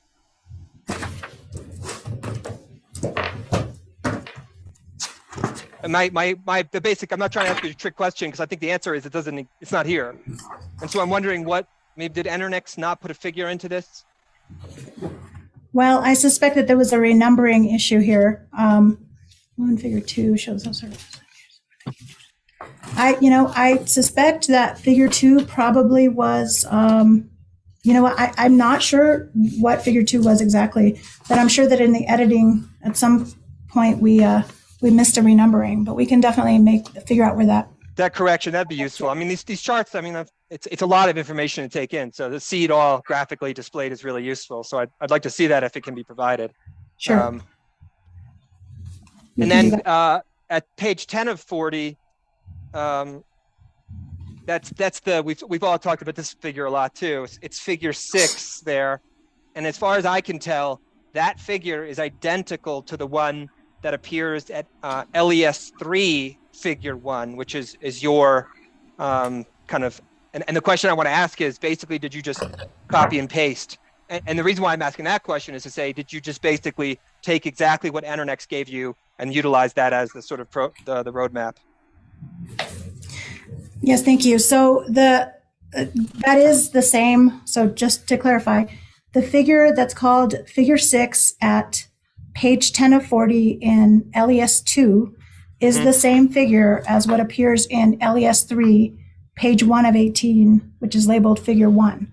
Right. That is the same. So to your question, did we just copy and paste? We copied that particular graph, yes, because that was the best visual representation of the flow of our technologies year over year. So, but the Enernex guide that was prepared was developed after many meetings, many sessions with Enernex, after review of our system and discussion with what we call the core group of the grid modernization team. So it wasn't done in isolation from PNM. Sure, no, and I'm really just trying to figure out, like, it's not a judgment. It's fine that it's the same figure. It's just what I want to make sure I understand is Enernex presented something to you all, and it sounds like it was something that was presented after a collaborative process, and then their suggestion as for this 11-year plan effectively was adopted. Is that a fair statement? That's fair. Okay. Yes. I just want to make sure I understand how these things all interconnect. What benefit, and maybe this might be a question for Mr. Warner, but I'll ask you anyway, and you can defer to him if you wish. What benefit will customers get from being able to connect their AMI to home networks? I think that would be a good question actually for Mr. Hawkins. Because okay. It's AMI specific, yeah.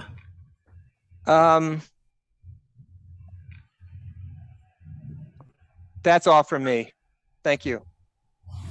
Are there Commissioners O'Connell or Ellison, before I go to redirect, is there anything further from either of you?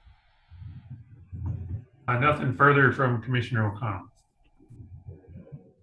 Just one follow-up question from me on the IIJA and IRA front, did you state, Ms. Sanchez, that PNM has applied to those programs for matching funding for this grid mod effort? Yes, Commissioner, we applied for what's called the GRIP program. It's the Grid Resilience and Innovation Partnership Program. And we submitted an application actually on Friday was the due date. That was after a concept paper that had been submitted in December. And then we were invited to go ahead and submit a full application. We did so on Friday. So that's under the EJA funding. I see. So that's the IIJA. Does the IRA have similar funding opportunities available? The IRA has a lot in it related to tax benefits and incentives. It isn't the same sort of structure as what the EJA has for direct competitive grants. But we're still monitoring that, reviewing it, and as guidance comes out from Treasury and the IRS, we would certainly continue to review that to see if there's anything applicable to this program. Great, thank you. All right, Mr. Welliger, did you have some redirect for the witness? Yeah, just a few. And I'm going to start with one of your questions about the reference to figure 2, because I think if Ms. Sanchez looks closely at this, she'll recall what happened in the renumbering. Can you go to your LES 2, page 7 of 40, Ms. Sanchez? And there's that sentence where it says the flow in figure 2 shows how certain investments are needed to support the key objectives and capabilities that have been. I'm sorry. Sorry, Mr. Lee. I know I was talking too fast. Flow in figure 2 shows how certain investments are needed to support the key objectives and capabilities that have been defined through a collaborative effort. Focusing on the words objectives and capabilities, if you go look at table A, you recall if maybe originally Internex had labeled all of its graphic representations figures, and then we read that possibly PNM renamed them based on whether they're tables or figures.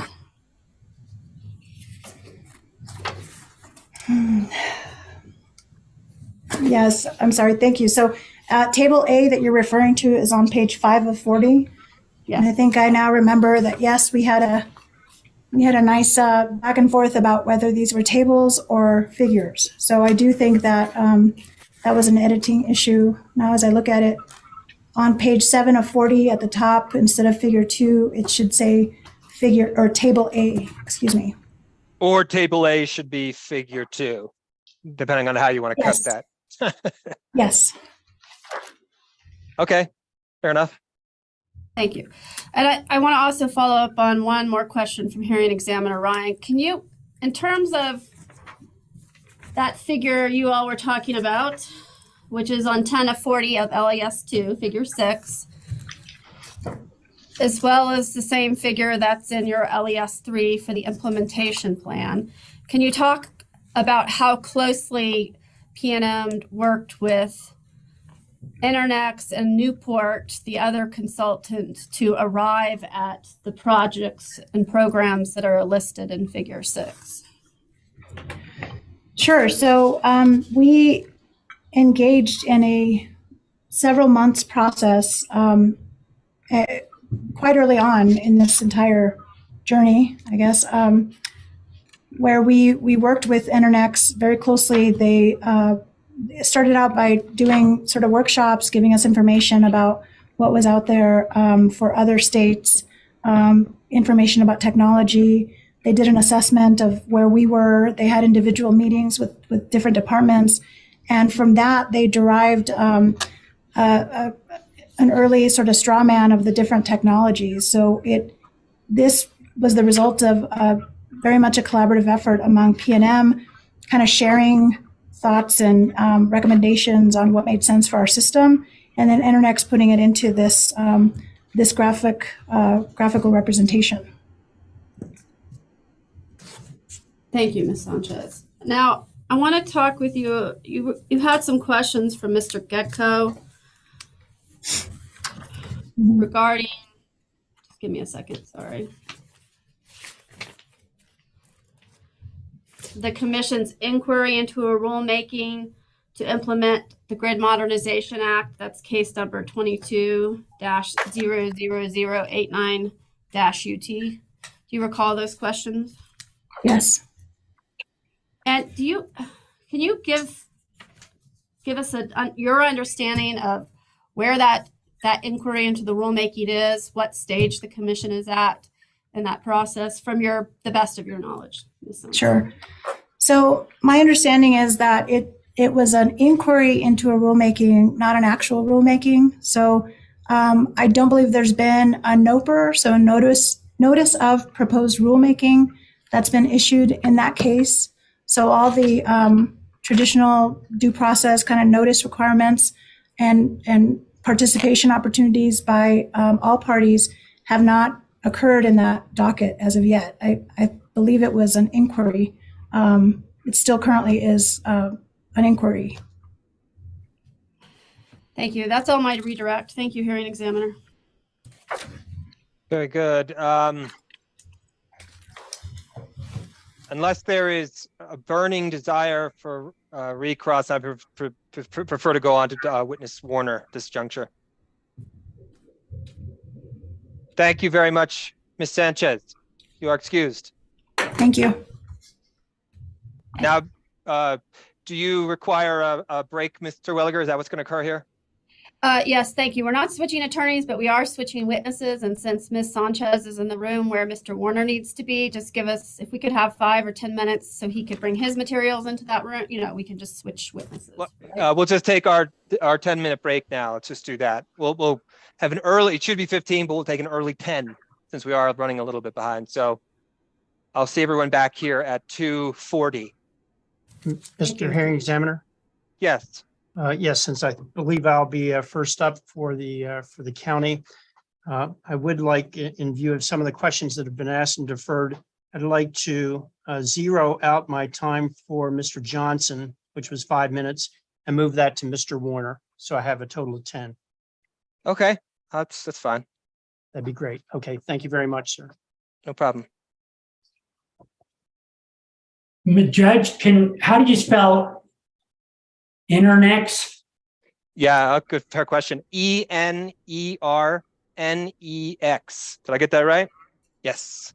Yes. It's a capital. Yeah, capital E, and then NER. I can give you this. Let's see. Oh, there it is. Internex. Thank you. Okay.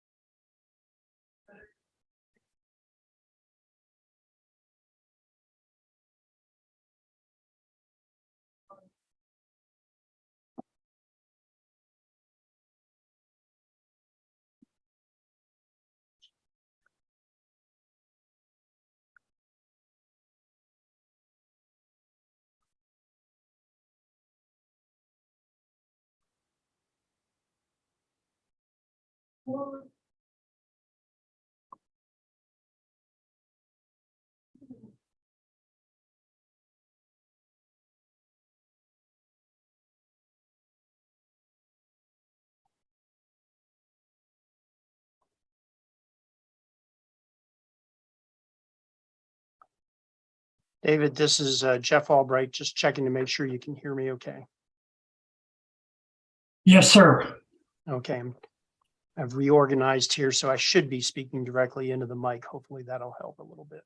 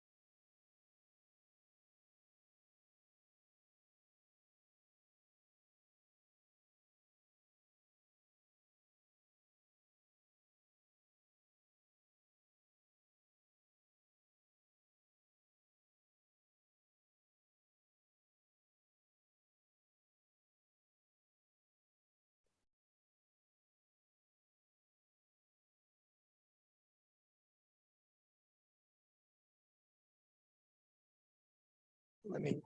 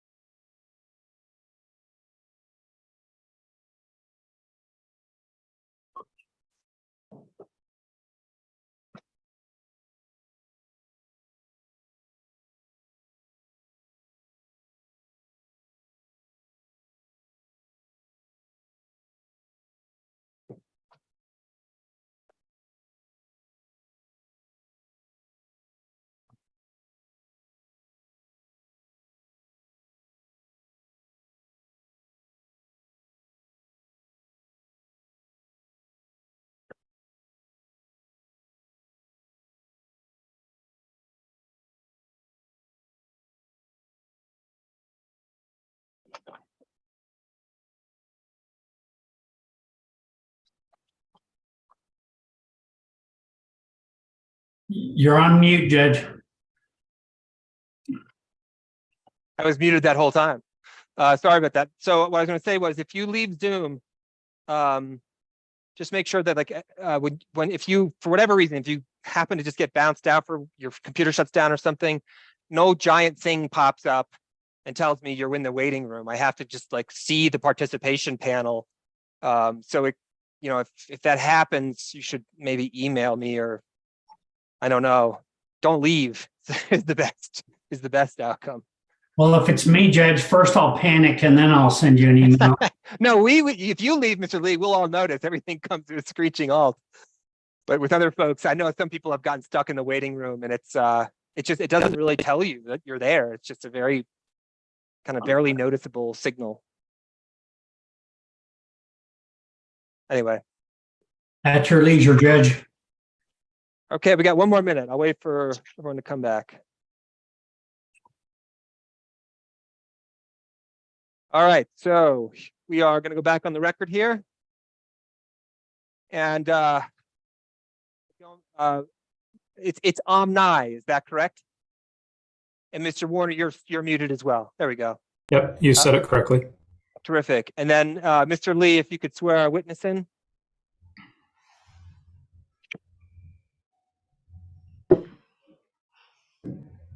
Sir, would you please raise your right hand? You solemnly swear the testimony you're about to give in the matter of opinion to be the truth, the whole truth, and nothing but the truth. I do. Thank you, sir.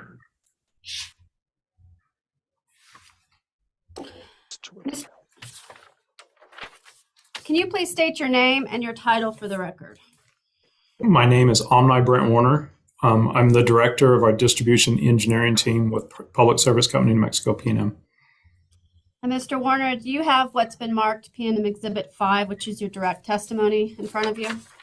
I do. Was it prepared by you or under your direction? Yes. Is the testimony true and accurate to the best of your knowledge? Yes, it is. Are there any additions or corrections to P&M Exhibit 5? No. If I asked you the same questions today, would your answers be the same? Yes. Mr. Hearing Examiner, I move for P&M Exhibit 5 to be admitted. Any objections? P&M Exhibit 5 is admitted. Mr. Warner, do you have what's in front of you, P&M Exhibit 6, which is your rebuttal testimony? I do. Was it prepared by you or under your direction? Yes, Is the testimony true and accurate to the best of your knowledge? it is. Are there any additions or corrections to this testimony? No, If I asked you the same questions today, would the answers be the same? they would. Mr. Hearing Examiner, I move for admission of Hearing Exhibit 6. P&M Exhibit 6. Any objections? Hearing P&M Exhibit 6 is admitted. Thank you. Last one, Mr. Warner, do you have in front of you P&M Exhibit 7, which is your supplemental testimony? I do. Was it prepared by you or under your direction? Yes, Is the testimony true and accurate to the best of your knowledge? it is. Any additions or corrections to that testimony? No, If I asked you those same questions today, would your answers be the same? yes, Mr. Hearing Examiner, I move for the admission of P&M Exhibit 7. Any objections? P&M Exhibit 7 is admitted. I present Mr. Warner for cross-examination. Thank you. Mr. Albright, as you just indicated, you asked to reallocate a bit of time from another witness, so you have 10 minutes with Mr. Warner.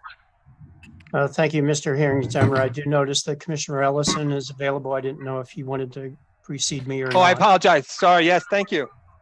Jumped ahead. Commissioner Ellison or Commissioners O'Connell, would you prefer to go first? It doesn't matter. I'm happy to go later on. It's entirely up to you all. So if you prefer to go towards the end, we can do it at the end. I just have two questions, so I'd be willing to get those out of the way. Sure, that's fine. Great to see you, Mr. Warner. likewise. This morning, there was quite a bit of discussion about the benefits that P&M's plan can deliver. Your testimony gets a little more granular into how the system works and the benefits that can be delivered. So there was two main areas of benefit that I thought I'd explore with you. One is reliability on the grid. So my first question is, do you believe that reliability improvements on P&M's distribution grid as a result of the grid mod program can be measured? They can be measured, yes. Thank you. And then next was, again, a lot of discussion about how this would facilitate interconnections, customers adding electric vehicles, behind the meter generation, those type of things. So again, do you believe that improvements in customers' ability to interconnect to P&M system can be measured? It can. Thank you. I don't have any further questions. Okay, and then Commissioner Ellison, would you like to go now or at the end of the folks? I'm happy to go at the end. Good. All right, then Mr. Albright, to you, sir. Yes, sir. Thank you very much, Mr. Hearing Examiner. Good afternoon, Mr. Warner. Good afternoon. I'm Jeff Albright, J. Albright Law LLC on behalf of Bernalillo County. So I have 10 minutes reserved. I would like to start by turning to your rebuttal testimony, if you would please, specifically to, I believe it's at pages 27 and 28.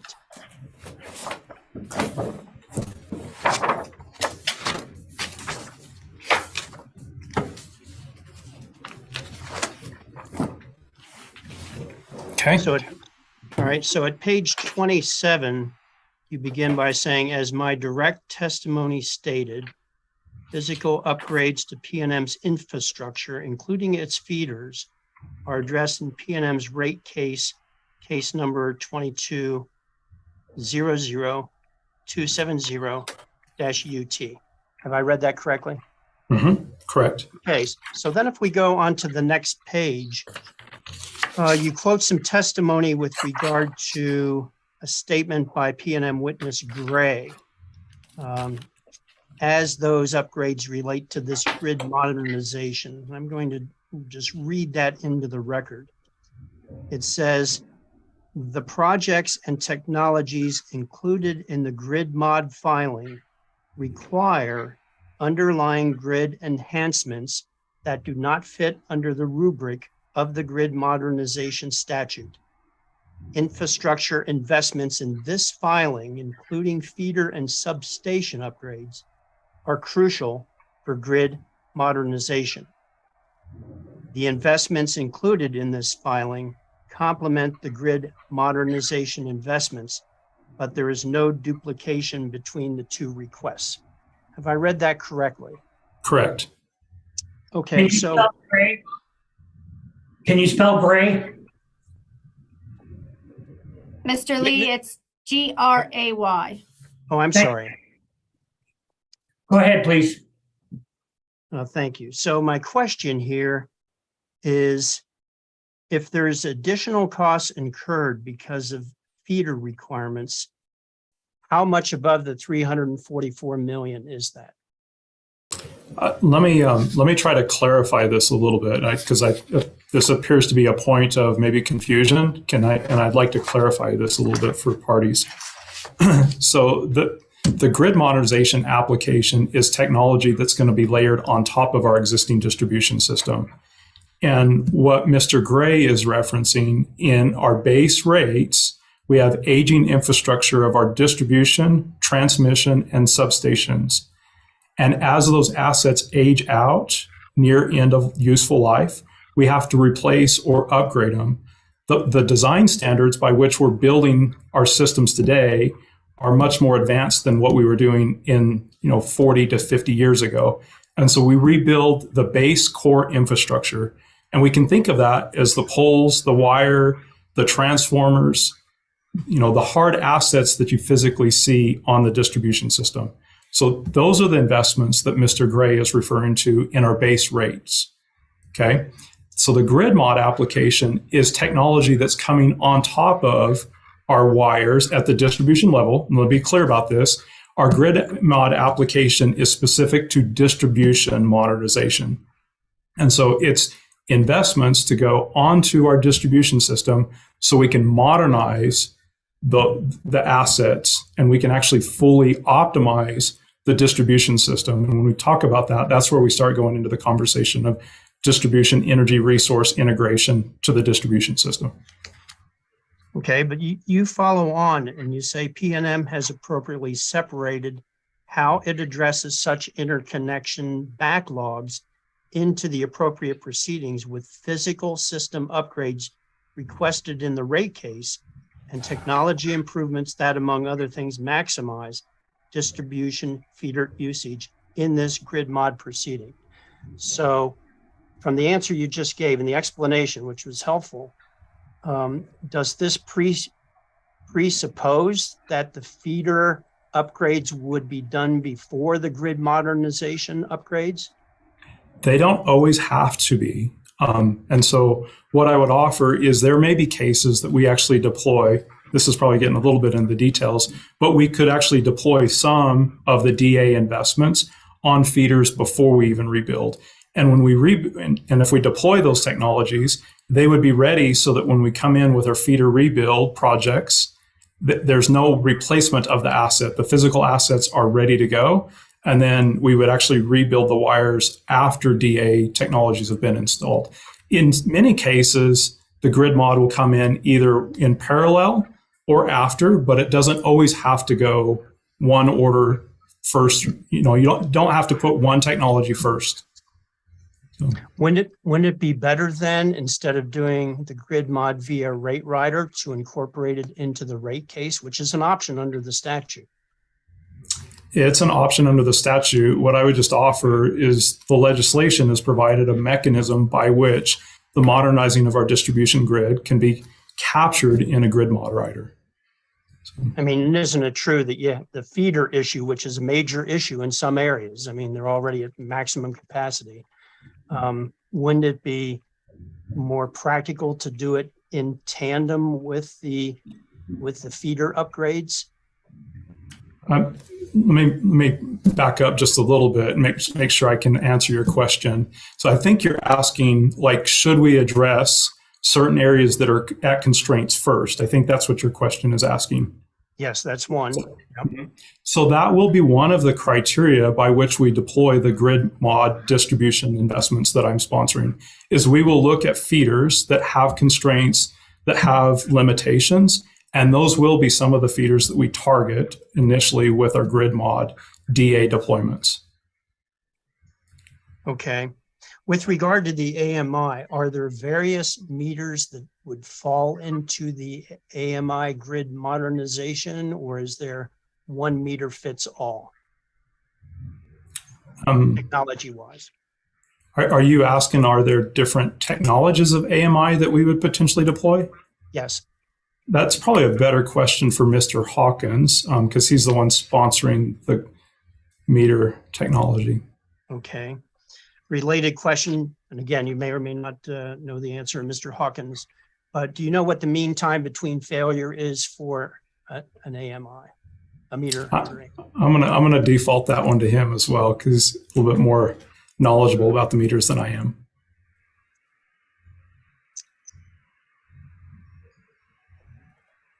Regarding the replacement of either the existing meters or if the AMI meters need to be replaced, would you anticipate that there would be stranded costs associated with those replacements that would be passed on to the consumers? I'm going to default that one again. Since I'm not sponsoring the AMI, I'm probably not the best one to answer those. So either Mr. Hawkins or, Mr. Hawkins is probably best suited for that one. And why not do a cost benefit analysis? That's a really good question. You're talking, and when you say cost benefit, are you referring to the plan as a whole? Yes. Mm-hmm. That's a really good question. So what I would offer as an answer to that, because we went through this and we contemplated it, and we actually went to the DOE recommendations. There's a volume 4, which is my supplemental exhibit 1. So that's the DOE roadmap for building grid modernization plans. We use that roadmap to build our roadmap that you see in front of you. Okay, one of the things, and I'm going to flip there just because this is a question that I kind of see many people asking. So if it's okay, let's go to Exhibit OBW1. It's a supplemental, and it's the DOE Volume 4. Okay, and I'm going to flip. I have a hard copy, so I hope I can get everybody on the right page. I'm going to flip to page 109, which is section 5.2, challenges to achieving a grid modernization. And this is which page? Page 130. Well, what page of 145? Is this OBW1? It is OBW1 in my supplemental. And what page out of 145? Might ask for a little bit of help because I have a hard copy in front of me. So Oh, okay. Well, what page of the hard copy are you at? I'm on page 109. It says 109 at the bottom of the page. Okay, that's fine. It's 109 of 145 too. They match up. So okay. Okay. Are you there, Mr. Albright? I am. Okay. So I'm at the top of the at the top of the page, again, we use this very much to kind of guide what technologies, how do we build the benefits, how do we go through BCAs. So, and I'm going to read specifically from there. Grid modernization investments create multiple challenges for the traditional paradigm. I'm sorry, sir. If you could just read a little slower, please. I will. Sorry about that. Grid modernization investments create multiple challenges for the traditional paradigm. These investments may support different policy objectives and may have multiple benefits that are difficult to disaggregate and may be difficult to quantify. Additionally, the platform components of the modern grid are interdependent, requiring a minimum level of investments to create certain platform functionality. Okay, and I won't, there's more in there, but it kind of goes to the point that the plan we've built are the core investments necessary to modernize our grid. And as you look at core investments, the actual BCA is not just one calculation. There's interdependencies upon each one of the technologies. And so if we attempt to do a BCA on one, it fails to recognize the benefits that it may bring in other areas. And that's one reason why the DOE has outlined these investments as core investments. You would go through a best fit, most reasonable analysis on the investments. And that's what we're proposing in our application. There's a lot of other technologies we could bring, but we're really just bringing forth right now what we believe are the core investments that will start building a modernized grid. Mr. Albright, the time's expired, but if you want to ask one final question, Mr. Warner, went on for a bit there, so I'll happily extend to you at least one more question. Yes, sir, if I may, and it's fairly short. It goes, it's with regard to your direct testimony at page 3. I think the lines are the same as at the top.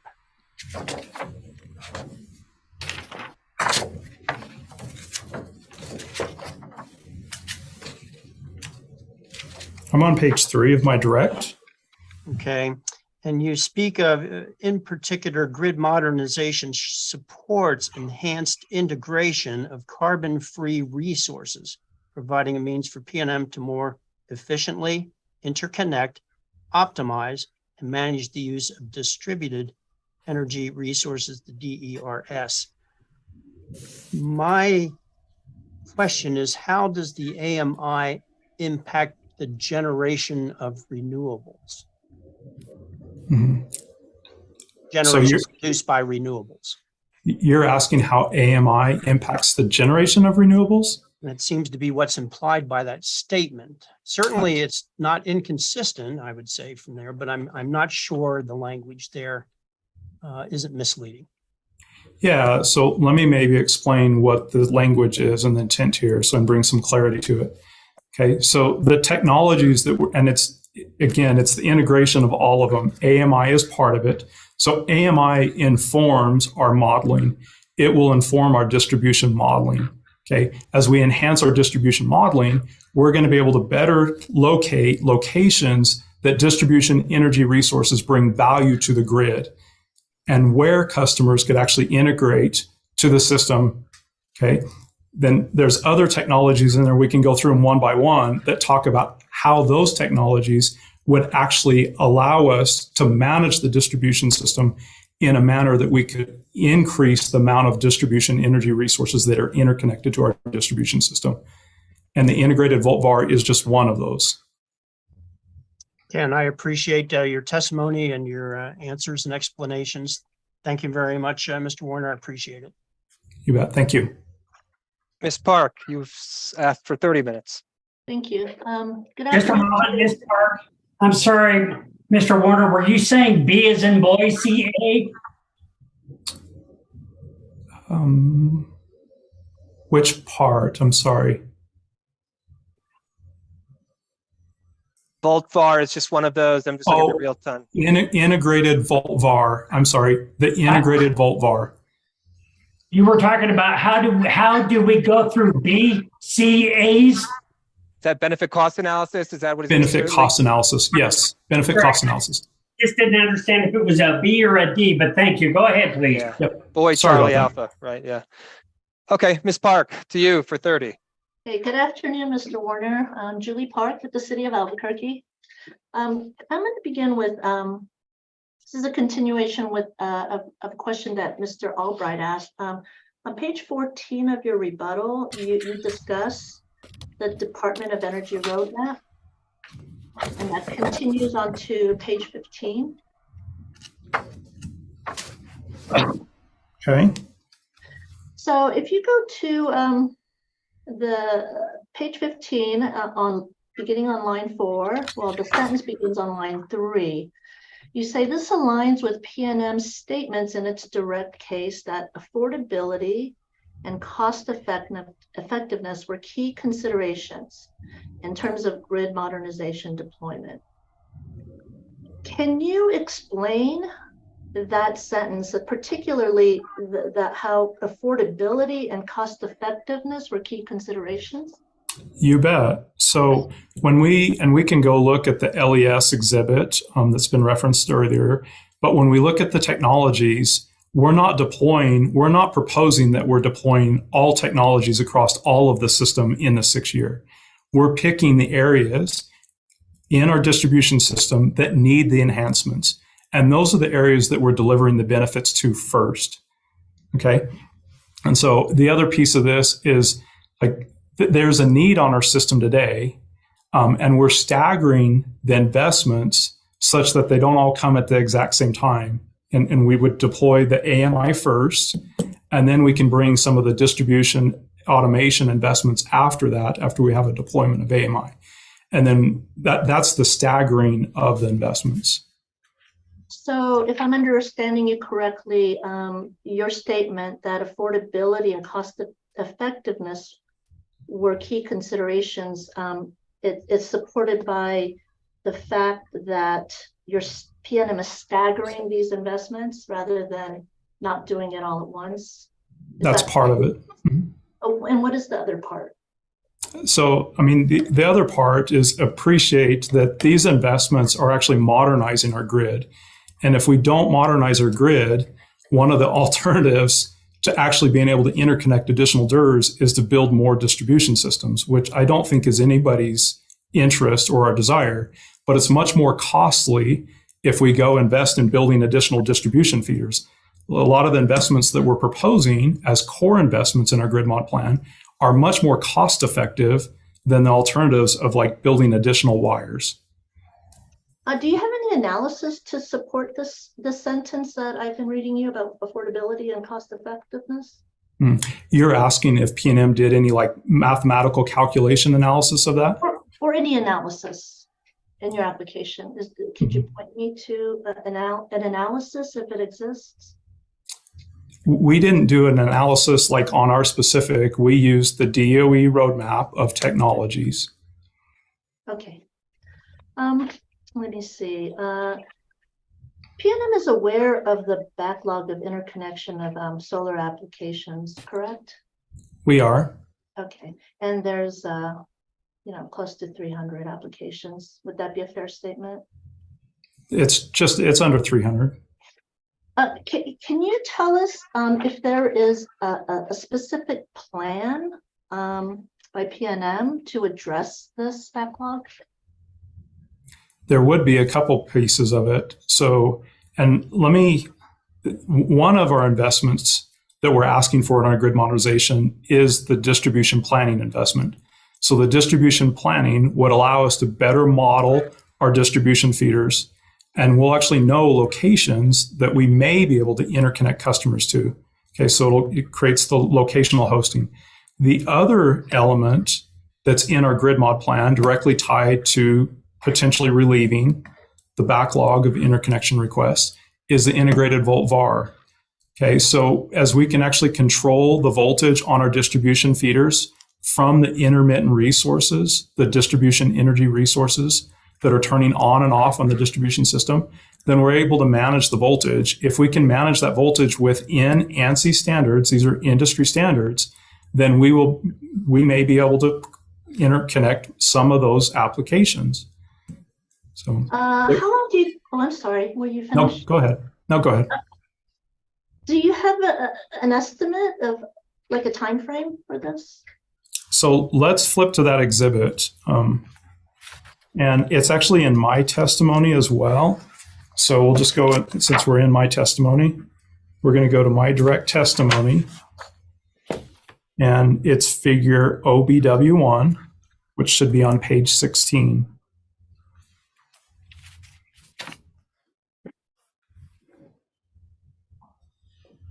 Are we there?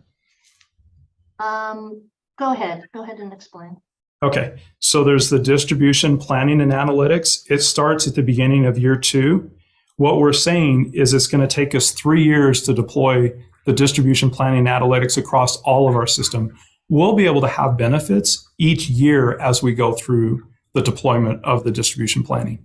But by the time we get to year 4, we'll have that tool, actually it's a software, we'll have it fully stood up, operational, and be able to model our entire system.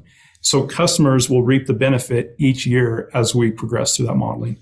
The other one that's integral to that is the integrated VoltVAR management. And you see that that starts at the beginning of year 3. As we deploy integrated VoltVAR on distribution feeders, then each feeder would potentially have additional hosting capacity on the distribution feeder. And that deploys through the full 6 year. You see it even carries on out years 7 through 11. We're not asking for those funds. We're saying if we were going to deploy that on all of our system, then it would take us a much longer horizon. The integrated VoltVAR would be deployed on about 30% of our distribution feeders. So you did state that integrated VoltVAR enables additional interconnections without more infrastructure upgrades. Is that correct? It could. It could, so you don't know. But PNM is asking for that investment, correct? It is. It's a technology that's been used by many other utilities already and been demonstrated in other jurisdictions. So we're investing in technologies that are very mature and been around and been proven by other utilities. Does the VoltVAR address situations that involve non-export solar systems?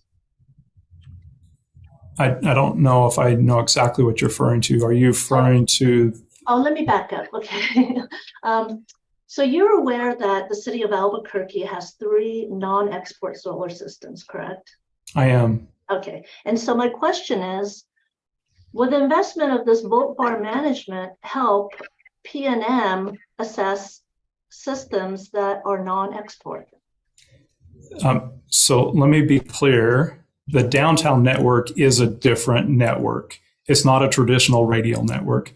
And so in the downtown network, because there's interconnection of multiple feeders in the downtown network, the system, and this is not just PNM, this is an industry installation of a network.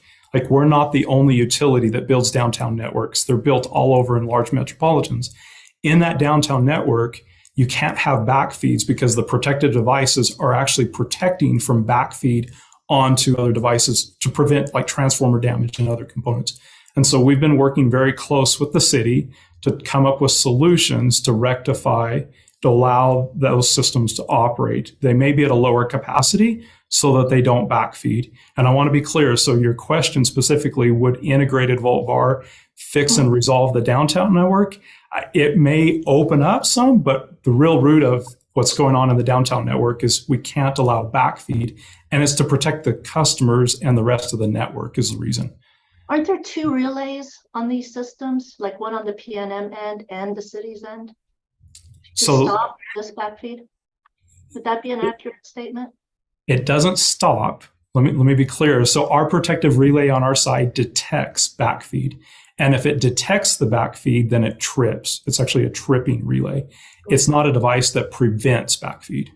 Okay, I'm sorry. So when you say trip, did you say trip?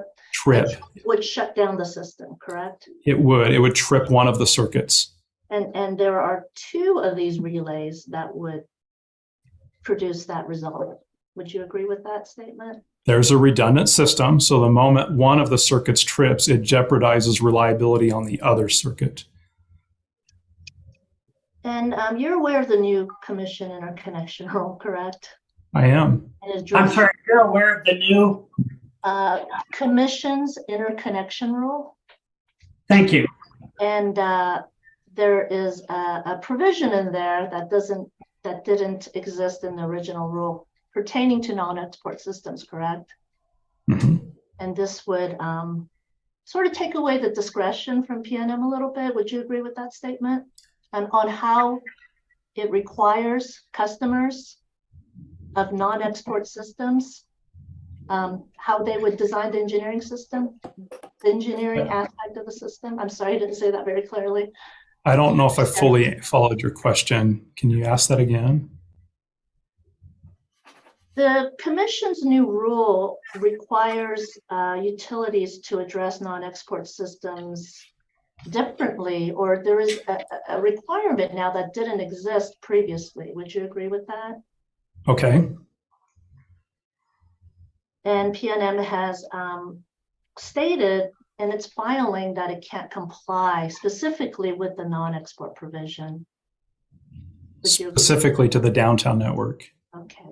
But PNM has already asked for a rehearing on these issues, hasn't PNM? We asked for a variance. So I'm not the one in the filing, but I know that we've asked for a variance on the downtown network.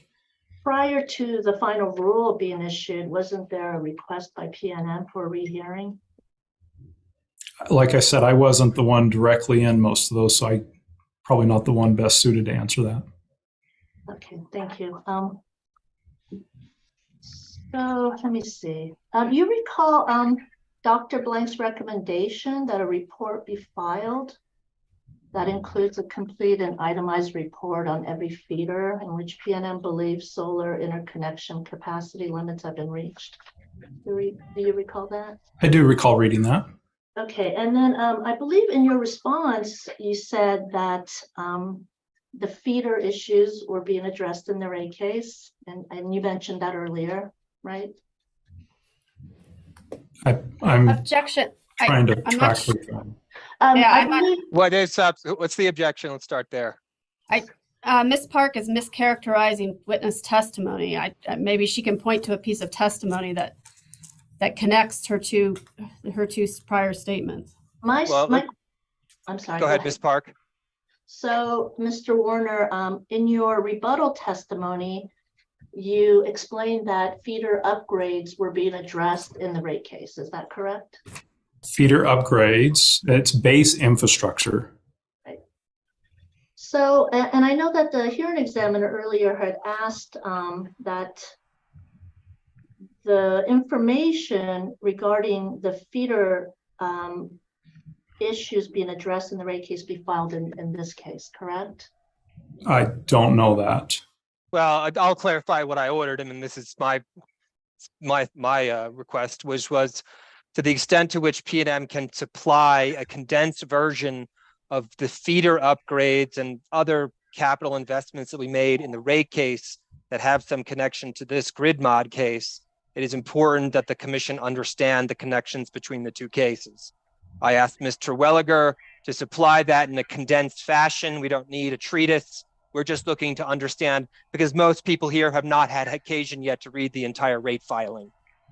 We're on this case, so that's what Ms. Park is referring to. Mr. And I'm sorry, Warner. Mr. Warner. The hearing examiner's direction was towards Ms. Sanchez and not you. I apologize. Well, and I said that if Mr. Warner was the appropriate person to sponsor such responsive testimony, that I would leave that to Mr. Welliger to work out with her clients. And so I'm just following up with Dr. Blank's recommendation because it's just a little bit more detailed.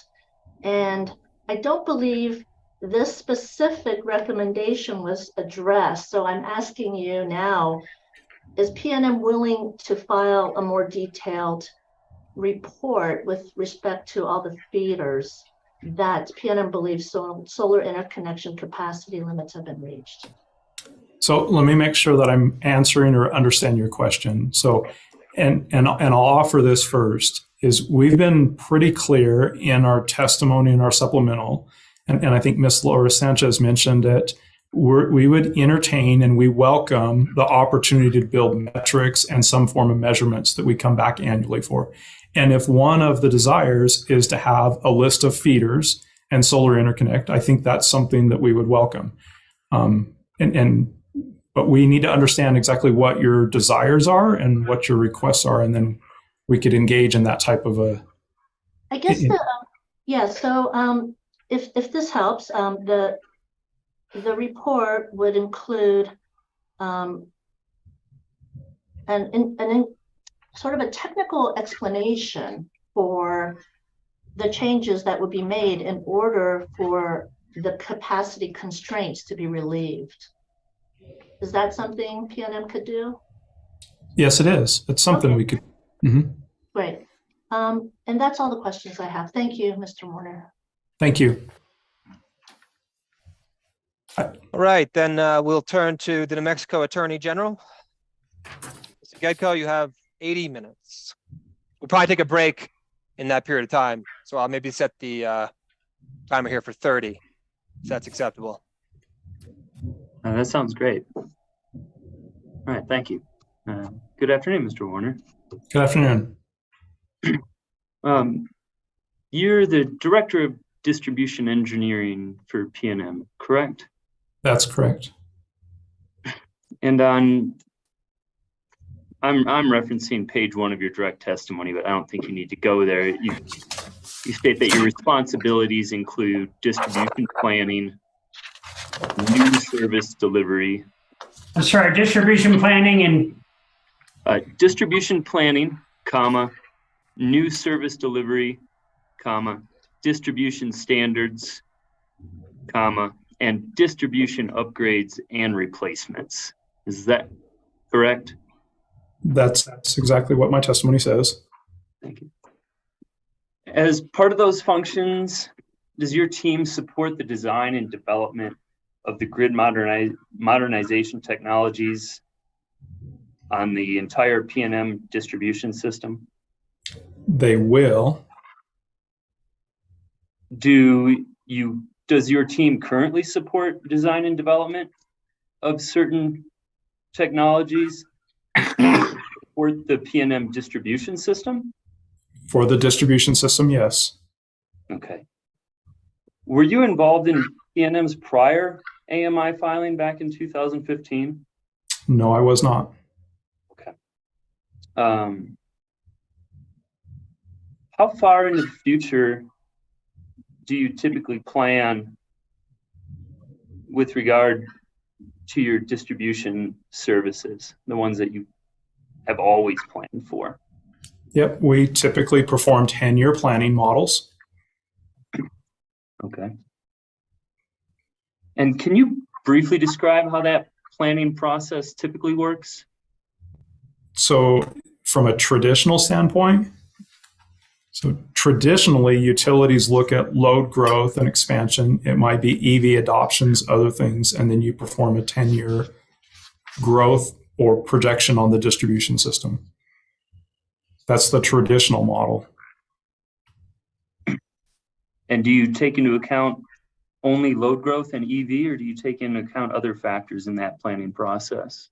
Solar adoption, other things, other customer needs.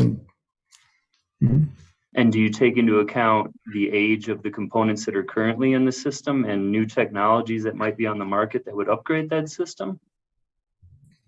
So are you referring to grid modernization? Or I'm trying to understand what you're referring to. I'm still within the context of what we've spoken about as kind of traditional planning, the 10-year planning that you talked about with respect to distribution services, and just trying to flesh that out a little bit more. At first you said, when I said, how does that planning process work? And you referred to taking into account load growth and EV, and then you expounded and brought in solar. And now I'm asking, do you also look at kind of the age and possible aging out of certain elements of that system during that 10-year planning process? We analyze the age of our system and the cycles at which assets need to be And this is the core investments of our rebuilding our core distribution system. So we look at the age of the system and when do we need to rebuild our distribution circuits? Yes. And are those 10-year plans reviewed periodically to incorporate updates in planning assumptions or to see if there have been any changes that would impact those plans? We refresh those annually. Annually? Okay, thank you. That was my next question. When did the company engage Burns and McDonnell to develop the PNM distribution technology roadmap document? It was in the process of preparing our grid modernization application. I don't have the exact date in front of me. I'm going to ask to step back. I don't know if I was the only one, but everything froze for me as soon as Mr. Warner started to answer. I'm sorry. Yeah, I didn't notice anything, but that's fine. Mr. Lee, did you have any problems? No, sir. Okay, I'm just going to restate that question, and I apologize. When did the company engage Burns and McDonnell to develop the PNM distribution technology roadmap document? It was in our process of developing our grid modernization application. And when would that have been that you engaged Burns and McDonnell with reference to a calendar date, please? I was just looking at it and we don't have a date on the document, so I would be purely speculating if I was to grab a date right now. In your job as director of distribution engineering, you don't recall when you might have engaged Burns and McDonnell? I said I don't have the date in front of me right now to give you a firm date. Could you give me a rough date? It would have been last year sometime. And what part of last year? So we filed, let's say it this way, we filed our application in October. That's when our application was filed. We would have spent the majority of the year developing the roadmap that you see with Burns and McDonnell. But I can't tell you, because I don't have it in front of me, if that was January or if it was April. I don't know the exact month.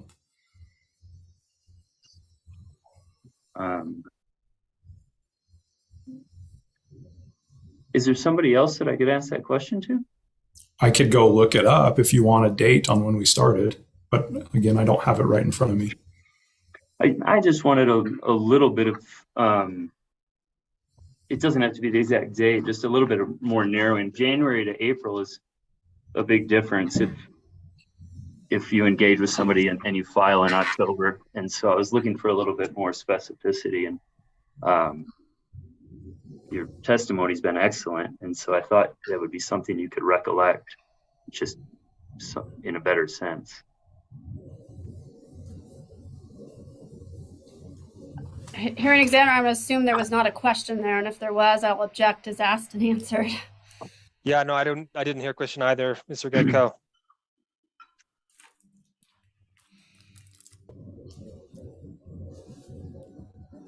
Well, for everything we do, we're on a government network. I'm in the office, and I've had 2 freezes now, and I've not had them all day. And so I apologize once again to everybody, but unfortunately, I don't control the network.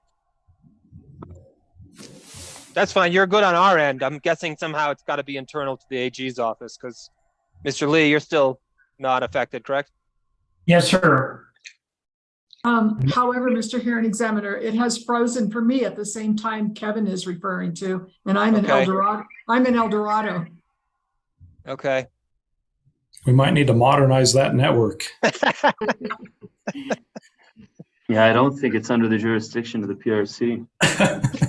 Yeah. Forgive my humor. Sorry. Yeah, where I was trying to get to was just a little bit better approximation. If you thought it was closer to April or whether it was closer to January that you engaged with Burns McDonnell. If you want me to. Go ahead, objection. I objected, asked, and answered, I think, when you froze, Mr. Getko. But if Mr. Getko didn't hear the answer, then which is likely given that his computer froze, Mr. Warner, could you just answer for the benefit of Mr. Getko? I don't have the firm date in front of me.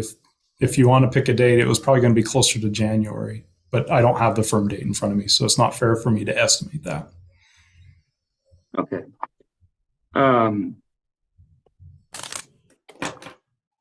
In your direct testimony, you state that Internex and Newport Consulting provided assistance in guiding the strategy of grid modernization for PNM,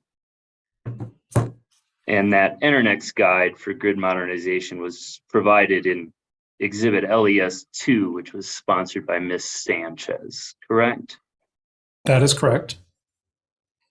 Can you summarize the timeline for when you engaged with Internex and Newport? So I didn't write the contract. It was actually prior to. What I would offer to you is we started engagements with Internex and Newport. We began to build a roadmap. As that roadmap developed, then we realized we need more specifics and details around the distribution investments. And that's when we engaged the Burns and McDonnell team to help us with the specifics of the distribution investments. Is that what your question? I know that may not be directly what you're asking, but I don't have the exact date on when we contracted with Internex in front of me, if that's what you're asking specific for. I think your answer provided some useful information. And I don't need an exact date, but can you again estimate when you may have started to work with Internex and Newport? It would be a pure guess. Because I wasn't the one that started that contract, so I honestly don't know. When was the first time that you specifically worked with Internex, just roughly? I don't have my calendar in front of me right now to recall the date. Okay. As a distribution planner, do you work with dates a lot? I have a calendar on my computer that I work off of very much. Do you know whether your efforts with Internex began prior to or after the enactment of the grid modernization statute? I can't answer that because I wasn't the one that enacted the contract with Internex. And you've referenced being able to look up a date, and I've been trying to avoid that, but what would that entail you needing to do right now if we wanted to look at when you first worked with Internex? I can go back and ask for that. We can pull something up if you want that. Yeah, it'd be both when you contracted with them and then when you and your role started to work with Internex would be the two pieces of information that we'd request. And if we're going to do that, let's go back to when you started to engage with Burns and McDonnell as well, when the first working meetings started to occur with Burns and McDonnell. Mr. Hearing Examiner, I guess one question I have is, what is the vehicle by which we would provide this update? Is that during the time that Mr. Gedko is testifying? I will say that we responded to a discovery request from the AG. It's in NMAG 103, where we attached the Internex contract and contract amendments. So Mr. Gedko should have access to that information, at least as to the Internex engagement. Is that the case, Mr. Gedko? Do you have that information? I could pull up NMAG 103. I'm going to take Mr. Williger's word at it. I'm trying to figure out. So we have OAG exhibit number 5, which we provided in the Dropbox.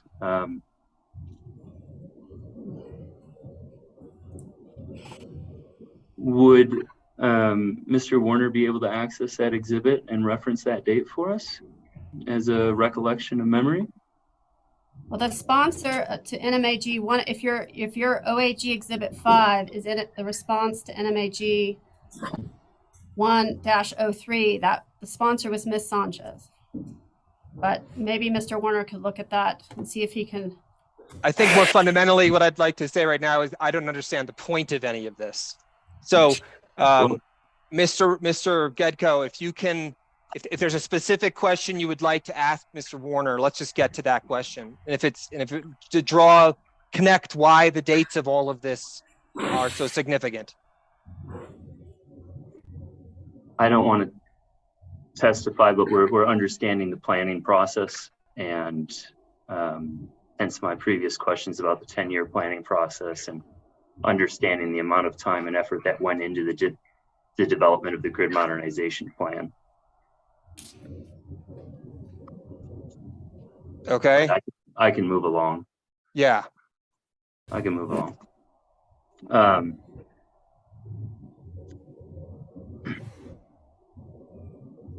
Mr. Warner, prior to the enactment of the grid modernization statute,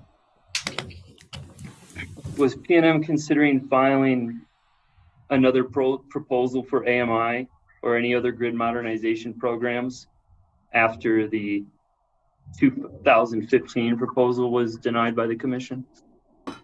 I cannot speak to AMI because, again, I wasn't involved with AMI, but I can tell you that we didn't have any other plan proposed for filing as far as the distribution investments go. Okay. If the commission were to deny PNM the ability to use a rider for cost recovery of the grid modernization plan and instead require recovery through base rates, would PNM propose changes to its grid modernization program or timeline? If you're asking if our technology stack would be different if it was in a rider or if it was in the rate case, the technology stack wouldn't be any different. The needs of our system are the same needs. And so we've addressed the needs of our distribution system with a technology, and that's the technologies that you see proposed in our grid modernization plan. And for purposes of clarification, the technology stack are those things that are referenced in this particular plan. Is that what you're meaning by that? That is correct. Thank you. Thank you for that clarification. And would the timeline of the implementation of that technology stack be the same, whether it was the costs were recovered through a rider or through base rates? They would.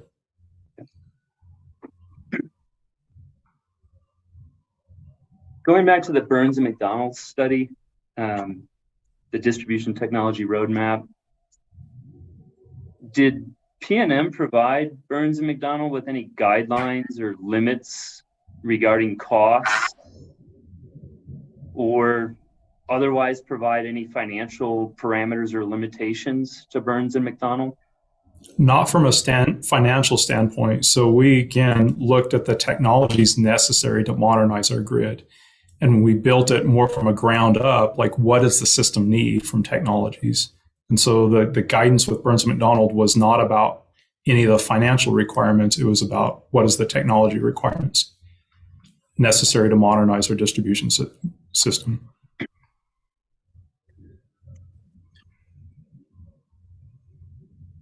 If the grid modernization statute had not been enacted, would there still be a need for a grid modernization program for PNM?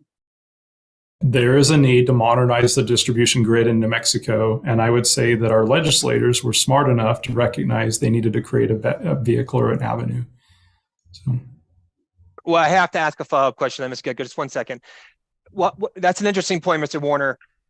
You know, when I was asking Ms. Sanchez some questions, she and then specifically the question I was asking her was, you know, how did PNM fall so behind the ball on grid modernization? And her testimony includes those maps of the United States and where PNM or New Mexico falls within that. And it's all rather, you know, bottom of the barrel effectively, right? I mean, we're at the end. And in some cases it's nothing. So one way of looking at the statute is that, and I think Ms. Sanchez suggested this, the legislature directed the company to do something about this. I mean, is that I'm not asking your legal opinion about any of this, but I'm saying as a distribution planning engineer, do you think that PNM had in fact been derelict in making advances that all other utilities were across this country? I'm going to answer it this way. So I've lived in New Mexico my whole life, and so I love New Mexico, and I'll say that. And I want New Mexico to progress. I think we're actually at a point where we can leverage the benefit of all other utilities, because other utilities have actually been on the grid modernization roadmap for 10 years or more. We don't have to go through the learning curves of other states that have invested in technologies and had to do a start, stop, go back and forth, and in some cases invested in technology and found out it wasn't meaningful. We actually get to leverage what other states have done already and put it right into our plan and almost like turbocharge our grid mod plan. So I think we're actually in a good place in some ways. I can't speak to the past on why we did or didn't do things. I can tell you where we're at today and what I think we can accomplish in the future. So, and I think we're in a very good place to actually deliver. Our commitments for carbon free are more aggressive than most states. But if we act now, we're in a place where we could deliver on those commitments. We can create a carbon-free grid for all of our residents. It's actually possible. Does the cost increase given the scale of the project at this point? I mean, are the ratepayers looking at more significant expenditure given how much that must be done? I think if we delay investments, it will compound and it will kind of compress all the investments necessary at a later date. And that's the reason why we say, like, the time is of the essence. We need to start now. I don't think it's necessarily costing more today. It is what it is today.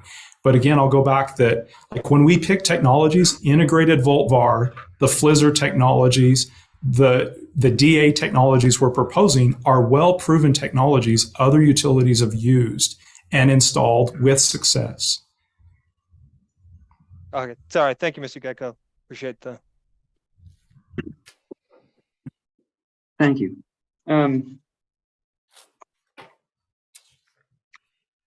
If the commission did limit the projects that can be recovered through the rate rider, as has been proposed by several parties in this case, do you understand that, is there any prohibition on PNM making additional grid investments that could be recovered through base rates? I'm probably not the legal expert to really answer on that question. Given your understanding of the needs of PNM system, which you've testified to, would PNM benefit New Mexico, the company, and the ratepayers by pursuing these projects through a base rate case if they aren't approved in the immediate grid mod application through the rider? Are you asking if we would pursue these investments through a rate case if we were denied in a grid mod? I'm trying to make sure I understand your question. I didn't think that you would be able to speak to that. If you're able to speak to that, please do say so. My question is more from your position as Director of Distribution Planning. Would you state that it would be beneficial for the company to pursue these projects in another manner so that the company could be at a level of service provision that you believe is necessary given your role in the company? I'll answer your question this way. So as a distribution engineering responsible for the distribution, are these investments needed for our system? And the answer to that question is yes. Okay. So we figured that out. Thank you. Okay. Switching lines a little bit. And first, I'm just going to go back to one thing that was discussed with respect to benefit cost analyses. And I believe you testified today to some difficulties in conducting certain benefit cost analysis. Have you reviewed Ms. Lane's supplemental testimony? I've reviewed parts of it, yes. And do you recall, it's on page 9 to 11, but she details some utilities that have conducted BCAs for many of the investments proposed by PNM, including AMI, FLISR, VoltVAR, and ADMS. And she provides testimony to benefit cost analyses being done on the totality of those plans. Do you recall that at all? Let me get to that page. So this is Miss Lane's. Yeah, Which one is that? Her supplemental testimony was OAG exhibit number 4. Miss Lane's supplemental? Correct. And we go to page 9, which is page 11 of the PDF.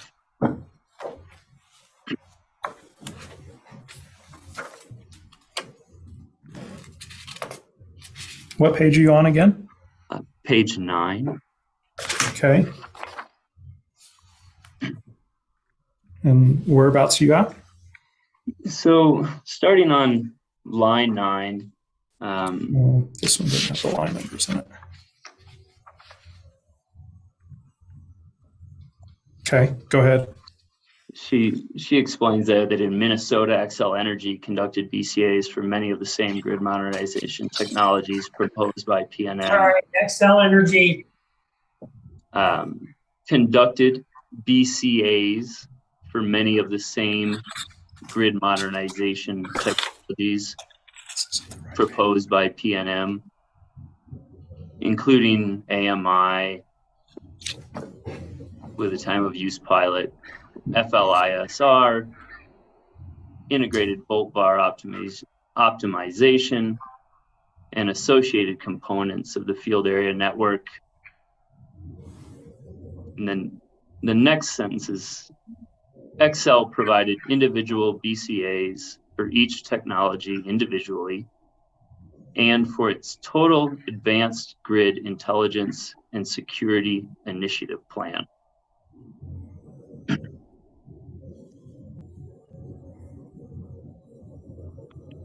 Is there, reading that and having read that, is there an explanation for why it's not possible for PNM to conduct a similar BCA for its proposed technologies?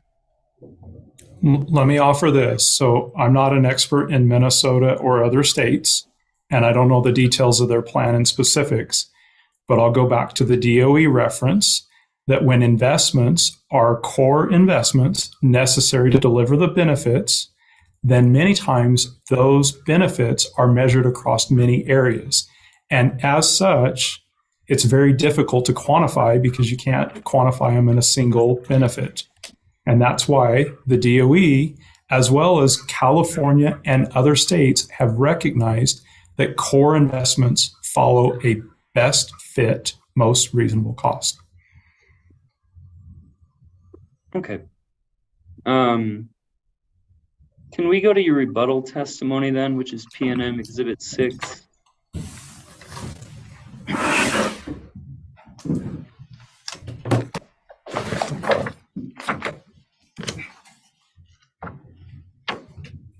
So my rebuttal, and then what are you on? I'm on page 12, using the numbers at the bottom. Okay. And I'm at lines 11 through 14. And what we see there is that you discuss the need for ADMS in complying with commission mandates regarding interconnection pursuant to Part 568 of the New Mexico Administrative Code, and that delaying these investments would directly impede PNM's ability to comply. Can you describe the specific mandates you are referring to? Yeah, so which ones in the rule, in the 568? Correct. The mandates that you're referring to in Rule 568 with which you would not be able to comply. Okay, I don't have that in front of me, so I'm going to try to do this from memory best I can. So our distribution planning allows us to actually model and plan the distribution system so we can quickly interconnect. So one of the requests in the interconnection rule, 568, is the quick pass applications above a certain KW rating. And today, we don't know the impact of that. If we're able to actually model our distribution system, we're going to be able to determine the impact of quickly interconnecting solar applications above a certain kW. Okay, so that's one piece. And we've asked for a variance for 1 year. Our variance is so that we can go out and model our worst feeders and come up with some type of criteria or ranking of that. Being able to model our system, because it's a dynamic, and this goes back to our planning process, we want to be able to model our distribution system on a more frequent basis rather than having to pivot to a consultant every time we need to model unique situations is not effective and it's not timely. So we need to bring the modeling in-house to our own distribution planning team. That's the distribution planning. Okay. And I'm just going to digress a tiny bit. I have just a little bit of line of question that's connected to this, Your Honor. And so I think we should finish it, but then I'll give you that opportunity for that break if that works. That's great. Okay. With respect to that mandate, and I apologize if I think you may have answered this, but I perhaps didn't fully understand. Is PNM unable to comply with those mandates today? We've asked for a variance so that we can actually, and there's specific variances that we've asked for, so we could go read those specific. And we've proposed paths to comply with those in the short term. And then how many, is it just 1 year out that you expect you won't be able to comply, or do you expect further years out that you won't be able to comply? I believe there are some variances we've requested specifically to the one that was referenced earlier on the downtown network that we won't be able to interconnect or export systems that would export onto the downtown network. We've asked for a variance on those.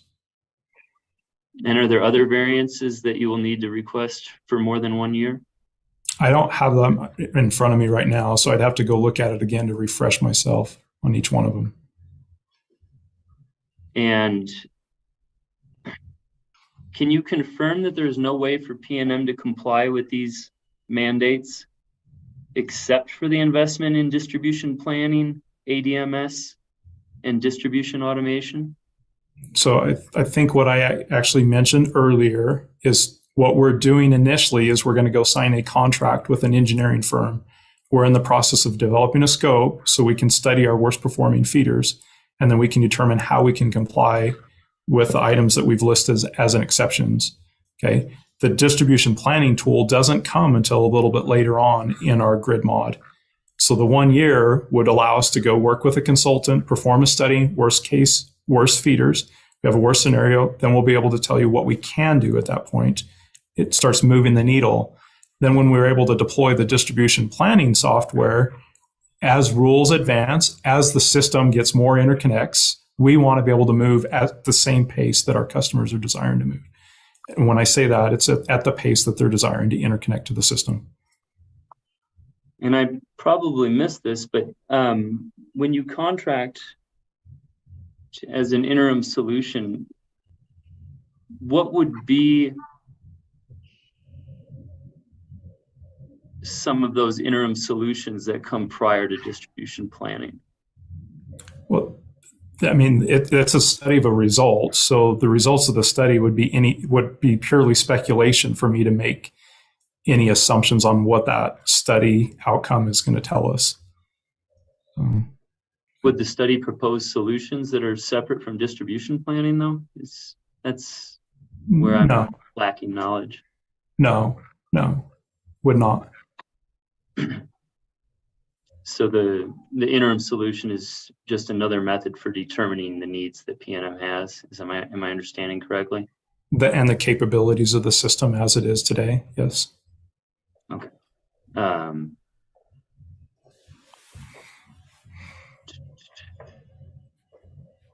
I think that's enough for that one. And so the break could come along. I have some more questions, but I don't see us taking another 50 minutes, but okay.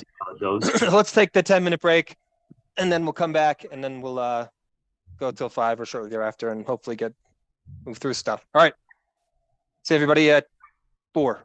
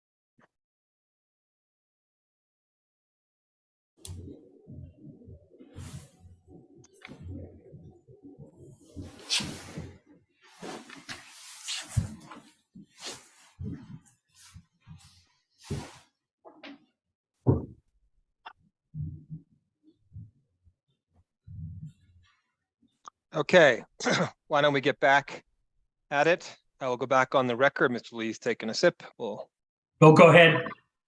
You ready to go, Mr. Lee? Yes, sir. Go ahead, please. Very good. Mr. Gedko. All right, thank you. Welcome back, Mr. Warner. Thank you. I think we're already there, but yeah, in your rebuttal testimony on page 12, lines 1 through 5, you state that distribution automation, sensor data, and investment to expand the synergy, and Mr. Lee, synergy here is spelled SYNERGI. It's a proprietary spelling. To expand the synergy distribution planning software are needed to perform hosting capacity studies. Does PNM conduct hosting capacity analysis today? We do have hosting capacity analysis that we perform. And does that produce a hosting capacity map that PNM has today? We actually label a feeder at capacity, an entire feeder. I'm sorry, feeder at capacity? Mm-hmm. Thank you. You bet. And so after the proposed grid mod investments are implemented, what information will solar developers have access to that is not currently provided on your existing hosting capacity map? Yeah, great question. So one of the things we will be able to produce with the distribution planning proposed in this plan is we can determine locational hosting capacity. And when I talk about that, it's the hosting capacity between protective devices. And this is probably getting a little bit deep, but within the DA technologies, we're deploying reclosers or sectionalizers. So you take a distribution feeder and you break it into segments. And there's segments based on protective devices. Those segments, we're going to be able to determine how much distribution energy resources we can connect within each segment. And so what happens today when, maybe we'll back up just a little bit for understanding. Today, when we call our feeders at solar saturation, they're at solar saturation because the amount of solar interconnected to a distribution feeder exceeds the rating of the feeder. And so we close the entire circuit or the entire distribution feeder at that point. So would you have an understanding of certain segments then that are at capacity off of a single feeder in the future? We would. Okay. And whereas right now it would just be the one main feeder, you would have segmented knowledge, would be maybe a way to say it. Would that be correct? Mm-hmm.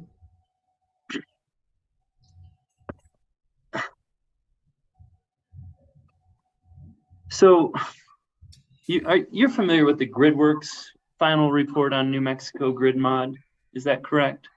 I have read it. And it's referenced in your rebuttal testimony on page 17, and you provide a link to the report. I'm wondering if the hearing examiner would like to take administrative notice of that document. I provided it as OAG exhibit number 7, GridWorks report, investing in a modern electric grid for New Mexico. PNM, do you have any objection to admitting this document into the record? Well, my only objection is that the document that was uploaded by Mr. Getko is not the most up-to-date version. I believe after the commission meeting, there might have been, and it might have just been some cosmetic changes to the report, but it was not the most up-to-date version of the GridWorks report. So I would just ask that Mr. Getko, if we're going to admit that as an exhibit, well, first of all, I'd like for him to talk, I would like for him to establish some foundation and get some questions before it gets submitted. But I also think it needs to be the most updated report.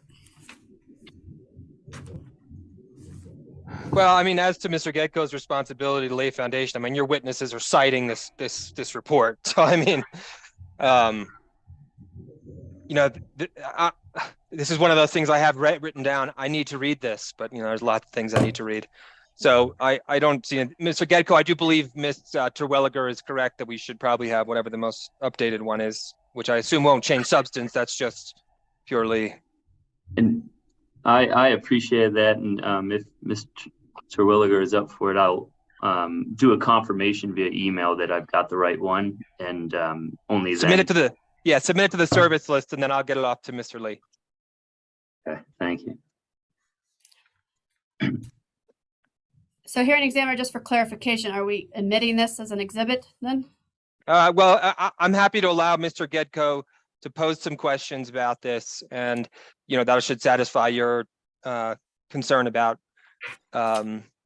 foundational requirements. So why don't we just you can cross on stuff you don't admit, so we can have some questions about it, and then we'll admit it when it's clear it can be admitted. Thank you for clarification. Okay. Mr. Warner, could you turn to page 8 of that report? It's in OA. For now, it's OAG. It's labeled as OAG Exhibit number 7. Okay, bear with me just a second. I'll get there.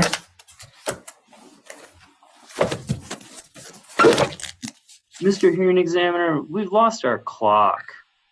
I have it out here. So you indicated to me before the break you didn't need the full time.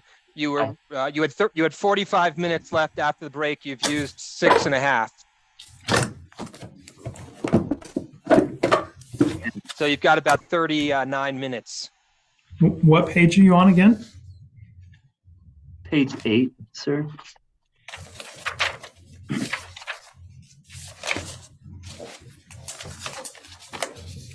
Okay. And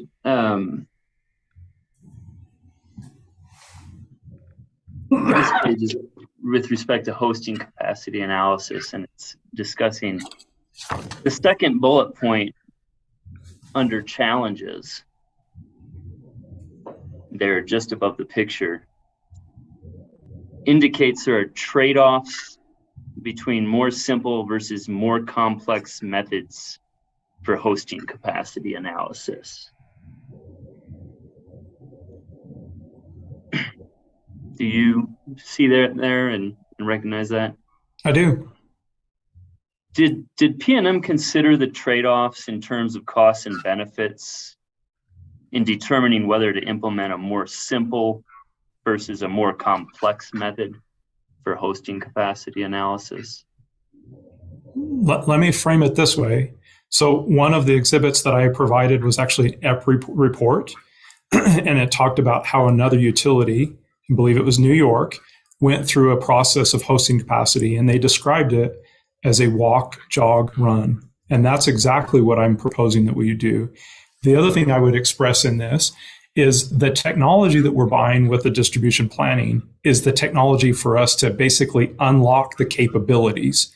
Another key component of all of this is stakeholder engagement to make sure that as we create hosting capacity maps or analysis, they're actually meeting stakeholder needs. So that's part of our plan as well.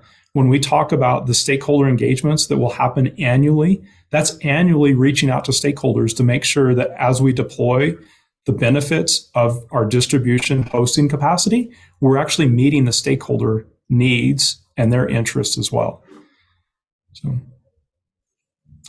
So in doing that, did that involve a consideration of the trade-offs in determining whether to implement a more simple versus a more complex method for hosting capacity analysis?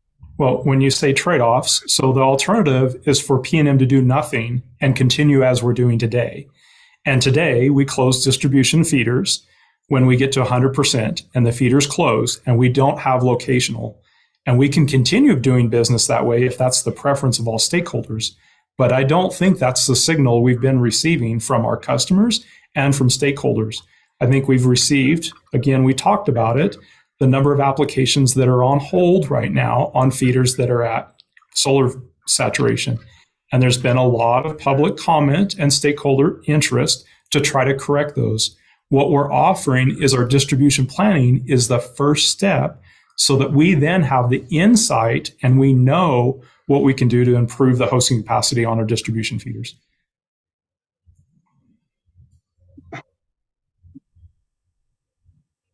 Is there a range then of hosting capacity analyses that can be done? Or is it just stick with what you have now or go with what you put in your plan?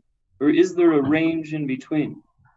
What we have in our plan is to upgrade the software. Okay, it's a technology plan. We upgrade the software, and then what we have to do is we work with stakeholders to determine how do you want the information presented, what's in the best interest of all stakeholders. Because when we talk about hosting capacity, there's really maybe two things to think about. One is the external facing, what benefits stakeholders, customers, right? That's the external face. The internal is for P&M, how do we actually build and design our system? So it's for the engineers to know, like, where do we need to invest? Where do we need to actually modernize or rebuild feeders or add investments?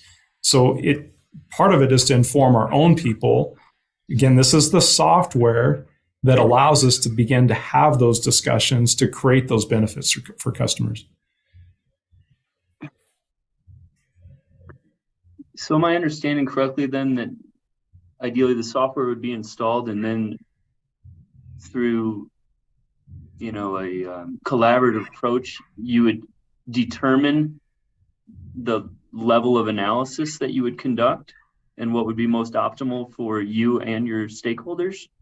We would determine how to present the data best for stakeholder engagements. I can go grab the DOE and we can walk through some of the walk, jog, run.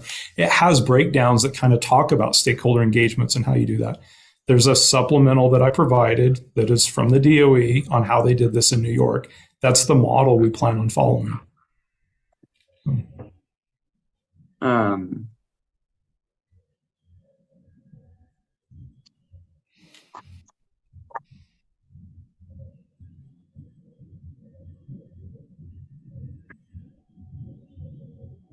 Turning to the testimony that you provided with respect to the proposed distribution battery expansion projects and feeder and substation upgrades that are proposed in P&M's current rate case.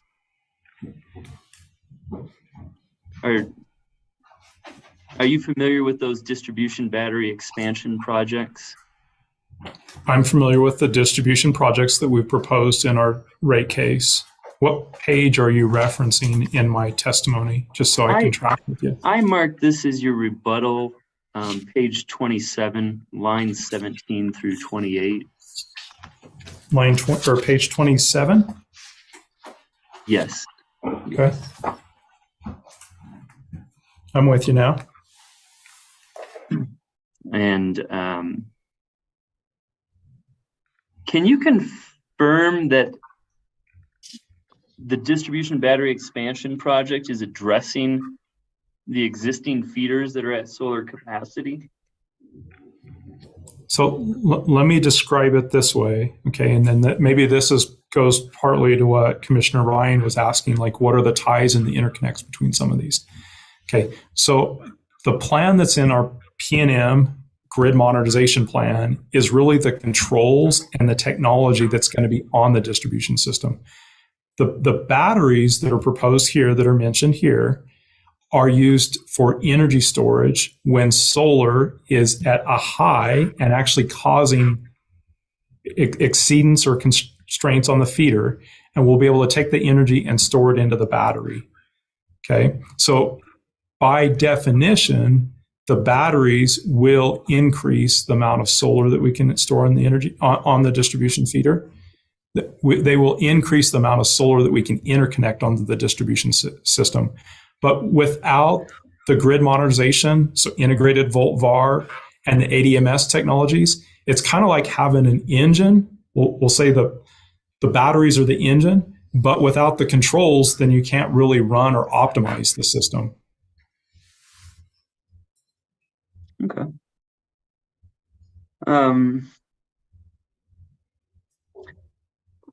skipping a couple questions because of other things that have been asked, and so it might feel a little bit jumpy. I apologize. But going back to the Burns and McDonnell analysis, did Burns and McDonnell evaluate any alternatives to distribution automation?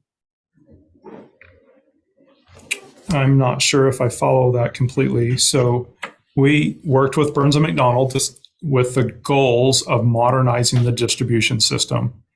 Okay, we evaluated potential technologies and recommendations for those technologies. And you'll see that when they went through their analysis and they tried to match with what our existing technology is that we use on our distribution system, and then align it with best practices that they've used with other utilities. And that's really the technology stack that they've brought to us, and the expertise they brought to the table.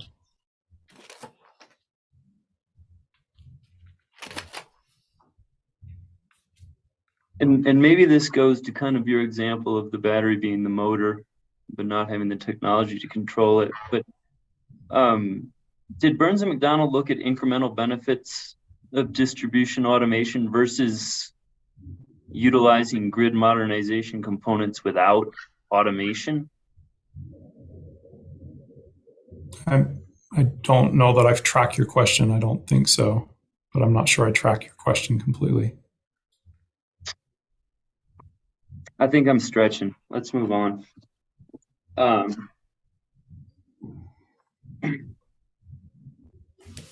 So, and this is still in your rebuttal, and I'm on page 15 now, lines 11 through 13.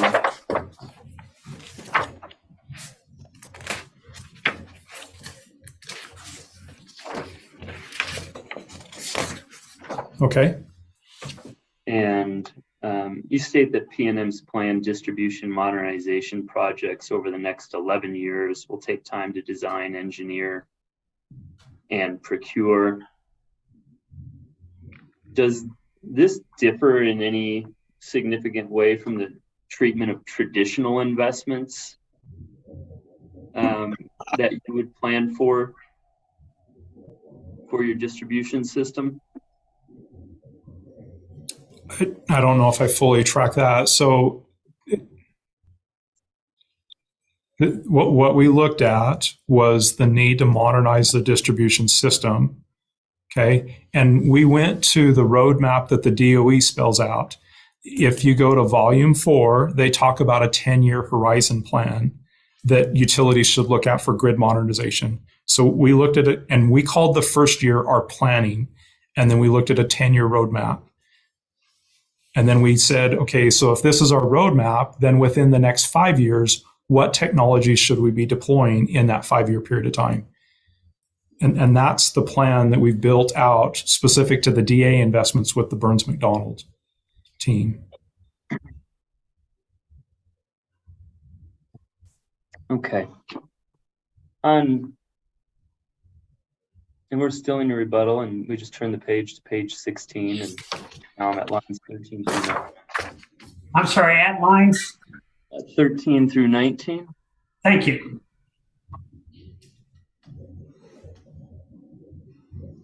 And you discuss that there is extensive evidence on benefits and timing and cost considerations in OBW-2.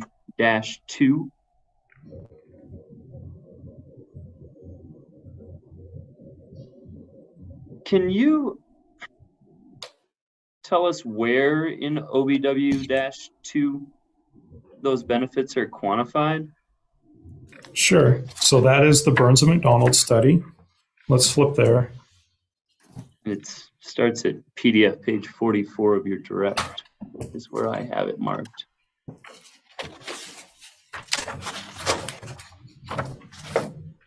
So I'm on page 8 of 44 in that exhibit.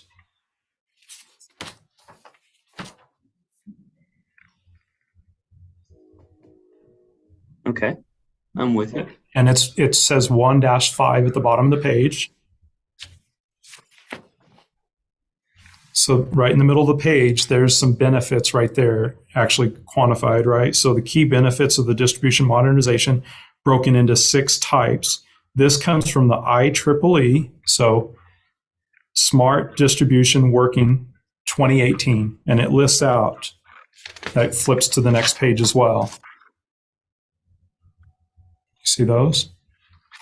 Yeah, I think are those quantified benefits or are they listed benefits? Those are how would you say that? Those are benefits that will be delivered by the technologies. Do I have a firm number for those? No, but are they benefits that these technologies will deliver? They are.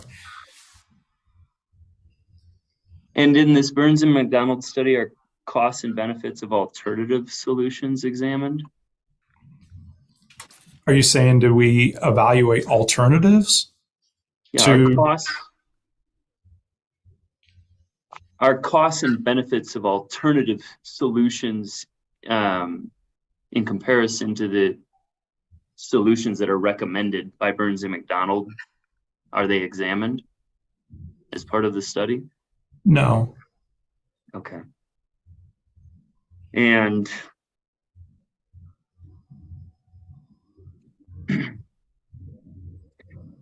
does the study at any point break out the benefits by each year of PNM's plan? Not by year. Okay.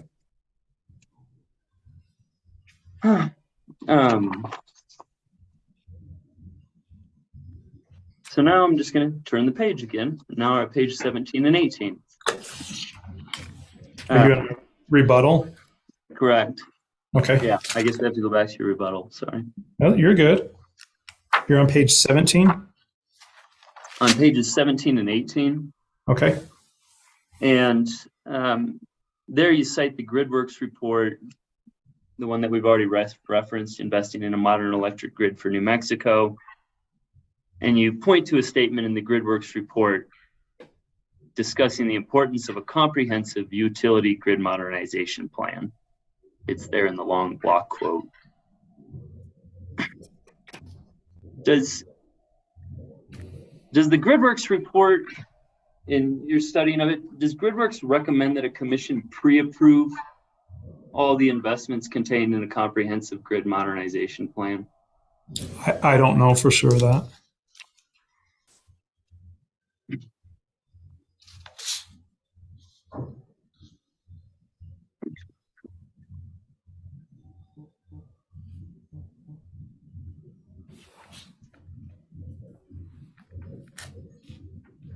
And do you think a comprehensive grid modernization plan could exist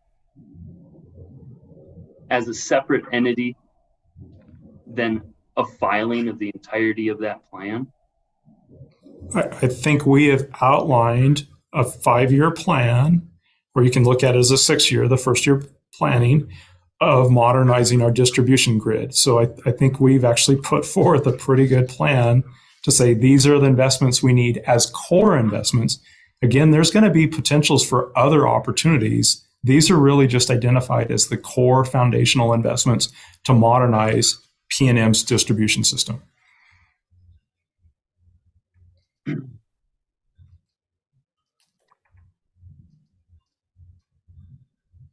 going to skip my next question because we covered it earlier.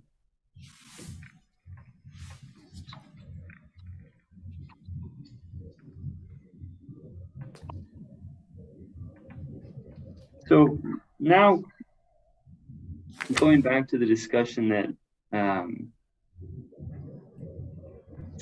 was had earlier with regard to investments in the rate case, and on pages 27 and 28 of your rebuttal testimony, you discussed those investments that are proposed to address the interconnection backlog. And this includes those 12 megawatt battery storage systems that we discussed.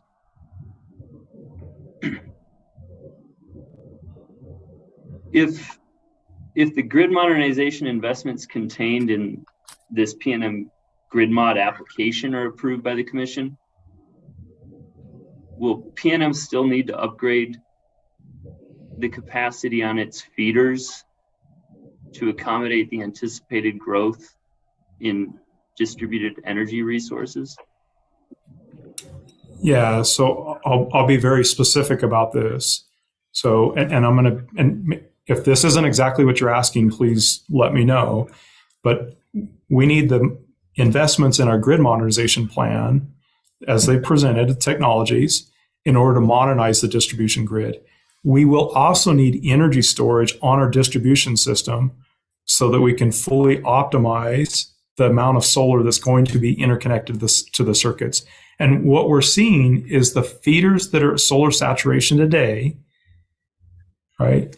We need the ability, and there's several options. So this, I'm giving you a precursor, a little bit of what will come in the battery filing.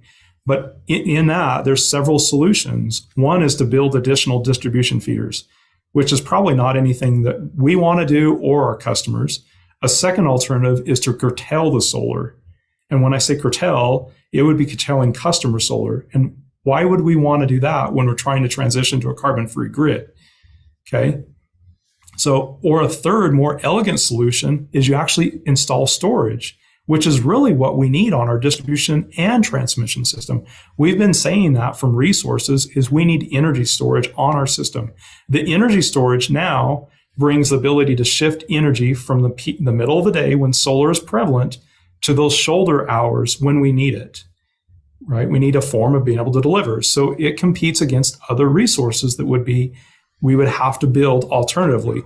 So battery storage is kind of bringing multiple benefits. One is it's going to allow us to interconnect more solar, but it's also going to allow us to shift the energy so we don't have to build additional resources. And again, it's all incremental. These things all kind of stack and weave together.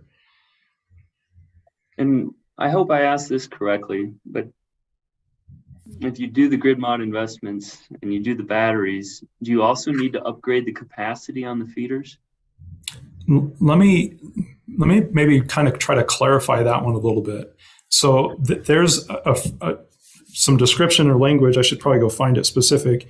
And it was in Wes Gray's testimony that we read earlier that said that we have to rebuild our distribution feeders. When we're doing that, let's back up just a little bit and understand what's occurred through the distribution system. And traditionally, so I'm going to try to do this fairly short, when we built a distribution system years ago, we were doing lowest cost and how do we actually deliver the best product to customers at the lowest cost. And when we do that, I'm going to oversimplify a few things, but we would run a large conductor from a substation. And as we go out the distribution feeder, we might not need that big of a conductor and we would drop the size of the conductor down, okay?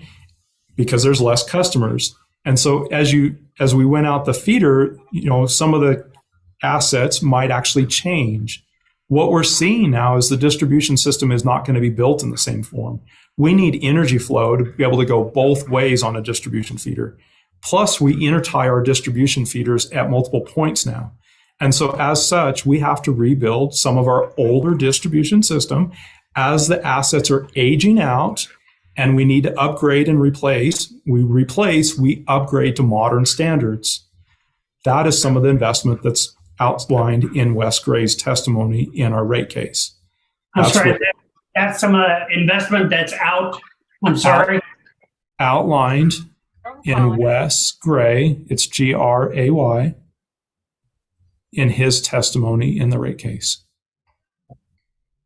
And so would that include needing to replace some of those feeders or upgrade those feeders significantly to accomplish the upgrade to the system that you just described? I don't know what you're quantifying or describing as significant, so I'm not totally tracking with your question. You currently have feeders, correct, on the system? And we've discussed grid modernization investments, and you've bifurcated those into things that you consider to be in a grid mod filing and other distribution services technology that has to go in as more foundational. And then we've also discussed batteries that have been proposed that are 12 megawatts to be put in connection to those feeders within the rate case. And now I'm asking, given all of those other investments that you've outlined for us, if all of those are installed, what do you still need to do to the existing feeders that you have? Do you need to upgrade them in some way? Do you need to make them larger in some way? Or would you be able to leave them the same? Well, this goes back to the 10-year planning that you started your questions originally with. So we always look at a 10-year horizon. We're trying to project what EV integration and solar are all going to do to the system. Am I going to tell you that there will never be an upgrade in the system in the future? I won't admit that, and I won't tell you that. We look as far as we can in the 10-year based on the data that we have available to us, which there's national standards that show EV adoption, solar penetration. We use all that to inform our studies. And that's what we build our 10-year models off of and our planning studies. Okay, if something changes, maybe those models, national models, weren't accurate and something pivots. We'll pivot with that as the data becomes available, but we use the best available data to inform our planning. So in that 10-year planning that you're currently doing, which includes both this rate case planning, this distribution planning, and evidently some analysis of the possibility of replacing those feeders, if I understood what you just said correctly, has PNM calculated the total cost to ratepayers over that 10-year horizon, taking all those components into account?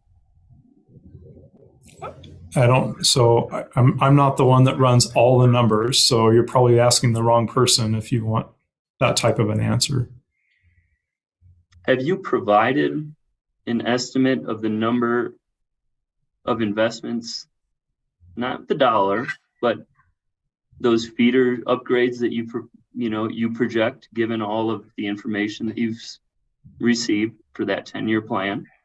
We produce to develop an estimate of the total cost to ratepayers in that 10-year plan? Yeah, we produce 5-year. I know we produce 5-year models for financial, and that question's probably better asked for Kyle. And Mr. Sanders. Kyle Sanders, Mr. Sanders, sorry.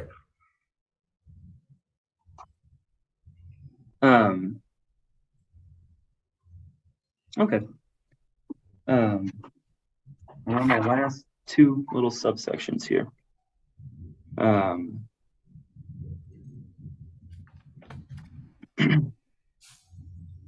So this is referencing page 31 of your rebuttal testimony. Okay. And specifically lines 12 through 16. And you state that without voltage management, the level of interconnection will be lower to stay within voltage standards. And we've talked about that a little bit today. Do you know what the typical or average number of additional interconnections that are enabled by volt bar management before infrastructure upgrades are needed? So let's go to my next page. Go to page 32, if you will. Because I think this expands on a little bit, and then we'll make sure that I answer your question specifically. So if you go to page 32 of my rebuttal, lines 6 and 7. Yeah. The reality is that neither infrastructure upgrades to PNM's feeders nor the VoltVar, ADMS, or DERMS technologies are sufficient on their own. So it really is the integration of all those.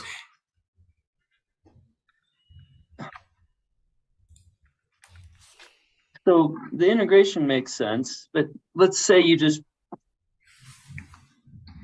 there's a question that's been posed at certain places in this case of whether the volt bar management needs to be included. And so how many additional interconnections are typically enabled by volt bar management before an infrastructure upgrade is needed?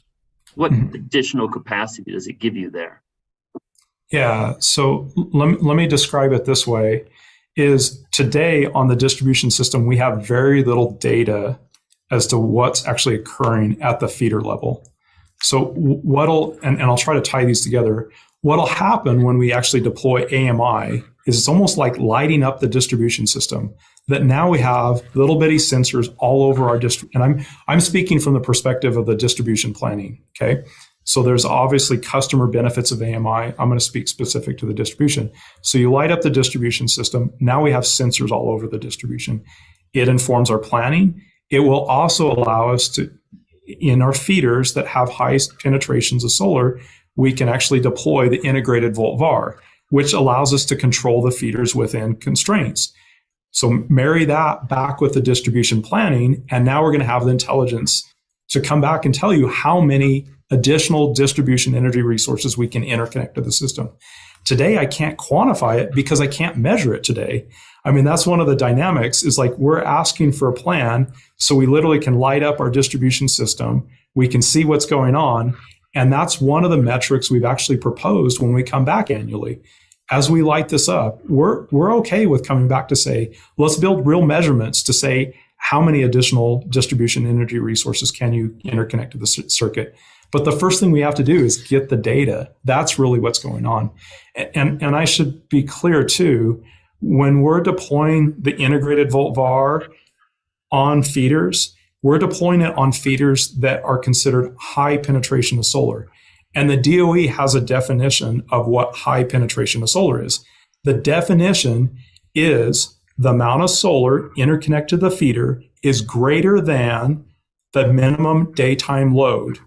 And what that means is you actually have reverse power flow on those distribution feeders at time. And NREL is, and I've provided that document as well, NREL and others have pointed to the fact when you have high penetrations of solar, you are going to have voltage excursions on a distribution feeder. So we need the integrated volt-var so we can control the voltage on the feeder, which will then inform our distribution planning, which then we can measure how many additional distribution energy resources we can interconnect to the system.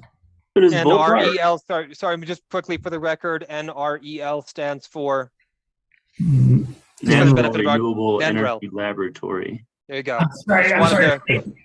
I'm sorry, state that again, Mr. Getko. I believe, and somebody can correct me if I'm wrong, but it's the National Renewable Energy Laboratory. Is that correct? I think you're exactly right. Thank you. So are you saying that volt-var, all it does is shine a light? Volt-var doesn't provide functionality to increase the capacity on the feeder? That's not what I said. So I said that AMI shines the light, it lights up the distribution feeder. The integrated volt-var is the control by which we can actually manage the voltage on the feeder. And so when you're doing planning and you're doing this 10-year plan and you're trying to understand whether you're going to have to upgrade feeders, and you're considering investments in volt-var, which expands the capacity of a feeder. It's not just shining a light. That's what AMI does.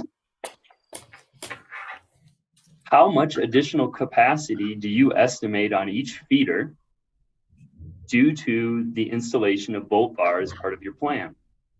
If I was to give you a number, it would be purely speculative. That's exactly why the DOE, in their recommendation volume 4, labeled these as core investments. And part of this is because we need the data on the distribution feeder to actually inform us. If I had the data, I could give you real numbers.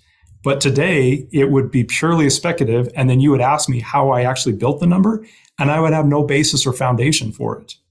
So we're being asked to approve a plan that's speculative because we can't quantify the actual costs of the plan because we don't know the effects on the feeders? Is that correct? I don't think that's how it's characterized at all. I think it's characterized exactly as the DOE has characterized it. And we can go look at the technology stack, but there's core technologies needed to modernize a distribution system. We're modernizing the grid so then we can bring these benefits to our customers.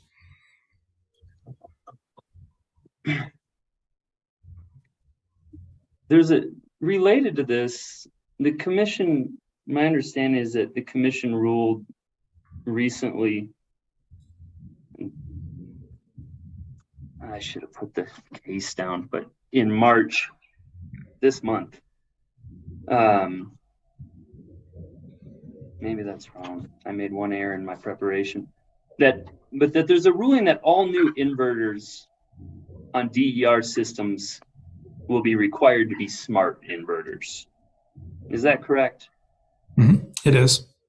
And my layman understanding is that smart inverters can autonomously, by themselves, help to control voltage on a distribution circuit. Is that a fair characterization? I don't think it's been totally quantified, but that's been one of the benefits that's been advertised.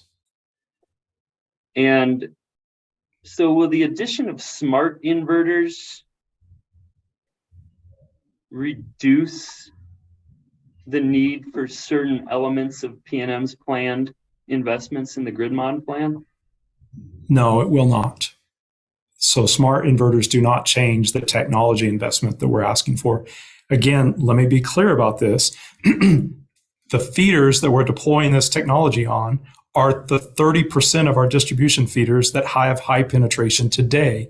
We're not asking our customers to go back and change those inverters. That's not our ask.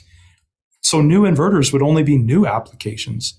So all of the inverters installed on our system today, we're not going to change those out. We're not asking that. Okay. And now we're still in your rebuttal, but I'm going to go to page 33. Sure. And on page 33 is where you respond to the Attorney General's witness's recommendation to limit FLISR, fault location, isolation, and service restoration, to the worst performing feeders. And you indicate that that recommendation would limit the benefits customers can receive from those investments. Related to that, does FLISR provide the same level of benefits to feeders with poor reliability as compared to the most reliable feeders?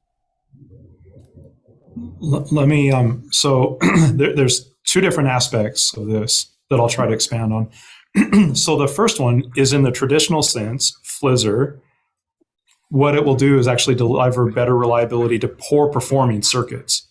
But what we're actually proposing, so it's that, and that's what it will, you can almost view it, we're not deploying our FLISR on all of our circuits. It's going to be on some of our worst performing feeders first. And that's why you see in our plan, it would carry on into the 11 years. We're not deploying it on all circuits, okay? So just the worst performing. We learn how those circuits reconfigure. Now, here's the dynamic that's where it actually advances, okay? So the traditional model was purely reliability. The model we're moving to is distribution energy resources are going to be dependent upon a carbon-free grid in the future. And the more reliable our distribution system is, the more those resources can output. And when we can automatically reconfigure the system based on some abnormal configuration, some citizen hit a pole, knocked the power line out. We need to restore power quickly so we can keep those resources coming, distribution energy resources coming to the system. The FLISR technology will reconfigure the circuit. Those resources can continue to deliver to the system. What happens today is when that circuit goes out, we have to shut down any of the distribution resources that are connected to it. They're no longer supplying. So it's delivering reliability, but it's also delivering increased distribution energy resource output to the grid. And I heard just one thing that confused me. I thought I heard you say that you would not be installing FLISR on all feeders, but then I thought I also heard that no, you would be, but it's over an 11-year plan. I got confused in your answer there. We have a 6-year application. So let's go look specific at that. That way we can look at it and we can be clear. So I'm going to go back to my direct testimony and I'm going to go to figure OBW1. And maybe this will clarify some of the questions that were asked earlier. Let me know when you're there. OBW1 in your direct, which is? It's PNM figure OBW1. Should be on page 16 if I'm tracking the right page. Why am I confused? I'm in your direct testimony. OBW1 is your resume. Figure OBW1 sorry. on page 16. Sorry about that. You don't want to look at my resume. That'll bore you. Well, normally people really beef them up, but you went with a pretty simple one. Okay, I'm there with you. All right. So there's a chevron in there that's the ADMS fault, location, isolation, and service restoration FLISR. You see that? Yeah. So the way you would read this is that the deployment, like physical deployment of the software, there's activities that are going to have to occur before that. And we can go into that discussion a little bit later. But the deployment of the FLISR will start at year 4, and we will begin deploying it on distribution feeders. And then it carries through year 6. The costs that we have in our plan are to address those 30% of our circuits with the FLISR. Okay. And then you see it carries from year 7 to 11. That's assuming that we show up in year 6 or year 5, we build a new plan. We're saying that these are still delivering the same level of benefits. And we would talk about another application, engage stakeholders, and go through that process. It may or may not occur. What we're trying to signal is that the FLISR would not be deployed across all of our circuits. It's only a subset of our distribution circuits. If we wanted to deploy it across all of our system, then that investment would have to carry from year 7 on out. Okay, that's helpful. That's all the time we have. Yes, I understand. That Time was is ended. my last question. So, Hearing examiner, I had a separate issue actually. Apparently the YouTube feed is frozen, and so our other witnesses are having Aren't able trouble to watch. Yeah, are unable to watch. According to this, we are live on YouTube, but they're saying it's frozen, huh? Mm-hmm. Can someone? Well, let's see. It will be a problem if I go check, but. My people are telling me that the YouTube feed is frozen. They are. Well, let's assume that that's correct. I can stop it and then restart it. I have to send a link to our